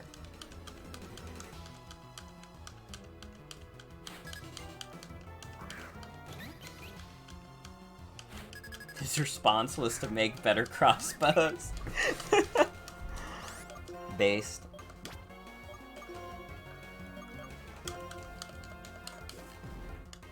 I don't know, I feel like, in general, I don't watch a lot of, like, YouTubers who are, like, super big. Or, like, streamers. Like, I would say, like, probably the biggest YouTuber I like, actively watch would be Vsauce, except he doesn't really make, like, real videos anymore. He makes, like, YouTube shorts, currently. He kind of seems like he's just at the mercy of whatever YouTube's new experiment is. Although, I gotta say, his YouTube Red series was pretty good. I enjoyed that. Oh, I'm sorry, it's YouTube Premium now. Sorry. Sorry, they're really embarrassed about the other name. Use YouTube exclusively to catch up on VODs or watch music videos and sometimes learn math and science stuff? Mm-hmm. Yeah, I end up watching a lot of stream VODs. Just because I do really like the format of Twitch. Like, I don't know, I was a Let's Play kid, and it always felt like streaming was kind of an extension of that. Especially because I liked a lot of Let's Plays that were, like, heavily edited. A lot of the times they were heavily edited because... if you weren't, like, a Chugga Conroy kind of guy, you did a lot of heavy edits because you needed, like, epic dubstep or whatever. I don't know. I like the freeform format of Twitch. And I think there's a lot of really talented, funny people on Twitch.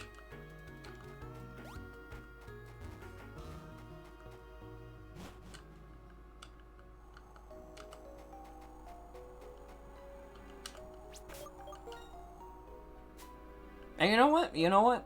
I will say, good on YouTube. They've been doing a better job of, like, recommending, like, obscure shit. Which is, like, something that was genuinely a problem. Like, if you made, like, a video that got, like, 20 views on YouTube, it was never gonna reach more than that. Ever. But, like, YouTube, like, has introduced, like, more stuff into the algorithm, and, like, I get recommended, like, someone's, like, random Pokemon Let's Play that gets, like, 20 views, and, like, I usually don't watch it, because I'm like, do I really want to spend, like, 20 minutes watching some guy's, like, random Pokemon Let's Play in 2023? But at the same time, I'm also like, you know what? I hope they do get some views from that, though. Funny TF2 animations are maybe some of the highest form of art. I mean, going on YouTube without watching a Gmod TF2 animation is just... come on.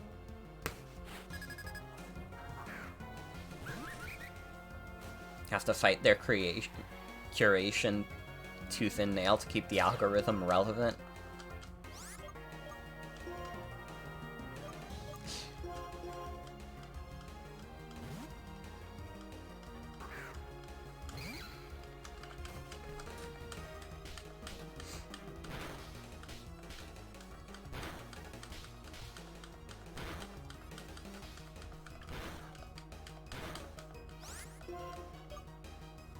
It's amazing how far TF2 funny animations have come since the old day. Dude, like, anytime, like, El Toro 64 Russ, like, comes out with a new video, it's like,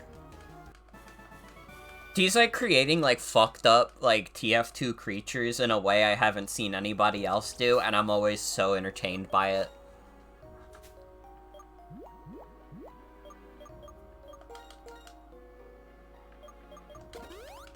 Like, honestly, he might be my favorite, like, Gmod animator of all time. And that, if you know Gmod animations, you know that's a hard race to win. But he's like, so fucking good.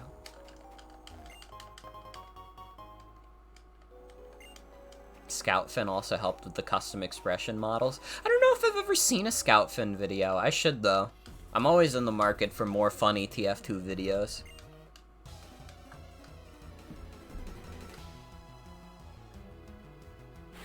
Not animation related, although kinda animation related, but one of my favorite TF2bers is Lazy Purple. I always thought his shit was good as fuck. And he seems like a really genuine, nice guy. I've watched a few of his streams, and, like, anytime he uploads a video to his main channel, I always, like, catch it as soon as I can. Crazy Scoutfin also has some really good creaturous expressions, but you're personally not as big of a fan of the actual animations themselves. I mean, you know, I think that's fine. It's kind of hard to beat the crazy energy of the El Toro Gmod animations. Like, that's a hard battle to fight. I can't blame anybody for falling behind.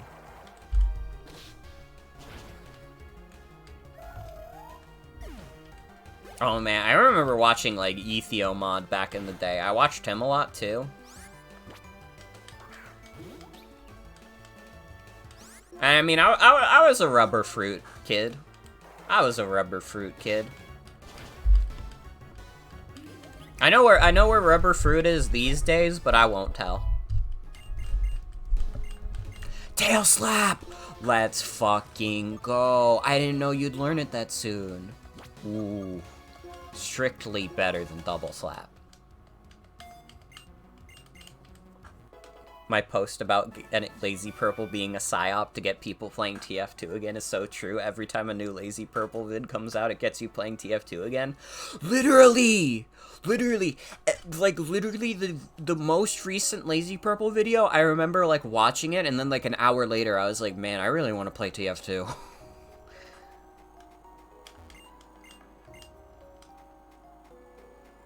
Yeah, no, Rubber Fruit is, like, classic media. That's, like, for real ones only. Rubber Fruit is also responsible for the only Living Tombstone song I've really liked. Because I don't listen to the Living Tombstone. Like, I don't think he's problematic or anything, at least not from what I know, but I don't really like the Living Tombstone songs. But the Heavy Pizza song, though, kind of goes off. Heavy Pizza song kind of is a classic. Let's experiment with Dunkachino. Also, yeah, literally. Lazy Purple, like, imbues his, like, videos with so much love and affection for the game. It's, like, infectious. It's like, man, he's right. TF2 really is, like, one of the best things ever invented.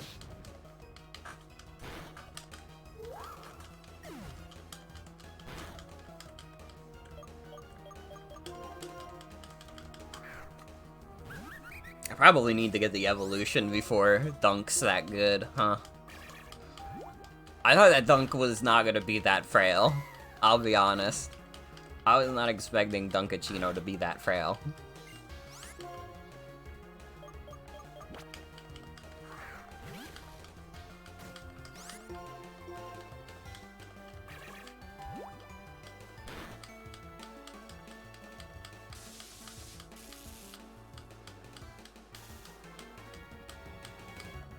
It'll be scary if, like, Lazy Purple like, ever divulges, like starts indulging in other games, because I may just start playing whatever game he's playing. And what if it's scary? You've been eyeing Robbie Dude's TF2 server to see if folk are online so you can hop on again, but it's been a ghost town for ages. That's a little sad. I guess we're also at a point where, like, the TF2 bot crisis is not at all, like, at the same point it was before, like, Valve, like, gave a shit for a little bit. Like, I would still say there's probably more bots on average than there were in, like, the olden days of TF2, but holy shit, it has been, like, night and day. Like, every time I've played TF2 recently, it's been like, oh my god, I can get into a server and play a game.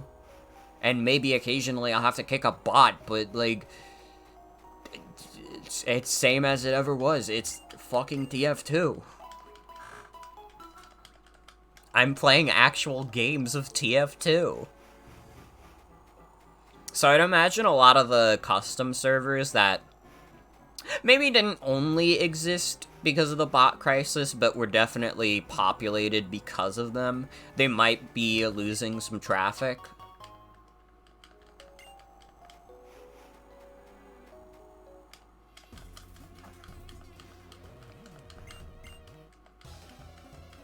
Although, if the servers are connected to big TF-tubers at all, they're probably going to stay populated forever.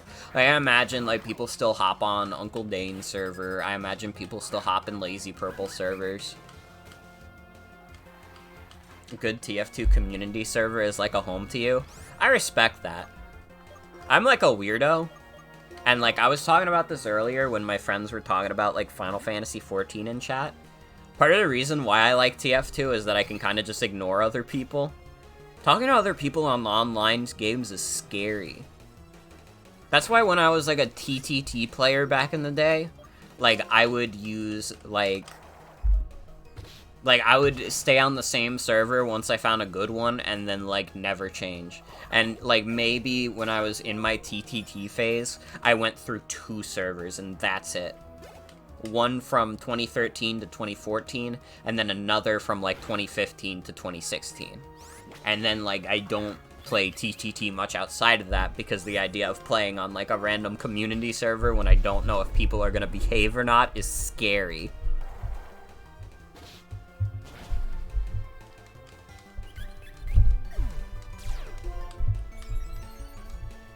I like playing online games, I just don't want people to talk to me.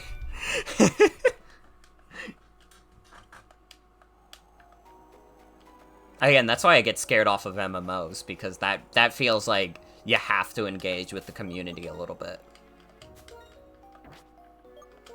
But I guess with Final Fantasy XIV specifically, I could just play with my friends and just ignore everybody else. Trust Robbie Dude and Q Eater's communities enough to stick around. Yeah, they seem like nice dudes. I don't know if I've ever watched Robbie. I've definitely seen some of Ku's streams before. And Ku's streams are fun. I like the clip that was getting passed around where, like, his alert sound that was, like, come started playing over, like, Portal White Goop. that one gets me. That one gets me every time.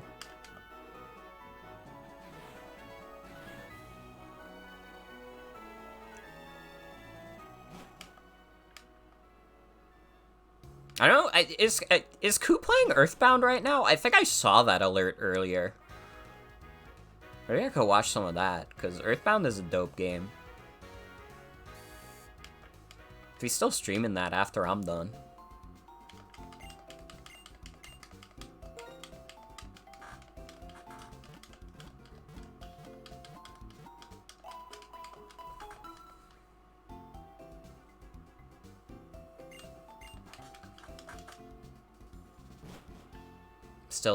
He's doing a full playthrough? Hell yeah.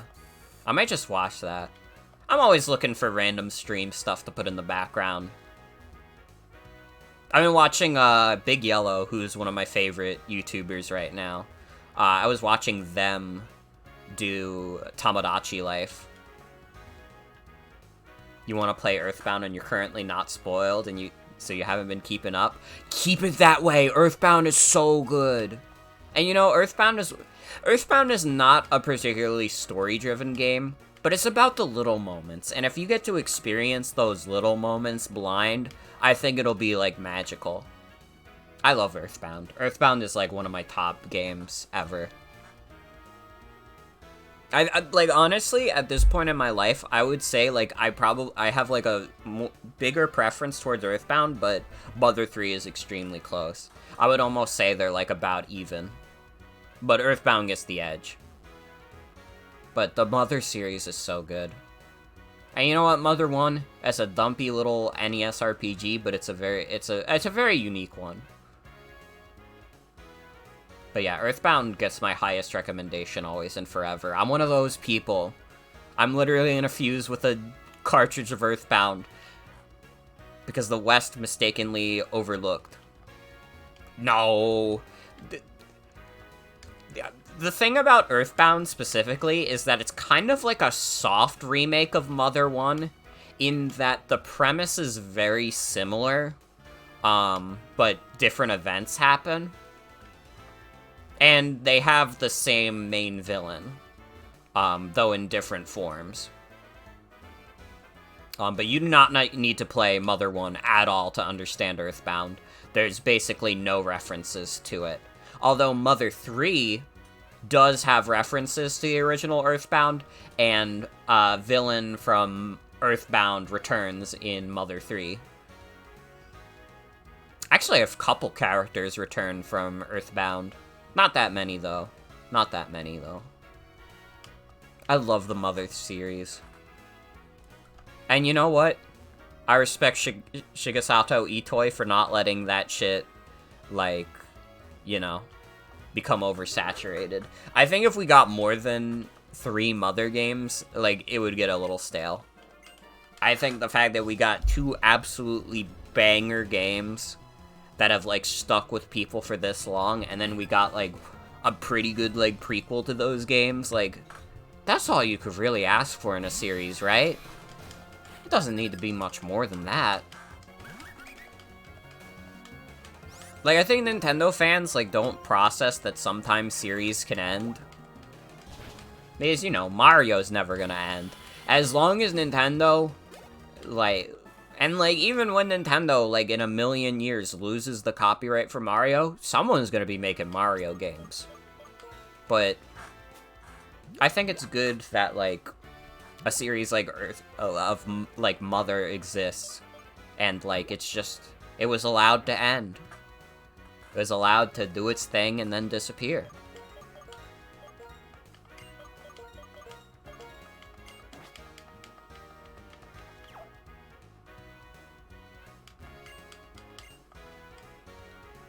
I think it's okay for some series to just come and go. You can get new ideas out there. Yeah, there's an art and a skill to knowing when to stop, truly. I'm gonna be a hypocrite, though. Nintendo had no reason to stop doing F-Zero games. It's just a fucking fast-paced racing game. Like, you couldn't have made, like, one entry that had, like, actual online play? Come on. That's all we needed. You just needed to make one more. You just needed one more, and then you could have kept porting that forever. And I would have been fine. Fucking Doug.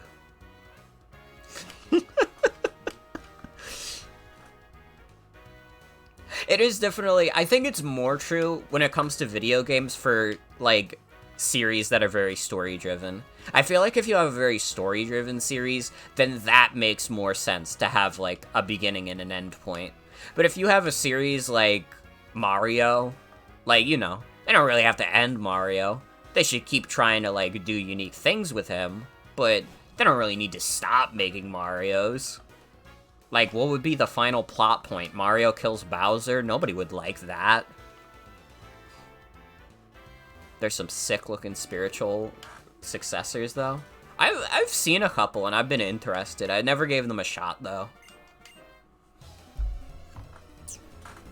I know there was one that, like, came out with the Switch, basically. It was, like, one of the very early Switch games. Was, like, a F-Zero type game. I'd like to play that, to be honest. Dunkachino, can you beat the Stucklet?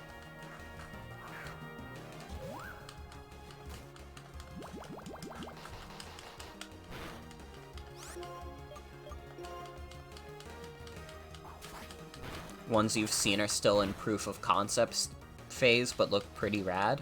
Hell yeah. If Nintendo's not gonna do it, someone has to.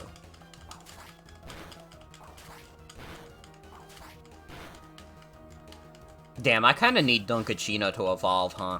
I didn't realize that Minchino was this weak.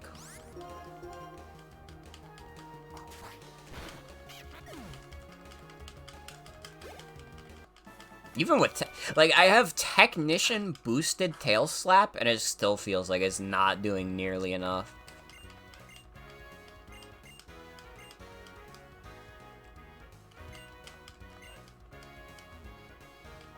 What was I just fighting? Ducklet.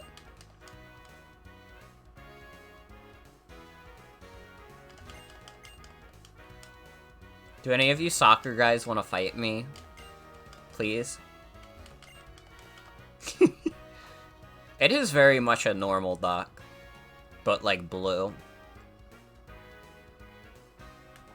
We are gonna catch a ducklet and name it Fucklet, and this is a reference to the 2016 Nuzlocke I did. I think this is a line that has stuck with me for so long, and I cannot figure out how, like, 16-year-old me was, like, funny enough to say this. But the line that has always stuck with me when I had to bring Ducklet into my party and it was named Fucklet was, "What are you, Fucklet? You're the bad bitch that lives for fucking drama. That's what you are, you fucking piece of shit. I like you." That is, like, maybe one of the... It's, like, maybe one of the funniest, like, one-liners I ever had. I don't know why I said that, but I'm glad I did, because it really, like, even as, like, a 22-year-old, it still resonates with me. I'm gonna be, like, on my deathbed, and I'm gonna be thinking about Fucklet. Literally, Fucklet is kind of like the clueless guy.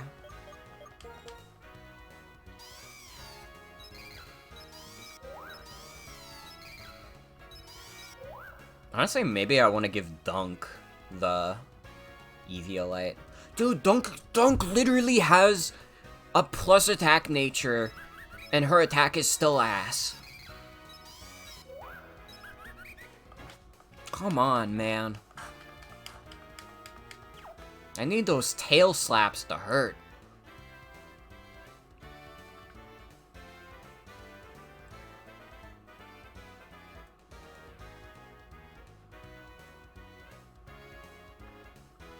But yeah, I'm glad that Fucklet is recorded motherfucker Morgan history. Wait, this is just a soccer stadium again. What am I doing?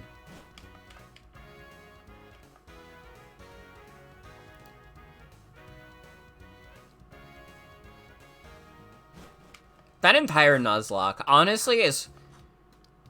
Like, I'm an adult now, is like, definitely not the best thing I've ever made or put on, like, video. But in terms of, like, that old YouTube stuff, absolutely. I think that the Trivia Facts Nuzlocke is probably the best thing I did on that old channel. Which is such a shame to say because, like, it did not do numbers. That shit, like, performed really badly. Like, and, like, I was already a small YouTuber, but, like, the Trivia Facts Nuzlocke, I remember, like, some of those videos got, like, 5 views. Which, like, if a stream VOD of mine is, like, oh, Final Fantasy VII, like, remake, like, part 6. If that did, like, 5 views, I'd be like, yeah, obviously. You have to catch up with, like, the other 5, like, 4-hour VODs first. Not everybody's gonna have the time to do that. But, like, when I was doing, like, more, like, edited down, like, videos, like, getting, like, 5 views on something that I put, like, hours of work into, that hurt a little bit. I was like, oh man, I get why the other YouTubers complain about, like, oh, my video performed and only got 1 million views instead of 2 million views. But I think it's probably the best stuff I did on that old channel. And then, like, honestly, I feel like the Celeste essay is not that high anymore because I spent my entire college career making better essays after that. But it was a fun project to do. It's probably better than any of the other shit that was on that channel, though, to be fair. It's very funny to think about how my the path of my life almost completely diverged from where it is currently. Like, January 2019, when I initially, like, that was a month after I made the Celeste essay. And that was also when I started streaming. But my original plan was, instead of that, I was going to do video essays. And my first planned essay, and you can tell how dated this is now, my first essay that I was going to write after the Celeste one was going to be about how I thought that Super Mario 3D World was a game that was worthy of a Nintendo Switch port. Honestly, I should have done that. That probably would have done numbers. And then I would have gotten 1 million subscribers, but I'd have to wait until Bowser's Fury came out for that to happen. Metrics really are the devil. Like, I didn't even really pay attention to them on the YouTube archive. Like, if like, a couple people watch, like, any of my stream VODs, I'm like, hell yeah, brother. That's all I really care about, is, like, someone got some entertainment value out of it.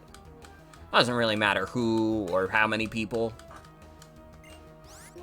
Although the return streams I did, like, performed decently, all things considered. I mean, like, yeah, like, like, and this is showing how much of a small-time person I am, but when a stream VOD of mine hits double digits, and, like, relatively quickly, I'm like, yo, that's pretty dope. That means I was doing something that a lot of people wanted to see, but maybe couldn't catch live. You know, it's when you're like, if you wanna like do this kind of thing, like, you gotta accept the small victories. And like, I don't do this as a job, so it's like easier for me to say that. But really, if I was doing this as a job, I think that I would be fucking miserable all the time, and I would be worrying about the numbers, and I'd be like, oh my god, I'm not bringing in as many subs, oh my god, I could be doing more bit stuff, I could be doing more, all this shit. It sounds like a recipe for disaster. Fuck yes, we gotta get you to Coachella. We gotta get you to Coachella. This is a horrible confession to make to you as a friend. I bought all your music. I think I've maybe listened to 1 or 2 songs. And that's not because I was like, oh, this isn't my thing. It was just like, I forget. Because I don't, like, really look at Bandcamp that much. I play all my music on YouTube like a fool. I'm sorry.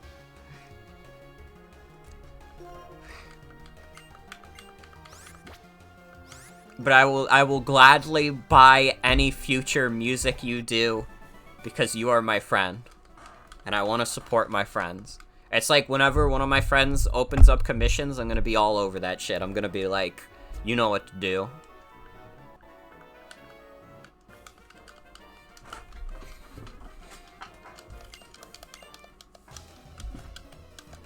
But I will make a mental note to give more listen to the music you've put out, because from what I've heard, it's good. And I've enjoyed it.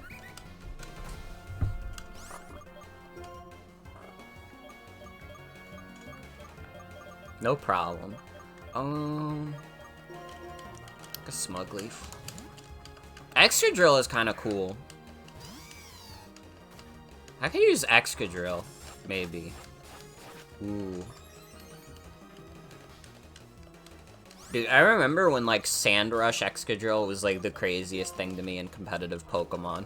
When I was, like, 13. That shit got turbo banned. Recently came across a killer master post of Y2K fonts that has inspired you to make even more drum and bass after your coming album. Hell yeah. I remember seeing that on Tumblr too. And I thought it was dope. Fuck, I forgot that I should have downloaded fonts from that. I think it'd be funny to just sprinkle Y2K fonts into stuff I do. Although I don't really make my own assets anymore. That has become primarily what Michael does for the stream, and genuinely, we're better off for it. Michael is much better at, like, graphic design than I am, but, like, hey, maybe I could convince Michael to download some of those fonts and, like, get some of the paid ones too. Also, make sure, you know, that they'd be good for, like, I get, like, it's kind of commercial use a little bit, the stream, because I make pennies off the stream, but it's not zero.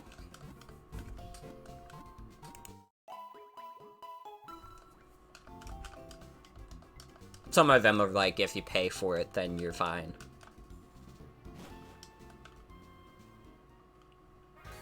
When I was younger, I didn't really... Usually if fonts are free, it's the full license. True. A lot of them are like that. When I was younger, I didn't really, like, get... And, like, I say younger, honestly, like, even maybe, like, a year ago, I didn't understand this. I didn't understand, like, oh, why do you have to pay so much for fonts? Why do you have to pay for them at all? It's a font. I can use that on my computer. And then, like, I kind of realized, like, typography is kind of its own art form, isn't it? And, like, that deserves credit. Like, that someone must have taken a long time to make that font. And that is work that should be appreciated. It's the little things, really. It's something that we very easily take for granted. It's an art, and making/editing them is hell yeah. You're looking for Team Plasma, right? They ran it to the amusement park. Come with me.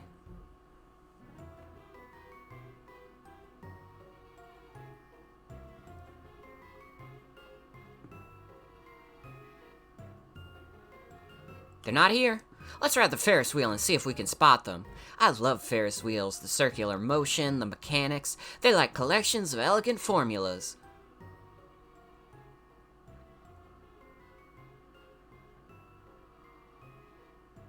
First, I must tell you, I'm the king of Team Plasma.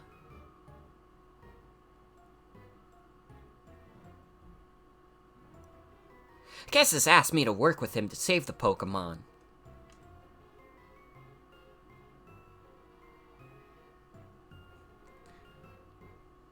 Wonder how many Pokemon exist in this world.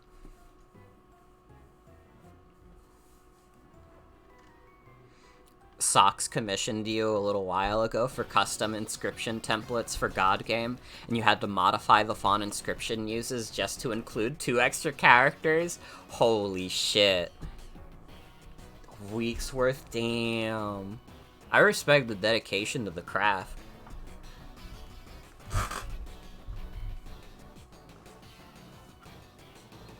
Yeah, for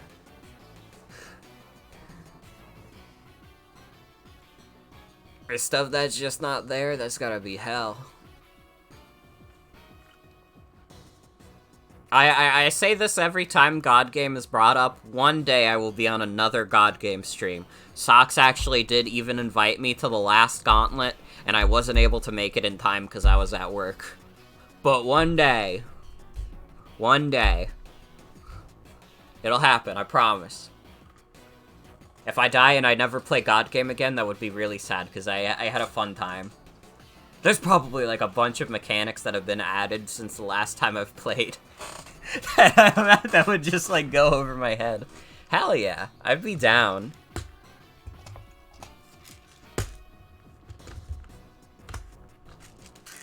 I had to talk with Socks anyways. I wanna see them out before they move in February.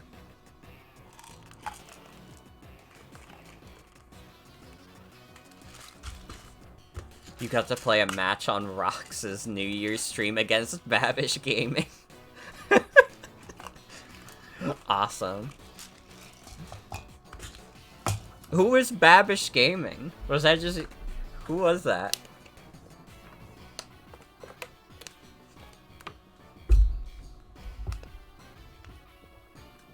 Because I feel like I know a lot of people in that group. But I don't know who Babish Gaming could be. You lost horribly because you thought it'd be funny to never let either play any characters. Babish Gaming is Rox's friend Keith. Oh, okay. Okay.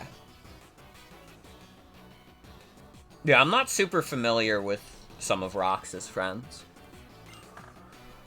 They're no problem. You're part of the people we brought in to help. You're part of the people we brought in to help us save the Pokemon, so you're under my protection as well. Go quickly and let my battle cover your retreat. Now then, Bort, do you follow my logic? If true, your words please me. Then the future I envision. Perhaps I can't beat you here and now, but I'll battle you to buy some time for these members of Team Plasma to get away.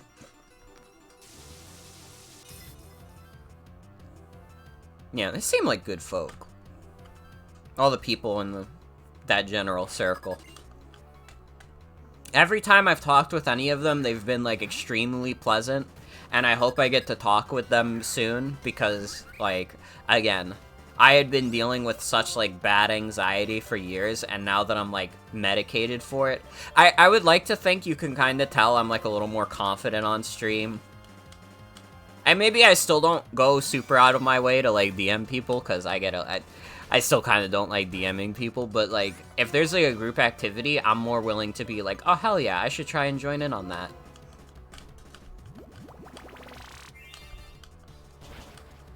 But I used to, like, dude, genuinely, my anxiety used to be so bad that, like, if I, like, posted something on Twitter and someone I don't talk to, like, a lot, like, likes it, and they're, like, a mutual that I haven't really talked to, or, like, they're popular or whatever, I would, like, freak out a little bit. I'd be like, oh my god, this, like, I hope they don't think I'm crazy.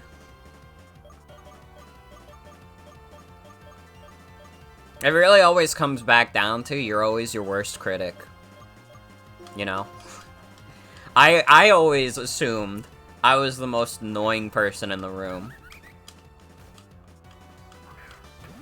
And nowadays, I'm much more comfortable, like, talking with my friends and, like, arranging stuff. Like, I hope I get to do a lot of collaborative shit this year. Because I feel like it's gonna be easier for me to get outside my comfort zone and, like, talk with people and try and arrange things.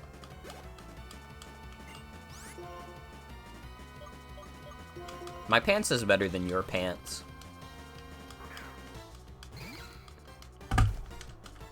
What level could your pants even be at? Yeah, 22. Get the fuck out of here.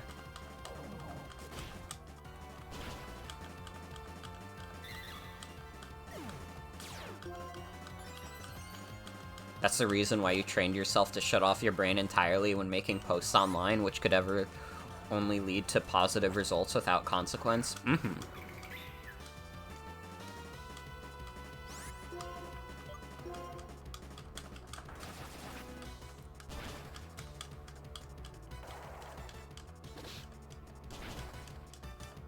I just hope that in the end, to people, I'm not just the Aaron Hansen cum-coma poster, but also, just a nice person.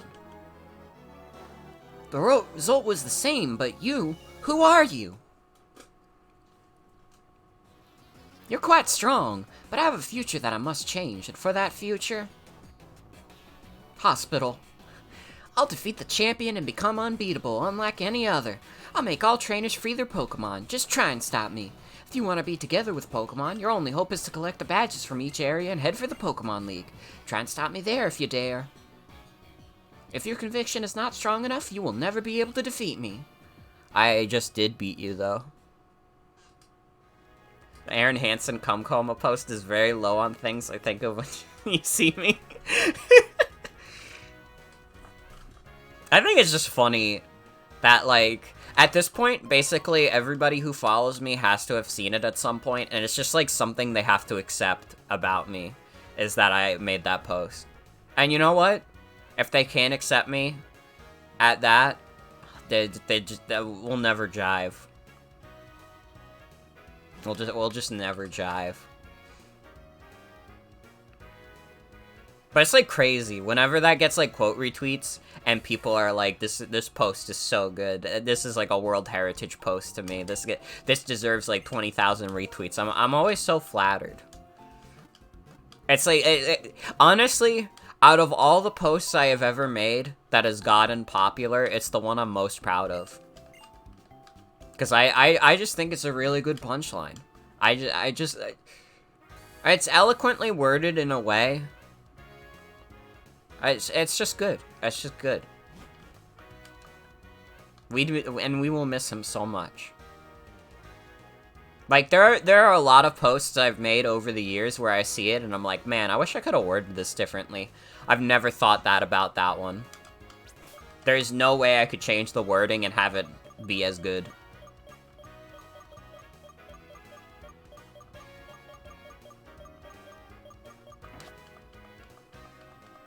I'm always curious what kinds of things people associate me with. RT Aaron Hansen. Because I feel like I'm a very versatile person. I feel like I've done a lot of things on the net. To someone in the world, I'm the person who did the AVGN Steam Deck intro because I was in that one YouTube guy's compilation. He did ask. He was very polite about it. He asked if he could use, like, my video in, like, his, like, highlight reel show, and I was like, sure, that sounds fun. And then, like, later he got in, like, Twitter trouble, because he, like, said, like, oh, I'm glad that Final Fantasy is moving away from this boy band shit. And it's like, that's what Final Fantasy is. I'm sorry to say. Like, listen, he was a nice guy when I talked to him. If he thinks that Final Fantasy was ever not boy band shit, he's a little out of it. That's always been a part of it.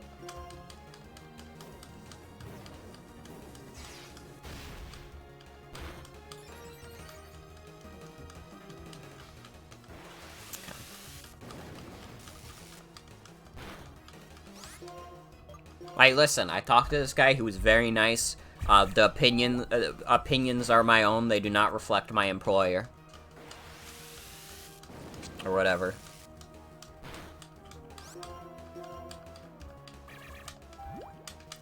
You know what the scariest association I think someone could have with me is, like, someone who did, like, Sonic.exe videos on YouTube back in the day. That would be fucked up to me. Associate me with being down to earth and Bingo of Isaac and Showdown streams. That makes me happy. That makes me happy. I enjoyed doing that shit. Bingo of Isaac was so much fun. I talked about it in the retrospective. If I ever, like, get back into Isaac, Bingo of Isaac, absolutely. I would love for it to return with it. I've probably got a few bingo cards that we never got to.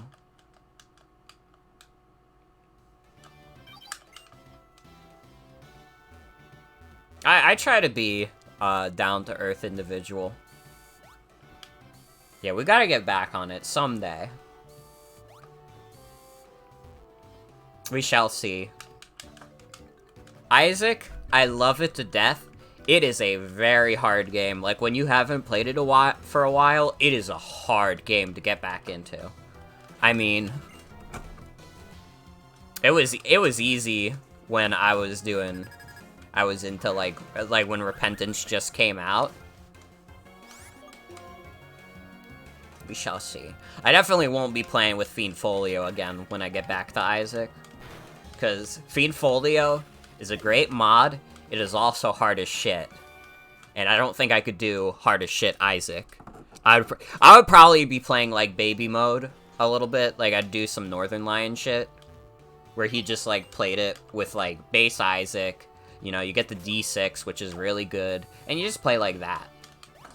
Which, to be fair, is not a bad way to play the game. I think that just playing base Isaac is very fun. I mean...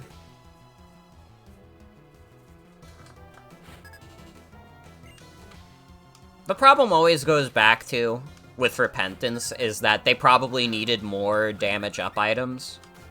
Because even with, like, the updates that added a couple more, it always feels like you can go some runs and you could get, like, really far, and then you just die because you never got, like, a good damage up.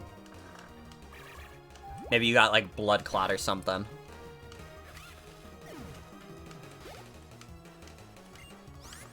Exactly why you left it alone for months with the first 100 achievements, because you want to see how many you can get after not playing a fixed time. Yeah, I would need to get, like, hardcore back into my Isaac addiction to, like, get the last few achievements, because I really left all the hardest ones for last. Like, Tainted Laz is rough. And some of those challenges I have left are rough.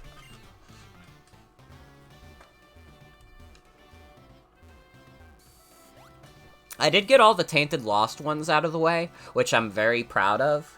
I think that being able to do Tainted Lost...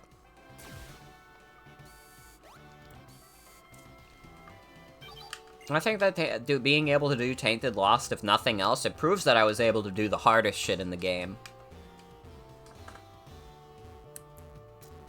Tainted Lost is some fucked up shit. But, like, Tainted Laz is hard. Tainted Jacob is pretty hard.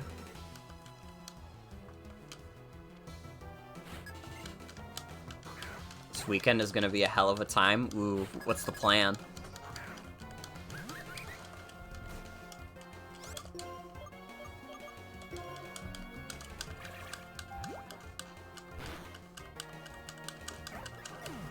Nice crit. I lost, but I think I will try a lot harder. I don't remember. Victini's ability, like, raises accuracy, doesn't it? Or is it crits? Hold on. Boosts the accuracy of its allies and itself. Okay, yeah. All of its moves are, like, 100% accurate currently, so that doesn't really make a difference, but it might later.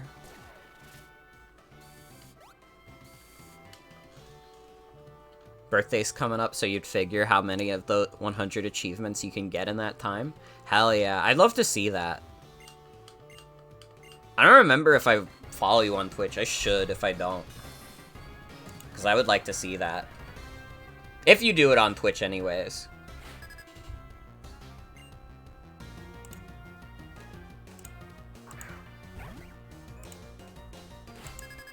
If you do it in Sock server, I'll try and hop in the public stream Discord. You would do it here? Hell yeah. I mean, I usually work weekends, but, like, after work, if you're still going, I would absolutely catch some of that. Hell yeah.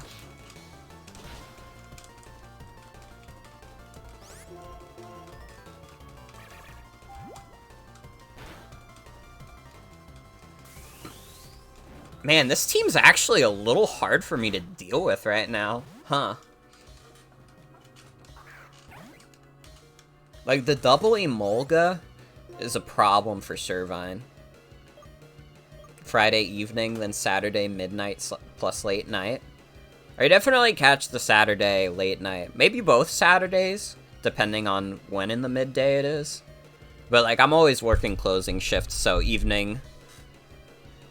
Probably not. But I would try. I would try. If I'm able to, I would definitely attend.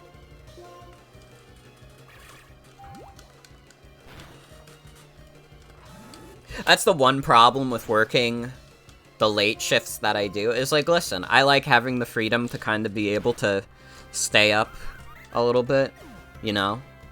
And not have to worry so much about, like, oh god, I gotta wake up really early, because I'm an insomniac. I'm an insomniac. I know this about myself. It's been an ongoing problem in my life. But also, a lot of things happen in the evening while I'm at work, and it's like, oh man.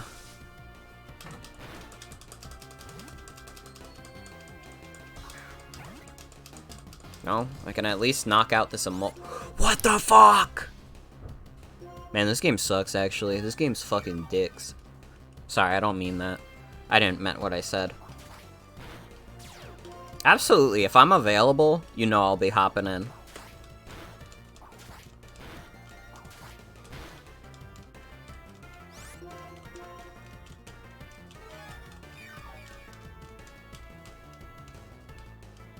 Elisa. Come on, get the quintuple. Yes!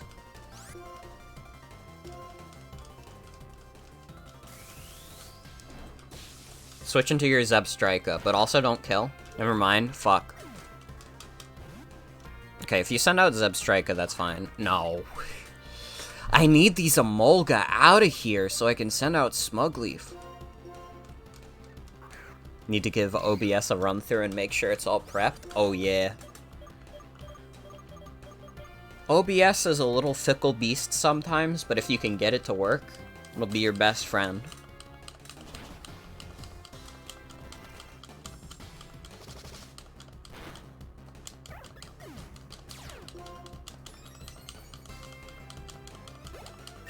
Please send Zebstrika out next. Fuck. You have a recipe of the day scene that is paramount to ensure it's functioning. Good. Okay, I think we can survive a Zebstrika hit, and then if we get double attack from Moxie, we should be fine. We should be able to kill. I mean, we have Servine in the back also, who should reasonably be able to kill Zebstrika.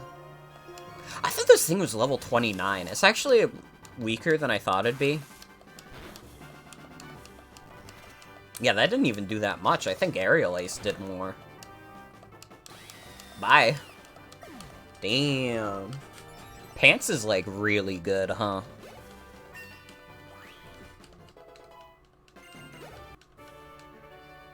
Meant to make your head spin, but you shocked me instead. My oh my, you have a sweet fighting style. I mean, you're a great trainer. Excuse me, oh, here. I want you to have this. Hell yeah.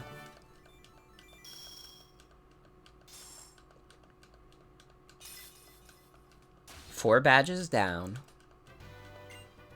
If you have 4 badges, including this Bolt badge, Pokemon up to level 50, including traded Pokemon, will obey you. Yeah, I'd like some Volt Switch.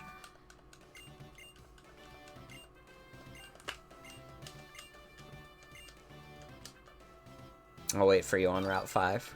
Get high and think of me.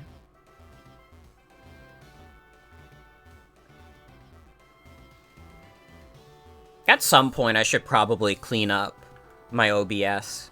Because it's just the right thing to do. If you have too many scenes, they can end up making the program chug a little bit. Although I have a much better PC now, so that's not as big of an issue, but it's still something I should probably do at some point.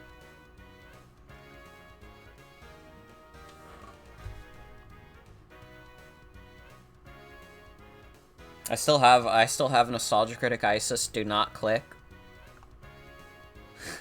I still have the lag train intro that I made of Unboxo Man, which I'm not really ever gonna use again, but I don't know. It's there. Your PC is ass, but it's okay. You force OBS to stream at 11 FPS exactly? Hell yeah. I mean, honestly, my old PC was ass, and I was able to stream Isaac. Not at 60, though. 60 would have made the shit chug. I remember I tried to do 60 FPS Isaac videos in, like, 2015, and it just was not happening. No matter what I tried. Damn, I should have been a YouTuber now, because now I could make 60 FPS videos, but instead I have to be a 720p 60 FPS streamer, because if I went any higher, my internet would hate it. I mean, very infamously, my internet has hated the 60 FPS era, but I refuse to stop, and now that I have a better internet setup, I'm not gonna stop.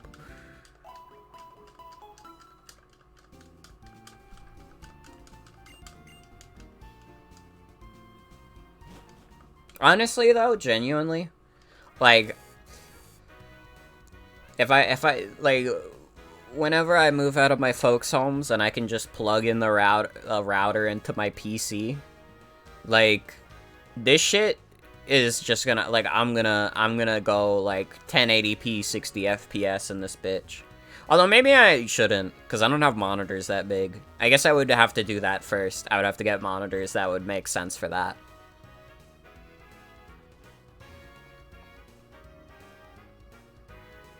OBS updated and now you don't know where to not force 11 FPS streaming? God. Happens to the best of us. Damn, Pants is the highest level dude now. Pants kind of fucking rules.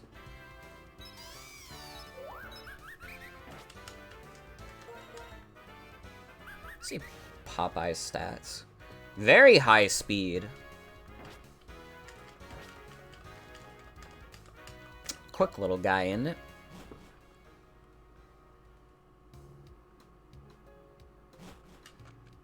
I believe I have to fight Sharon on this route. Bort, stop.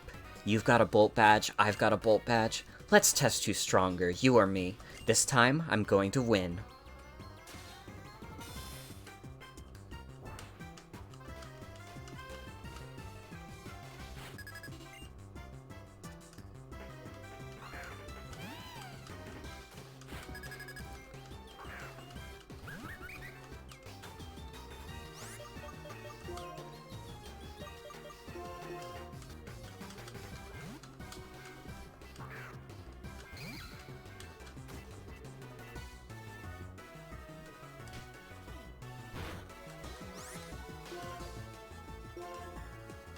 You found it? Thank God.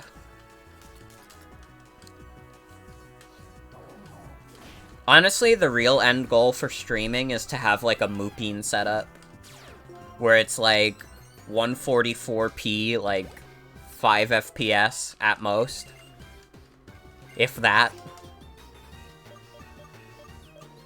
I think that's the true apex of streaming. You can set it to 9, let's go. I'm so sad that Mupine stopped streaming.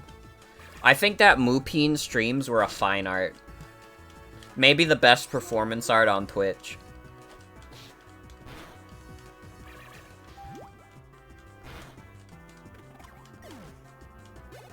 Like, I feel like people see, like, Germa, and they're like, whoa, this guy's kind of weird, and he does, like, weird big streams. But, like, if I had to classify a Twitch streamer as truly experimental, my mind would go to Mupine. You never got to catch one live? I got to catch, like, 1 or 2 live, and then I watched the VODs that Serpy archived. I don't know if it was a trade secret that Serpy ran the Mupine stream archive on YouTube, and if it is, Serpy, I'm so sorry for the leak. I'm so fucking sorry for the leak if that was not public info. But if it was public info, then it doesn't matter.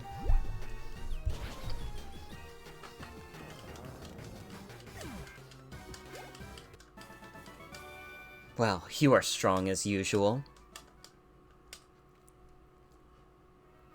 Why can't I beat you? Oh, you two are friends. That's nice, how you're helping each other get better by competing. Okay, let's go. Just censor this specific part of the VOD out with one of their streams? True. Oh. Why, if it isn't Alicia? Aren't festivals grand? Life should be enjoyed. Who is this man? This is Alder, the Unova region's champion. Champion? Why would the champion be goofing off in a place like this? I heard that remark. You're quite a judgmental young person, are you not? My name is Alder. I'm the Unova Pokemon League's champion. Pleased to make your acquaintance. For your information, I'm not goofing off. I'm on a voyage. I know every corner of Unova. I'm Sharon from November Town. My goal as a trainer is to become the champion. Traveling with a goal in mind is a commendable thing. And what do you plan to do after becoming the champion? What else is there other than striving to become stronger? The strongest trainer. That's the champion. Becoming stronger. Becoming stronger, you say? Is that alone enough of a goal? It's not that I'm trying to say your way of thinking is wrong. In my travels, I've helped many people learn to love Pokemon. I think that's important too.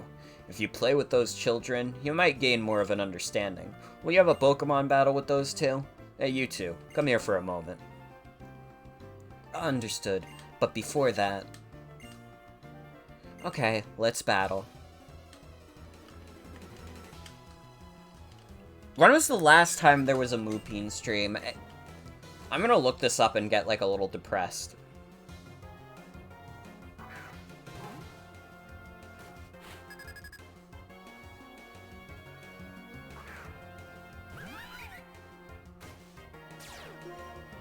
October 9th, 2020. No. What can be said about world-famous Twitch streamer Moo?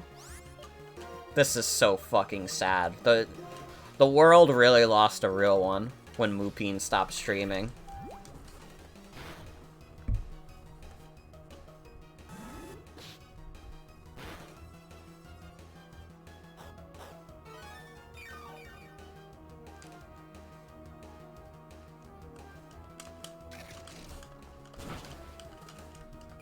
It really is just that on this site, I'm just chasing that same high.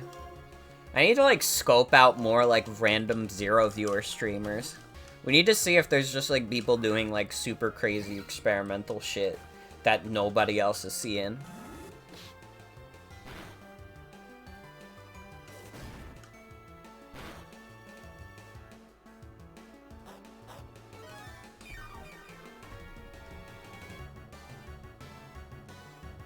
What a terrible future we live in. Guys, I don't think the next Moo stream is happening. They need to make a Twitch version of that one astronaut tube thing or whatever it's called. What is the astronaut tube thing?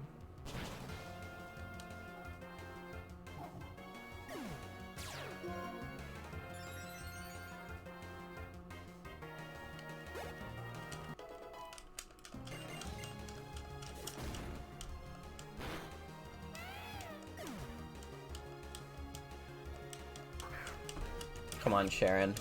Your Liepard is weak as hell. Why are you sending out Pansage? Dude, you have a fighting type. Why are you not using it? The one that embeds and streams zero-view YouTube vids? Holy shit. That kind of sounds like that would own for Twitch. If you got, like, the proper, like, zero-viewer stream, it would kind of go crazy. Although, I guess at that point, it would be the one-viewer stream. Or maybe thousands. Depending on how much the idea picks up. Young man, if there are people like you who pursue strength, there are also people who are happy just being with Pokemon. There are many different people and many different answers. When it comes to what a champion should be, you and I may hold differing views, but so be it. Give it some thought. Let's roll. The Driftvale drawbridge is just ahead. The champion is the strongest of the strong. That's all there is to it.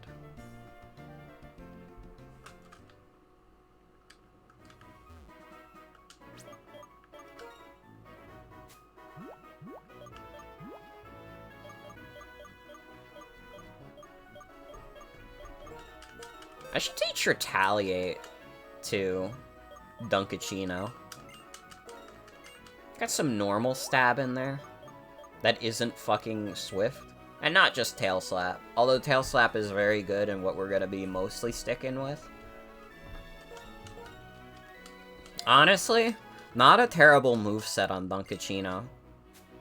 Encore and Sing are very funny, although Sing is like a coin toss of whether or not it'll hit, but that's fine. That's an acceptable loss.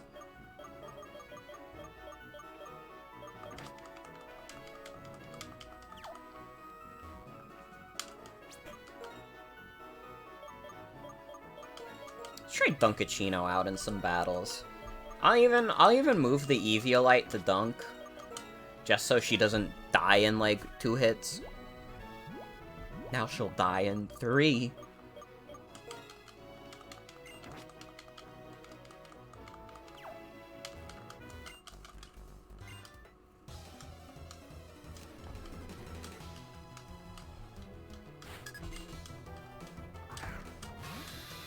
Whirlipede. Fuck, this thing has Poison Point, doesn't it? That's fine, we're still going for the Tail Slap. You can't not go for the Tail Slap. Fuck yes. Fuck. It's okay. She got the kill. First try.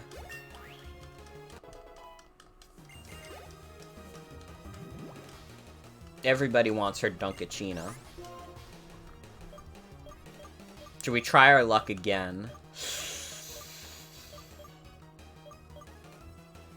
No, I'm sorry. I'm sorry, Dunk.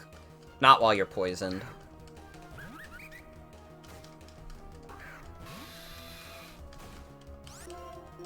Love these clowns that just have these little bugs. This is not a little bug, but you know what I mean.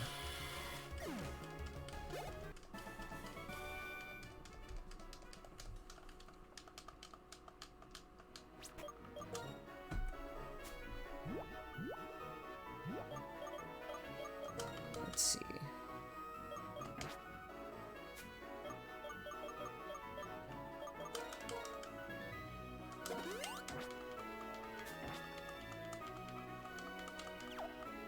I think the end goal for tonight, and when I will stop, I want to get Fucklet, because it's like right on the bridge. And then I want to see if we can find the shiny stone on Route 6, which we can just go to. We don't have to, like, wait for that. And get, Chinchina. And I think that'd be a good endpoint. I know I said I'd do, like, really long streams, but, consider that I want to play Fire Emblem. And honestly, like, 5.5 hours is still longer than the average stream I used to do. Fucklet is quintessential to the game experience. This is true. I don't know. In my head, when I was like, oh man, I'm gonna do really long streams, I was like, I'm thinking like 8 hours. But I think 6 to 7 hours a day is probably more reasonable. And it would still be longer on average than what I was doing before. So I think that's fair. I think that's fair and good. It's still technically upholding my promise. Plus, I want to play a little Fire Emblem Engage before I go to bed.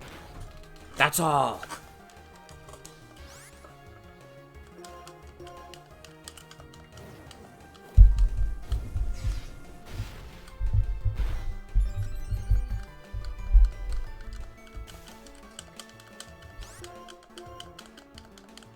Get out of here, Blitzel. Fuck's sake. I keep getting the shittiest fucking luck. It's fine. The tail slap luck is ridiculous. Once we get Chinchino, I think Dunkachino is gonna be like a nuke. That tail slap is gonna be too good. The electric guitar?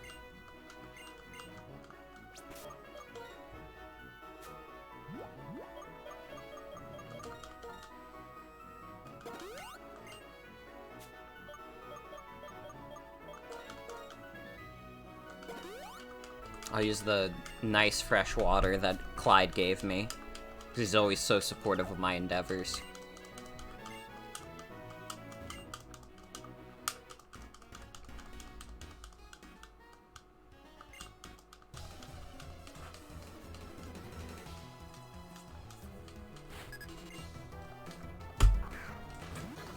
That's funny.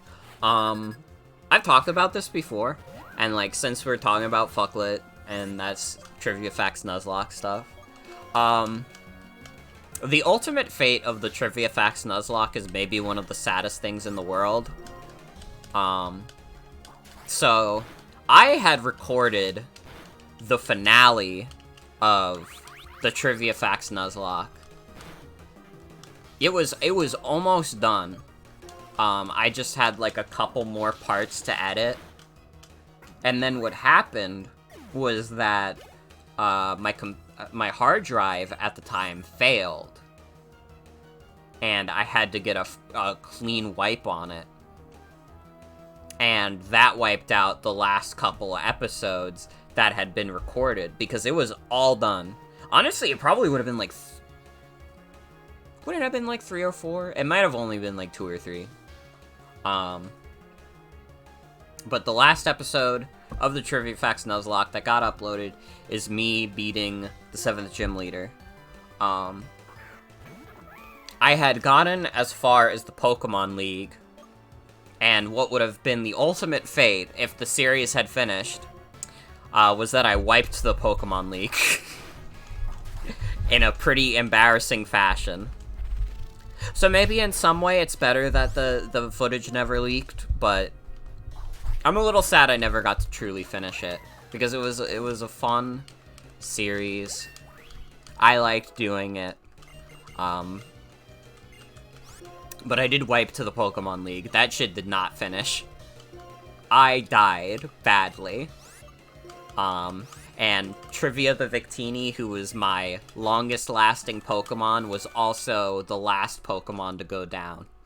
Because I wasn't gonna have... The captain was going down with the ship, in a sense. But yeah, that's the ultimate fate of the Trivia Facts Nuzlocke, was that I failed, and I died badly.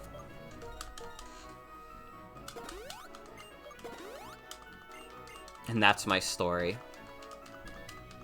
So you know what? Because of that, Fucklet deserves another chance at life.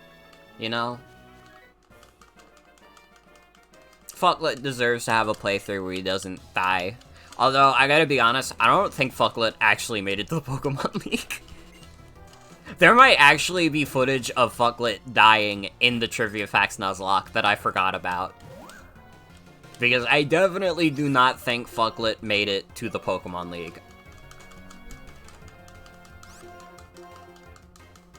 Sorry to all the Fucklet fans that I let down by letting Fucklet die in the Trivia Facts Nuzlocke 7 years ago.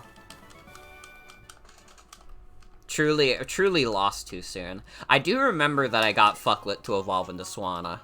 I do remember getting that far. There was one part of the Trivia Facts Nuzlocke that was basically just a slaughter.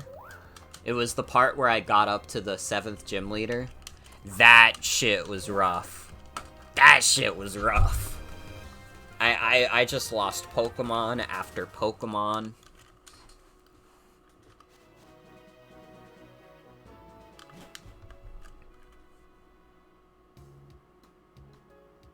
It was bad.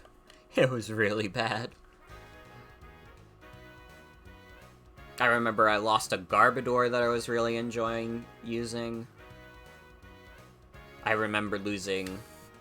No, I don't think I lost Chinchino then. I think Chinchino was one of the warriors that had to rise. I think I lost a Caracosta that I was like really looking forward to, and I just evolved it. I would have to go back and watch it. Honestly, on the Trivia Facts Nuzlocke anniversary, I would maybe consider going back and rewatching it again and giving, like, I guess a more modern lens on it, because I did that, like, in 2019 for the 3-year anniversary. This would now be the 7-year.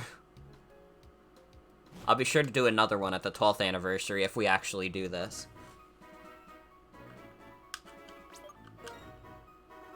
Yeah, as far back as 2019, I already had, like, a lot of reverence for this series that I put together. Because it was, like, one of the more ambitious projects I had done. And even though it ended up not getting finished in time, I still had a blast doing it. And, like, at the very least, I can tell people how it ended. Even if they don't get to see the footage, like, listen. You would have been disappointed because we did not take that shit to get, sis. I did not do that. I was not good enough of a Pokemon player.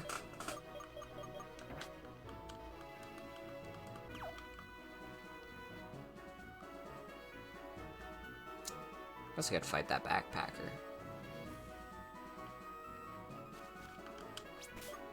Just put up a repel real quick.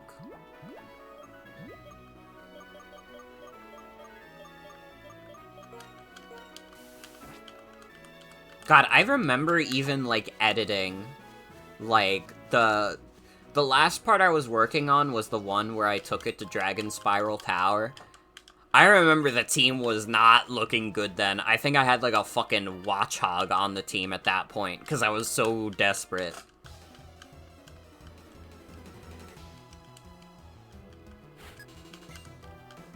You know, when the time comes and you have to put Watchhog on your team, it's just not gonna work out.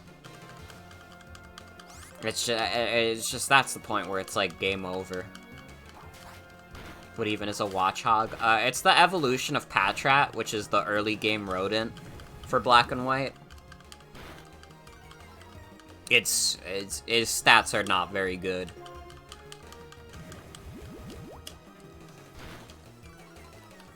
Can you stop lowering my speed? Also, hi Devi, welcome back. Welcome, welcome. You don't know your Pokemon after, like, Emerald? I respect that. There's definitely a point, like, I still am, like, generally in the know about Pokemon, but, like, my knowledge kind of drops off a little bit after Black and White. Like, once you get to, like, Gen 6, that's when there starts to be, like, gaps in my knowledge. And I'm like, I don't know what the fuck that is. Which is weird, because they make less Pokemon now. Generation 5, they made, like, 156 of these dudes. But, like, going forward, like, a lot of the newer generations have, like, less than 100. But I still forget some of them.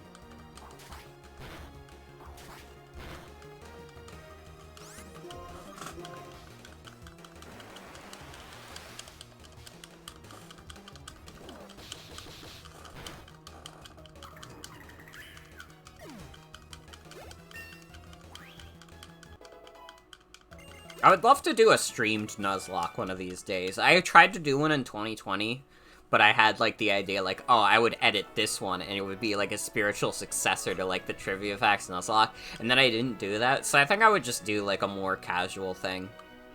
I think that at this point in, like, doing online stuff, I'm much better at doing stuff, like, off the cuff, not really, like, planned, or, like, having to edit things or whatever. Like, I forgot if I ever said why it was called the Trivia Facts. Okay. Hold on, I'll tell you after this cutscene. This way. Now to contact him.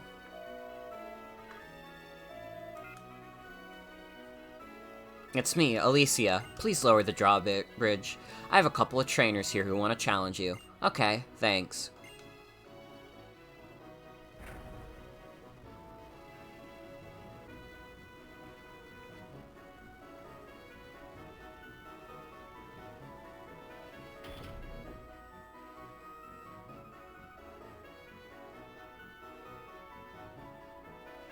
I have a TV gig, so I've gotta go. The gym leader of the next town may take some getting used to. Do your best, both of you. What I am is a trainer. I prove I'm right by getting stronger and winning in battle, even against the champion. Well, you're wrong a lot of the time against me, bitch. Okay. So, my old YouTube channel was called The Trivia Facts. And this was because around the same time I made that YouTube channel, I made a Twitter account called The Trivia Facts, which was supposed to be this Twitter account where I would post, like, obvious facts like, oh, you can eat food, you can drink water, you can play games. And it would be, like, shit like that, and I made, like, 1 or 2 tweets, and I got bored, and I was just like, I don't know, and then I focused on YouTube instead. But I kept the name The Trivia Facts even though it made no sense. And I think that The Trivia Facts is a shitty name for a YouTube channel. I don't know why I kept it for as long as I did. Because it really is just not a good name. It's indistinct, and it's also false advertising. Motherfucker Morgan, that's straight to the point. That's what I am. I'm a motherfucker, my name is Morgan. So it makes sense for the YouTube stream archive to be called Motherfucker Morgan. Yeah, it's fucklet time. You know what time it is.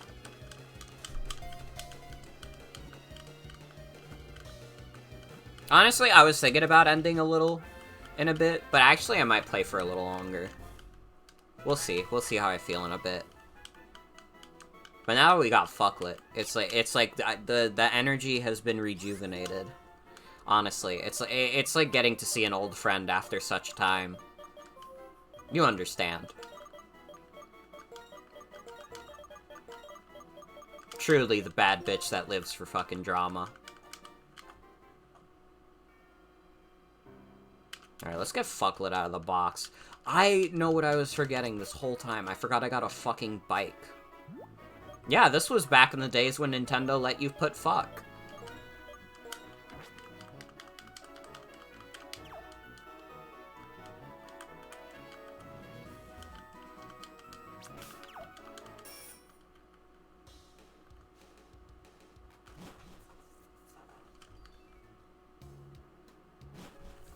Generation 6 is when they started censoring that. The 3DS era is when Nintendo went full 1984 and started censoring swears in their games. Which is truly when things went downhill. It's literally a 1984 moment.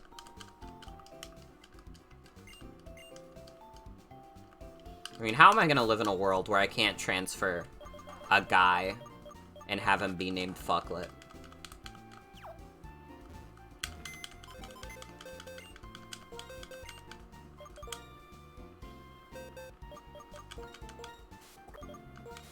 Fucklet's moveset is kinda good.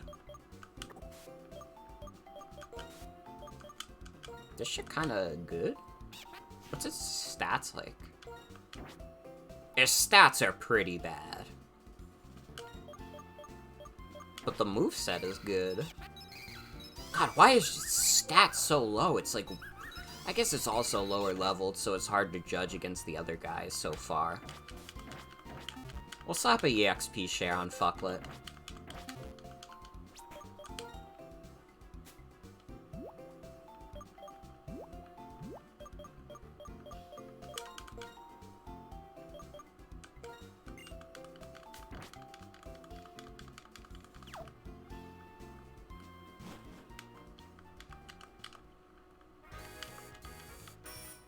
EXP share is in black and white.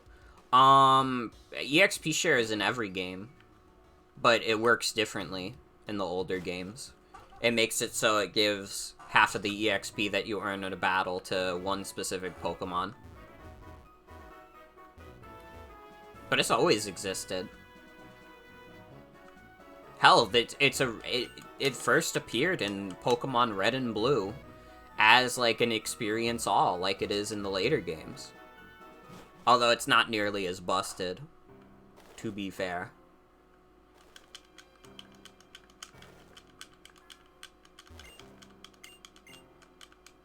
Pokemon is not really a game where you'd have to grind, so I honestly don't think it would be that hard for you to play the older Pokemon games, in my humble opinion.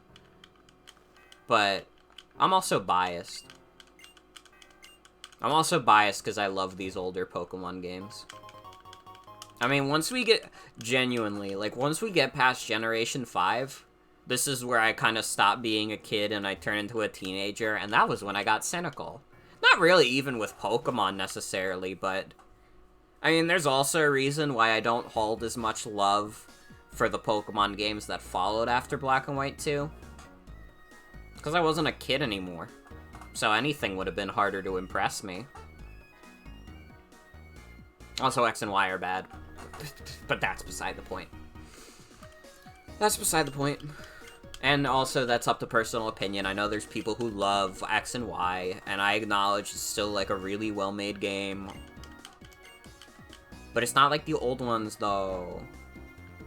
It's not like the old ones, though. So you're the trainers Elisa was talking about, huh? I'm Clay. I'm the gym leader around these parts. Don't be expecting no welcome now. Because when we lowered that bridge, the Team Plasma guys we caught done escaped in all the ruckus. Oh, what a bother.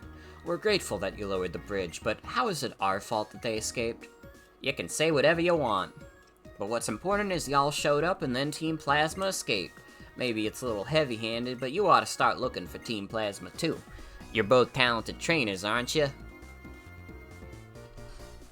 Tell you what, if you find Team Plasma, I'll let you challenge my gym. Life's all about give and take.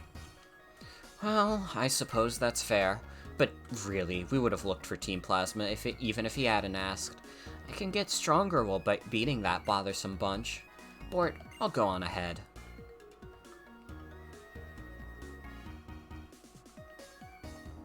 Okay, Route 6 has a shiny stone, which we are going to want to find ASAP.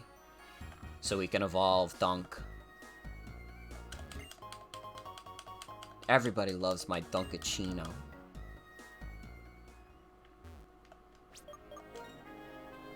Put up a repel if I don't have one up already.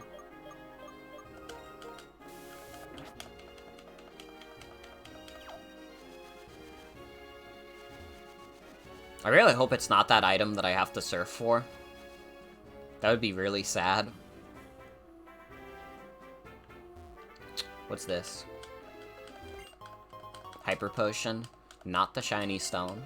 But still pretty good. What's this one? Elixir. Also not the shiny stone, but also pretty good. These are Fungus, I believe.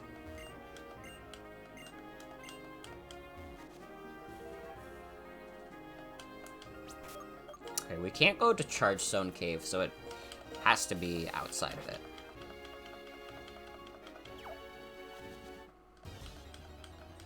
Uh-oh. Oh, Karrablast. I have, like, a weird affection for this Pokemon. And yes, it is shiny related. I had a shiny Escavalier. Because I caught a shiny Karrablast, and I thought it was so cool.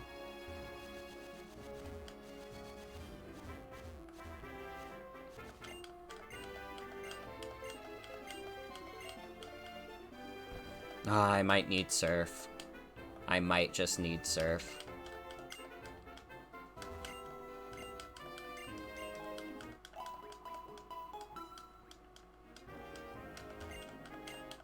Never mind! Let's go!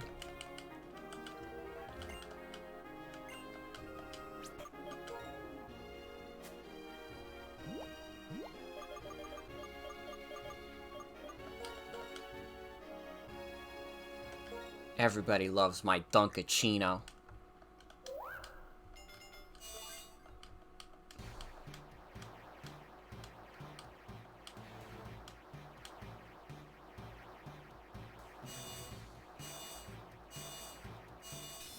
What's my name? Dunkachino. A Dunkachino.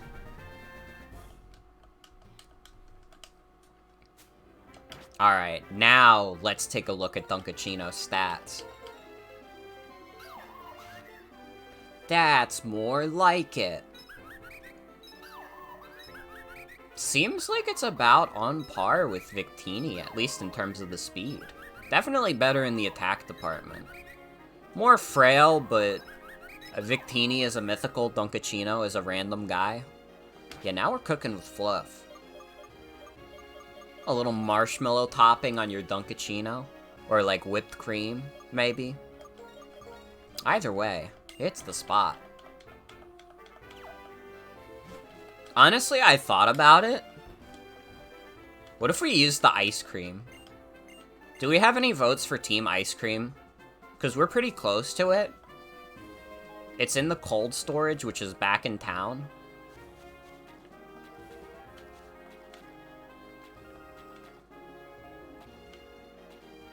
I mean, maybe we're choosing a little too early, because we got a decent amount of game to go. I mean, we got, like, half of a game left. But also, I've never used the ice cream before. Is the ice cream, like, any good? Let's just battle trainers while we're here, why not?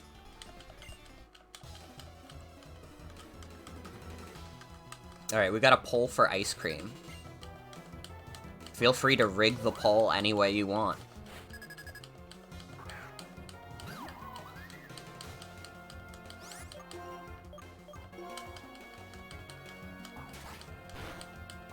Yes! Yes! That's the Dunkachino I'm looking for.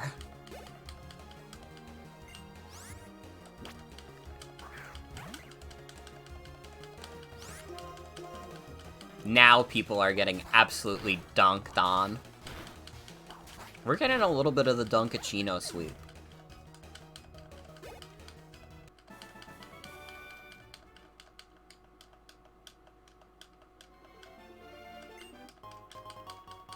Thank you for the cherry berry. Thank you, Mother Nature.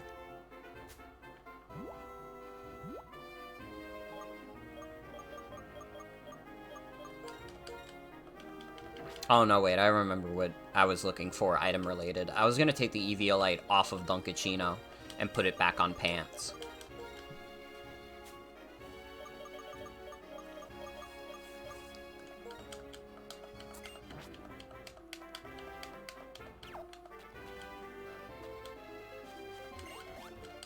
Okay, yeah, this is Foongus. Guys, if you look up the evolution for this Pokemon's name, you'll get something really funny. Guys. Please.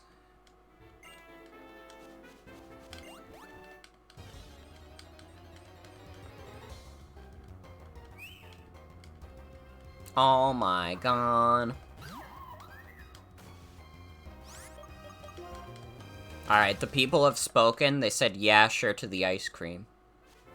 Let's try it. And you know what? If we don't like it, we could always replace it. But I'm curious, because I never got to use it before. Oh, I wanted to avoid you. I actually don't want to fight guys if we're going to get the ice cream, because I could get the ice cream some EXP. Like video games about them space guys. Well, Dunkachino could always take some yummy EXP.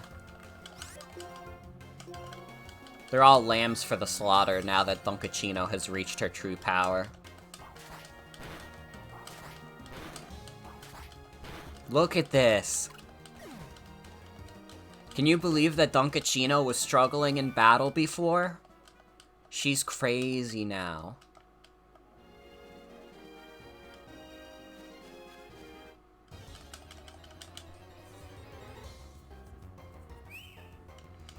I mean, I know ice types aren't very good defensively, but you can't go wrong with Ice Beam spam. Ice Beam spam is a very fun tactic.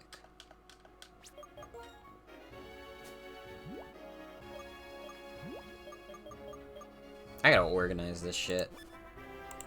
Yeah. Do that.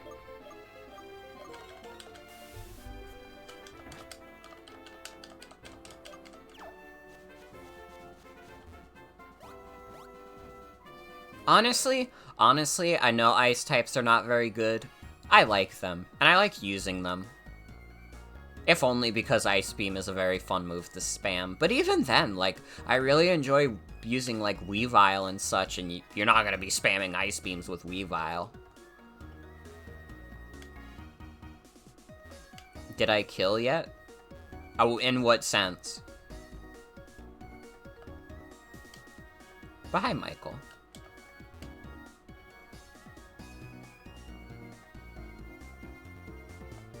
Oh, I guess he's not a traitor.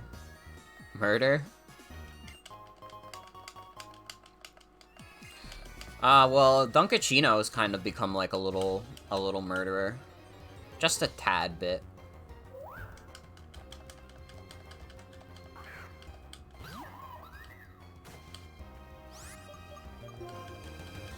Yeah, Dunkachino is strong.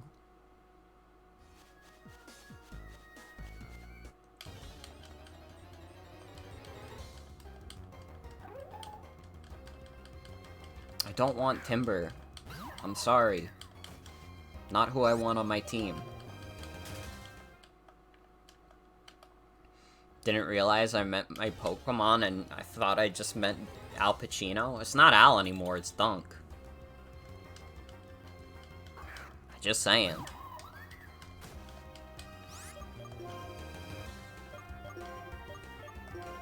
Let's do a quick ball real quick. What should we name her? What should we name our little ice cream guy? Crunchy? We gotta give her like a ice cream related name. What's like a good like flavor of ice cream that's also short enough to fit into the name of a Pokemon?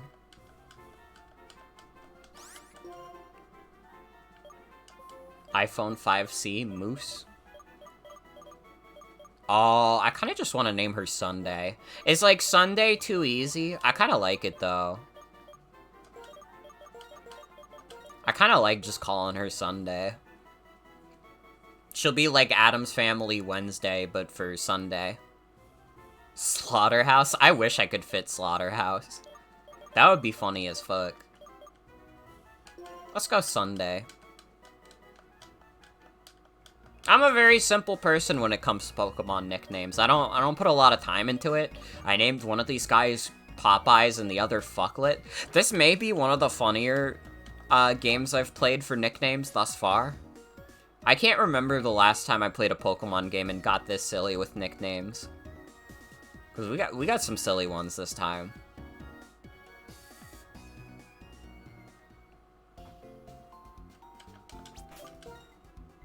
Like, I think the only, like, serious one is, like, Pants and Sunday. And then the rest are, like, a little jokey.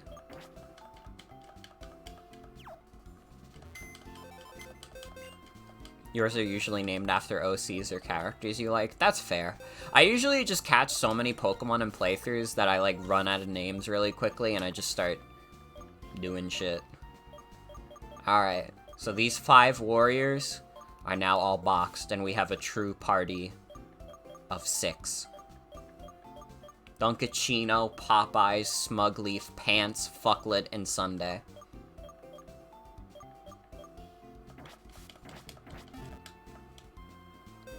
Praying for Sunday tech? I believe in Sunday. Okay.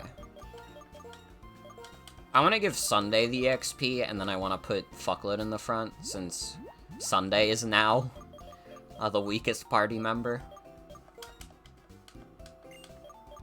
And let's give Fucklet the Eviolite. So Fucklet can hopefully survive things, maybe not kill a lot, but survive.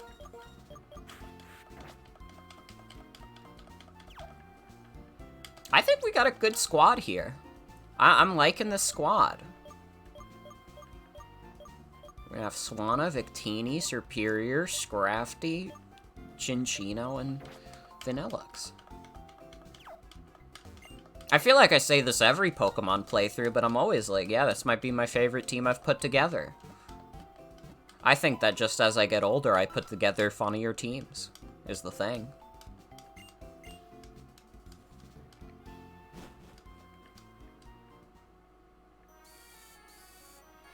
Oh, Doggy. Franker Z. What is it called? It's not Franker Z. It is Franker Z. Never mind. I'm a genius. I'll have to fight this guy. He's a heartbreaker. His name is Charles. I believe he's the triple battle guy. So you know what? I guess that works. Also, good night, Binging of Babish. Thanks for hanging out. Have a good night.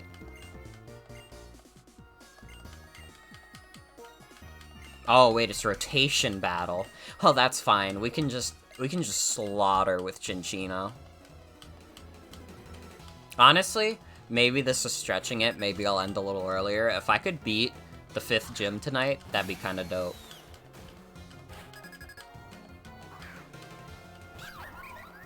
Yeah, Dunkachino, there's no Pokemon on this squad that sweeps Dunkachino.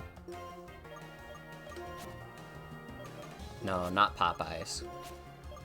No. Dunk.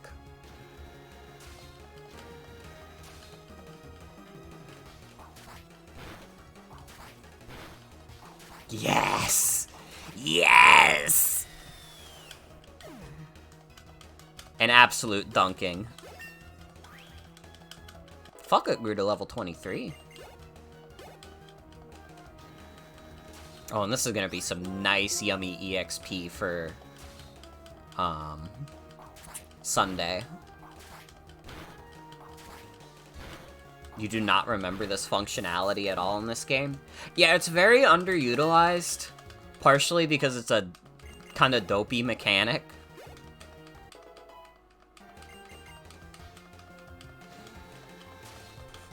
Like, how many people do you know in your life who are like, oh man, do you guys want to do some rotation battles? Nobody's saying that.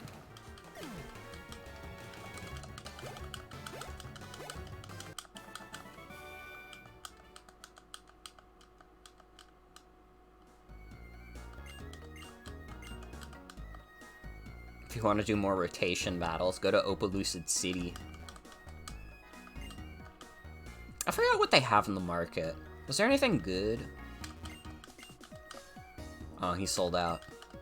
I guess that's why he's a heartbreaker. I don't want any of this shit, because I love my Pokemon, and I would never want them to hate me. Uh-oh. Uh-oh, I don't have a level 30 or higher Pokemon. Straight from the farm. Yeah, buy 2 dozens of the Moo Moo Milks. It's probably... The Moo Moo Milks are always, like, the most bang for your buck.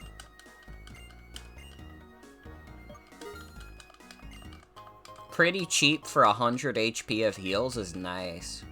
Especially in a game like this, where the power level doesn't necessarily get super high, so... 100 HP is sufficient for most of the game.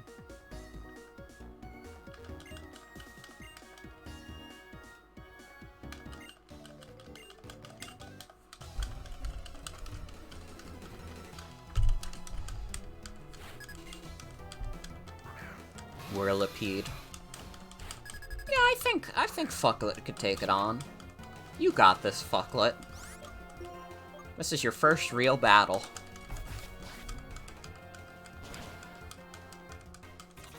Good job, Fucklet.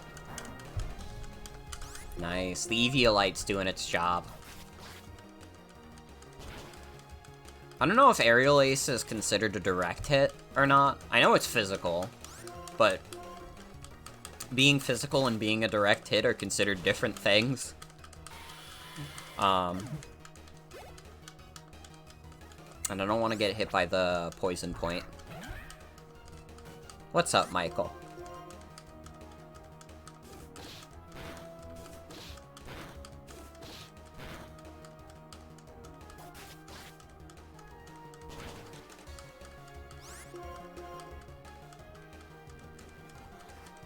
Do not endure. Anyone in this thread smoke weed? No, I'm sorry. Weed is banned on Twitch. That name is inappropriate. Is it? What's wrong with Fucklet? Do you have a problem with him? Are you perhaps trying to cause some drama? Rocky Helmet is funny. Do I have any guys that Rocky Helmet would be, like, good for?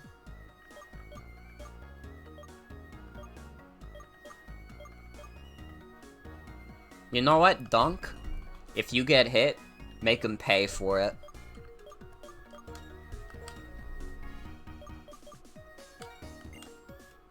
Your mom is gonna be mad? Sorry. Sorry, but his name is Fucklet, though. And that's never gonna change.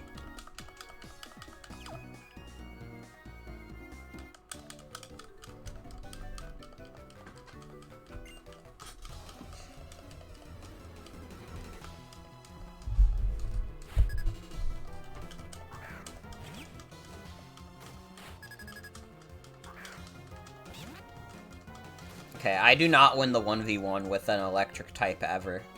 It just does not happen. So, Popeyes, get out here. I'm sure your mom would like Popeyes. Unless your mom hates Popeyes and prefers KFC, like some kind of weird person. Like some kind of absolutely strange individual.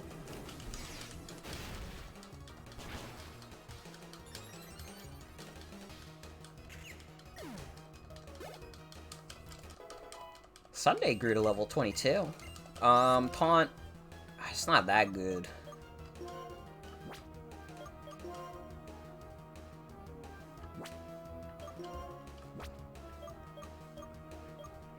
Like, I don't know, in single player, Taunt is not that good because nobody knows how to do setup sweeps with the AI.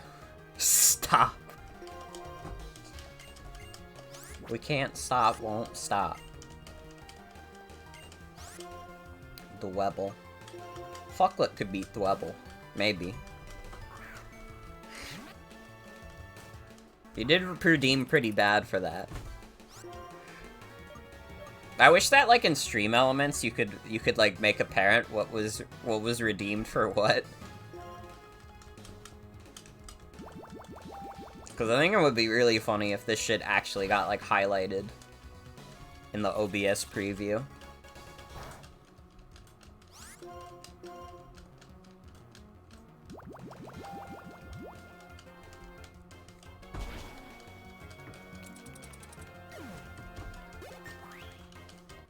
Bro was trying to hit me with that bug bite.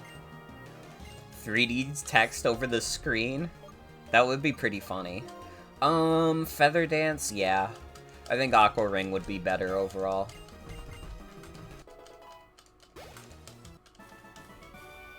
How do you access mod tools on your phone? What are you doing?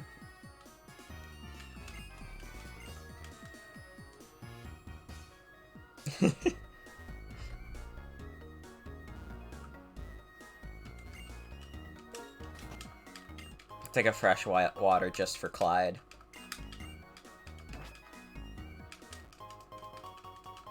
PP up. You better not ban Fucklet, otherwise I'm taking away mod privileges. I'll be unreasonably angry. I will be like the worst person in the world. Not trying to ban Fucklet? Oh, okay, then carry on. I got scared for a moment. If Fucklet was taken away from me again, I wouldn't know how to cope.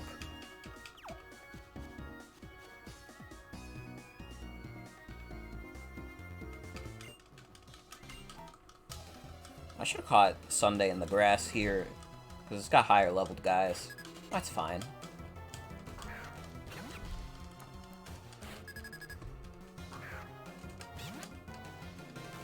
Don't think you've ever done an actual mod action since I gave you this position like 2 years ago. I feel like you had to have like done something in that time. But I guess we also don't usually have a lot of big incidents, to be fair. So I don't know what you would have to use mod actions for. Wait, that's true. You did like ban a bunch of spam accounts. That's true. That's not nothing.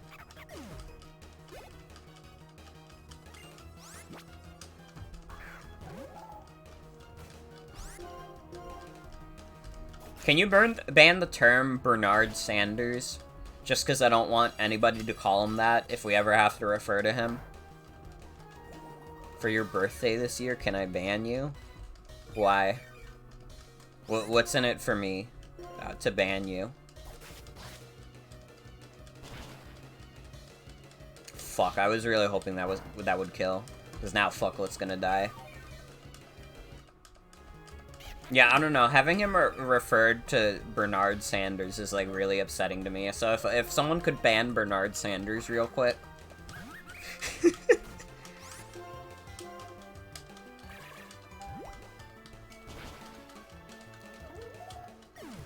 Thank you. Thank you. Yeah, I think banning Joseph Biden is good also. That's also fucked up. I wouldn't want to hear someone call him Joseph Biden. I don't even think... Is he just called Joe? There's no way his full name is actually Joe Biden, is it?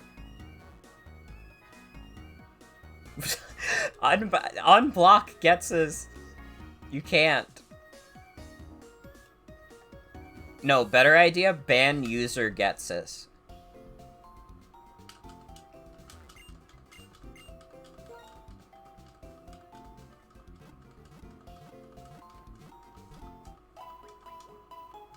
Thank you. Thank you. He cannot be allowed in this realm.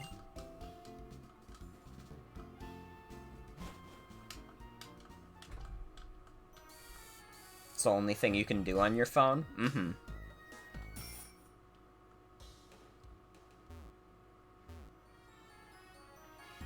Yeah, be careful looking through the mod stuff, because some people have said some interesting things in chat.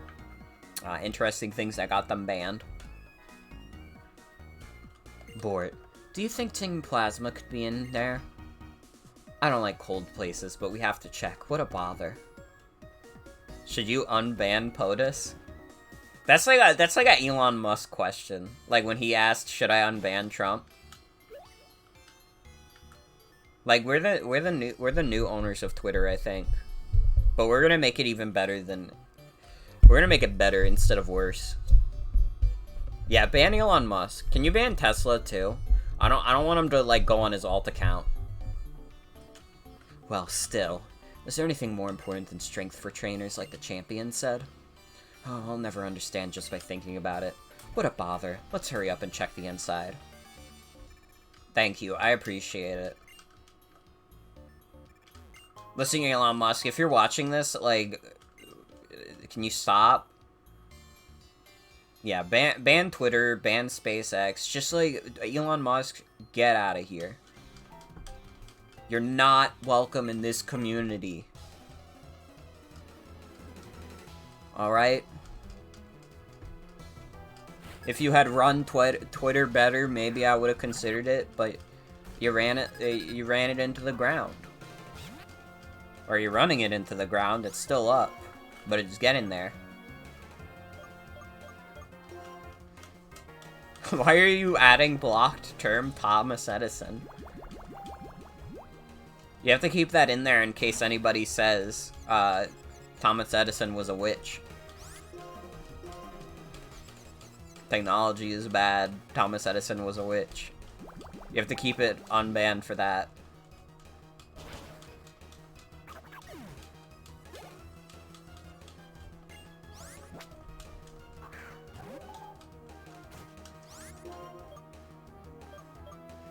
And cool grumps. Thomas Edison was a furry? What? What do you mean Thomas Edison was a furry? He lived like 300 years ago. Fate Grand Order joke? Oh, I don't know enough about that shit, sorry.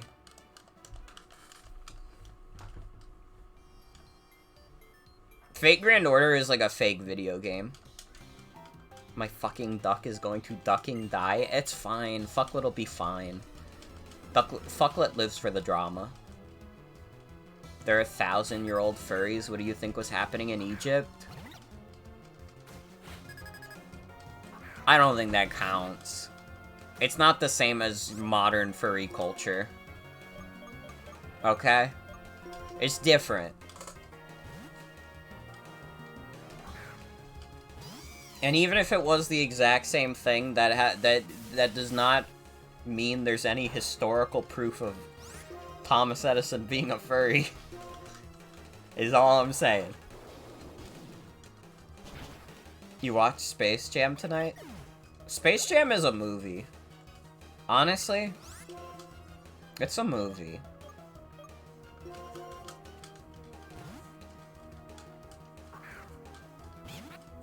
Honestly, the best part of Space Jam probably is the theme song. Banned Space Jam. Can't let that fucker get in. Why the fuck did they make a sequel to Space Jam?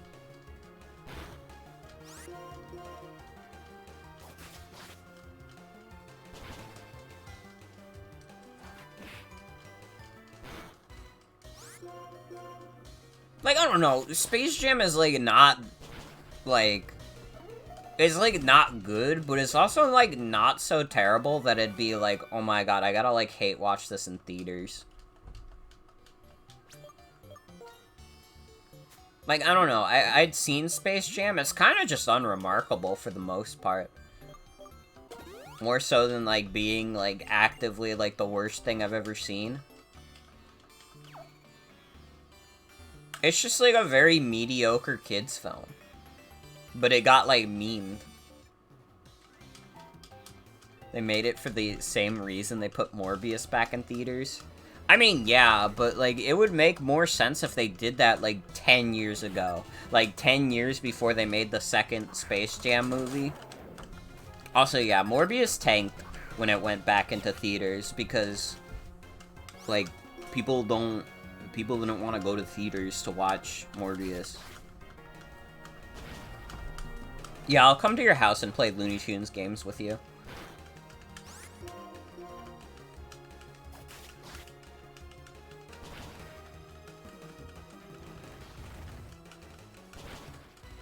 Ow. Does Aerial Ace kill? It does not. Okay, Fucklet is dead. Never mind, this guy's an idiot. Fucklet is alive.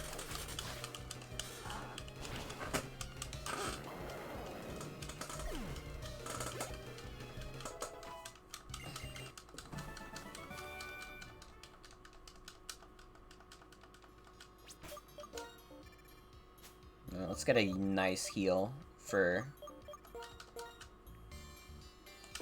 Fucklet.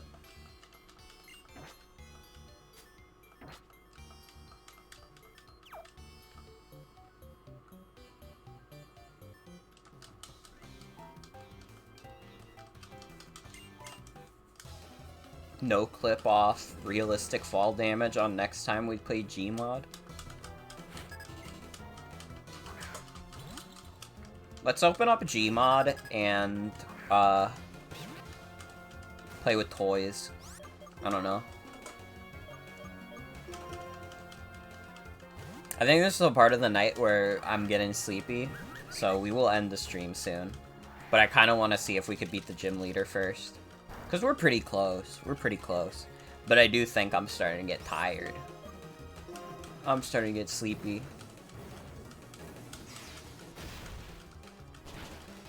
I would love to play TTT. Any opportunity I could take to play TTT, I'll take it. You know me. Big TTT fan over here. I'm gonna at people in your server about Gmod Night. Need to make it real? Hell yeah.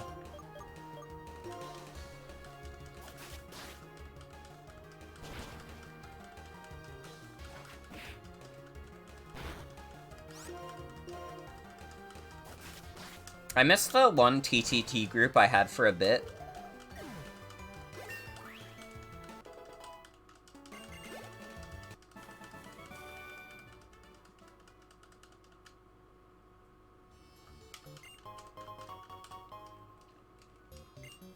We would do weekly TTT nights. And like it was awesome. I mean, I got to play with good friends like Charlotte and Sienna. A couple other people that...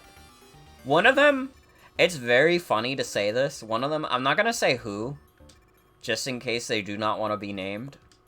But I was one of the people who would play TTT nights with us was like someone who was like, I think a developer for like a prominent horror game. Indie horror game, to be clear, but I found that out later, and I was like, what the fuck? Because I did not know that. They were just someone I played TTT with.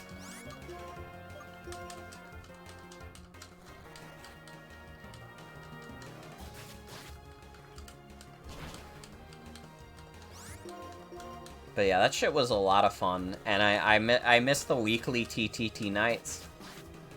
But I mean, it'd be a little hard for me to fit into my schedule these days. Because I have a job. I have a job and I can't play toys with my friends anymore. That's okay, I'll try anyways.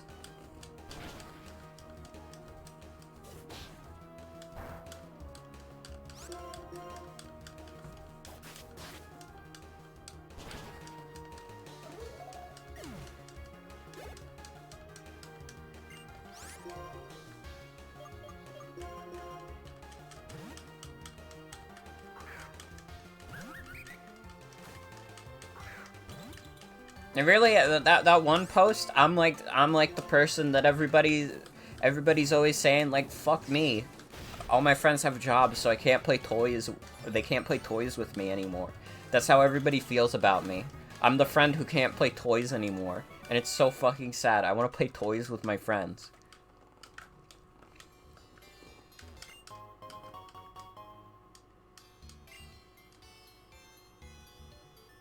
Gonna start living off of unemployment so I can play with toys.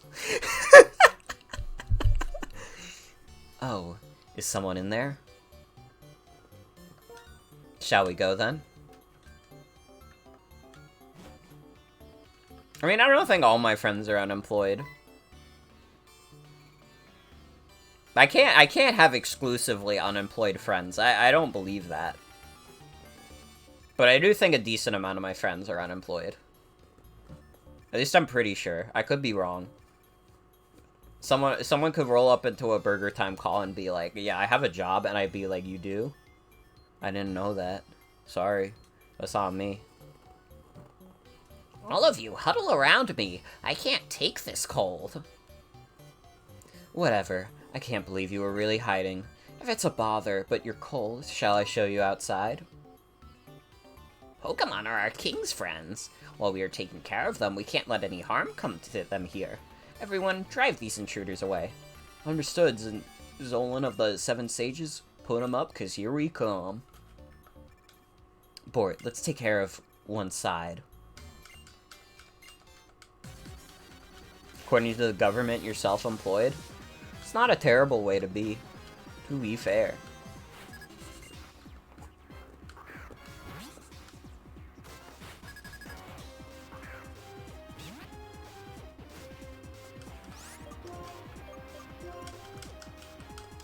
I don't know why. Water Pulse technically has less base power than Bubble Beam. Water Pulse feels like it should be a stronger move than Bubble Beam, because Bubble Beam is just a beam of bubbles. That doesn't mean anything. That doesn't have power behind it. A Water Pulse is like, whoa. Okay. I can see what you're cooking.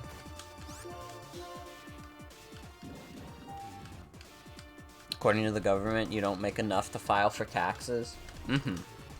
Yeah, that's where I was at when I was, like, doing Twitch while in school. Like, I did not make enough money to file for taxes. So I didn't. But now that I have a job, this year I'm gonna have to file taxes for the first time. And that's gonna be exciting. I can't wait for tax season. Hey, maybe I'll get a tax refund. That would be pretty dope. Listen, if the government wants to give me a tax refund, you know, Joe, if you want to hand that out a little bit, my Venmo is, I'm not gonna disclose that on stream, but you could find it. I know you probably would have very easy access to finding it, Joe. No, don't call him Joseph Biden. Come on, that's just upsetting. It's like calling him Bernard Sanders. Just don't do it. It's fucked up.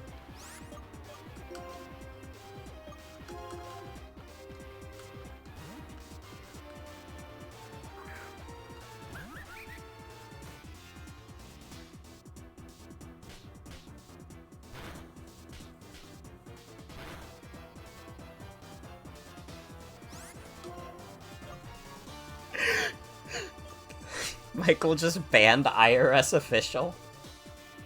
Awesome.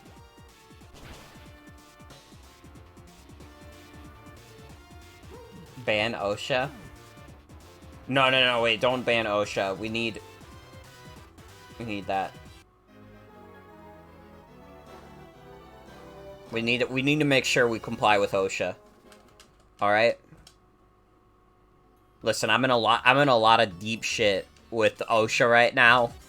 My stream setup is not in OSHA compliance. I think if we ban them, they're gonna get a little suspicious, and they might audit me. Am I against workplace safety? I'm not strictly for or against it. I just personally have a workspace that is not safe, and I don't need them knowing about it.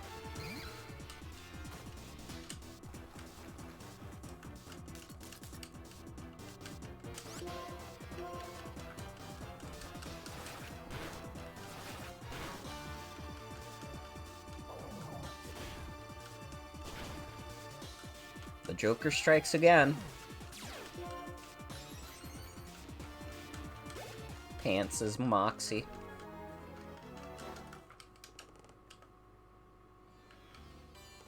In the middle of the night, we gathered all the Pokemon we stole in front of the container so we could transport them all at the same time. Then Clay, that old guy, found us. We had been captured.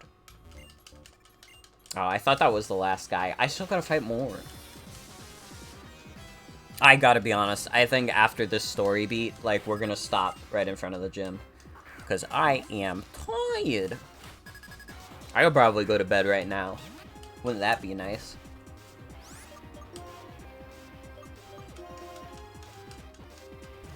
But I want to thank you all for joining me, everyone who's still here, and who was here previously.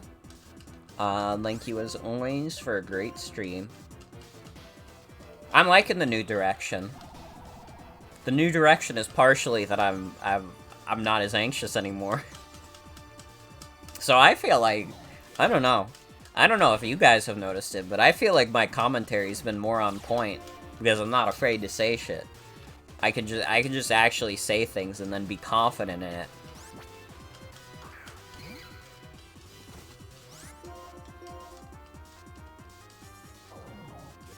Get this guy out of here. My pants is better than your pants.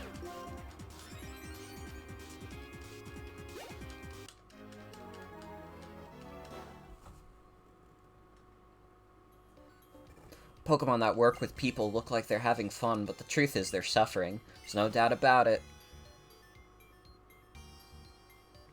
Well, I'll be hiding in a chilly old place like this.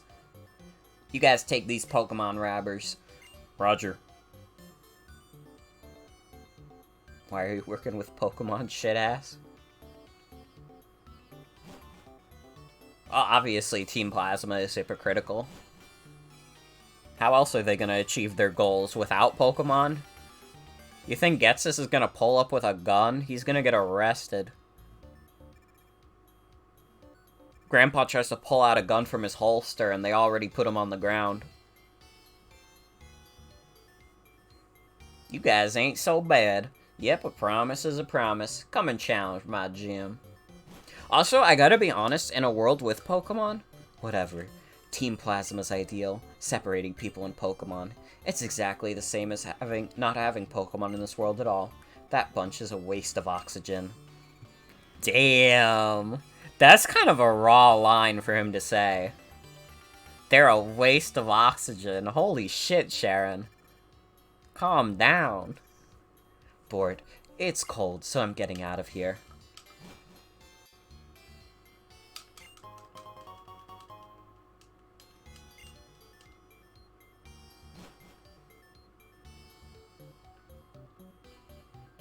Yeah, no, that was crazy. He was like that close to saying they should all off themselves. He's a little fucked up. For his age? I guess actually at that age, you are that edgy. I was pretty edgy when I was 15.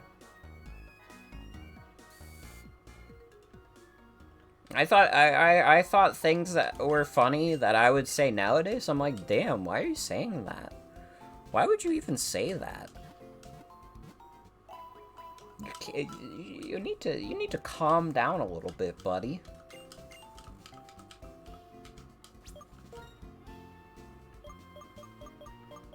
But yeah, I'm liking where the team's going. I feel like once we get Fucklet evolved, we're gonna be in the money. Because the rest of these guys are already good. I mean, I guess not Sunday yet, but once Sunday gets Ice Beam, it's like over. That's really all we need.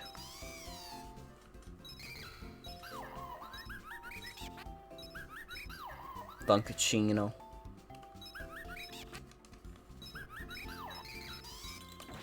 Alright. Well, I think that's gonna be it for tonight. I'm probably gonna head to bed right after I hit stop streaming. Because I am dead tired. But thank you all for joining me. This is a lot of fun. Yeah, Cryogonal is from this gen. He appears in a later area. He's pretty good. His defense sucks, but he's pretty good.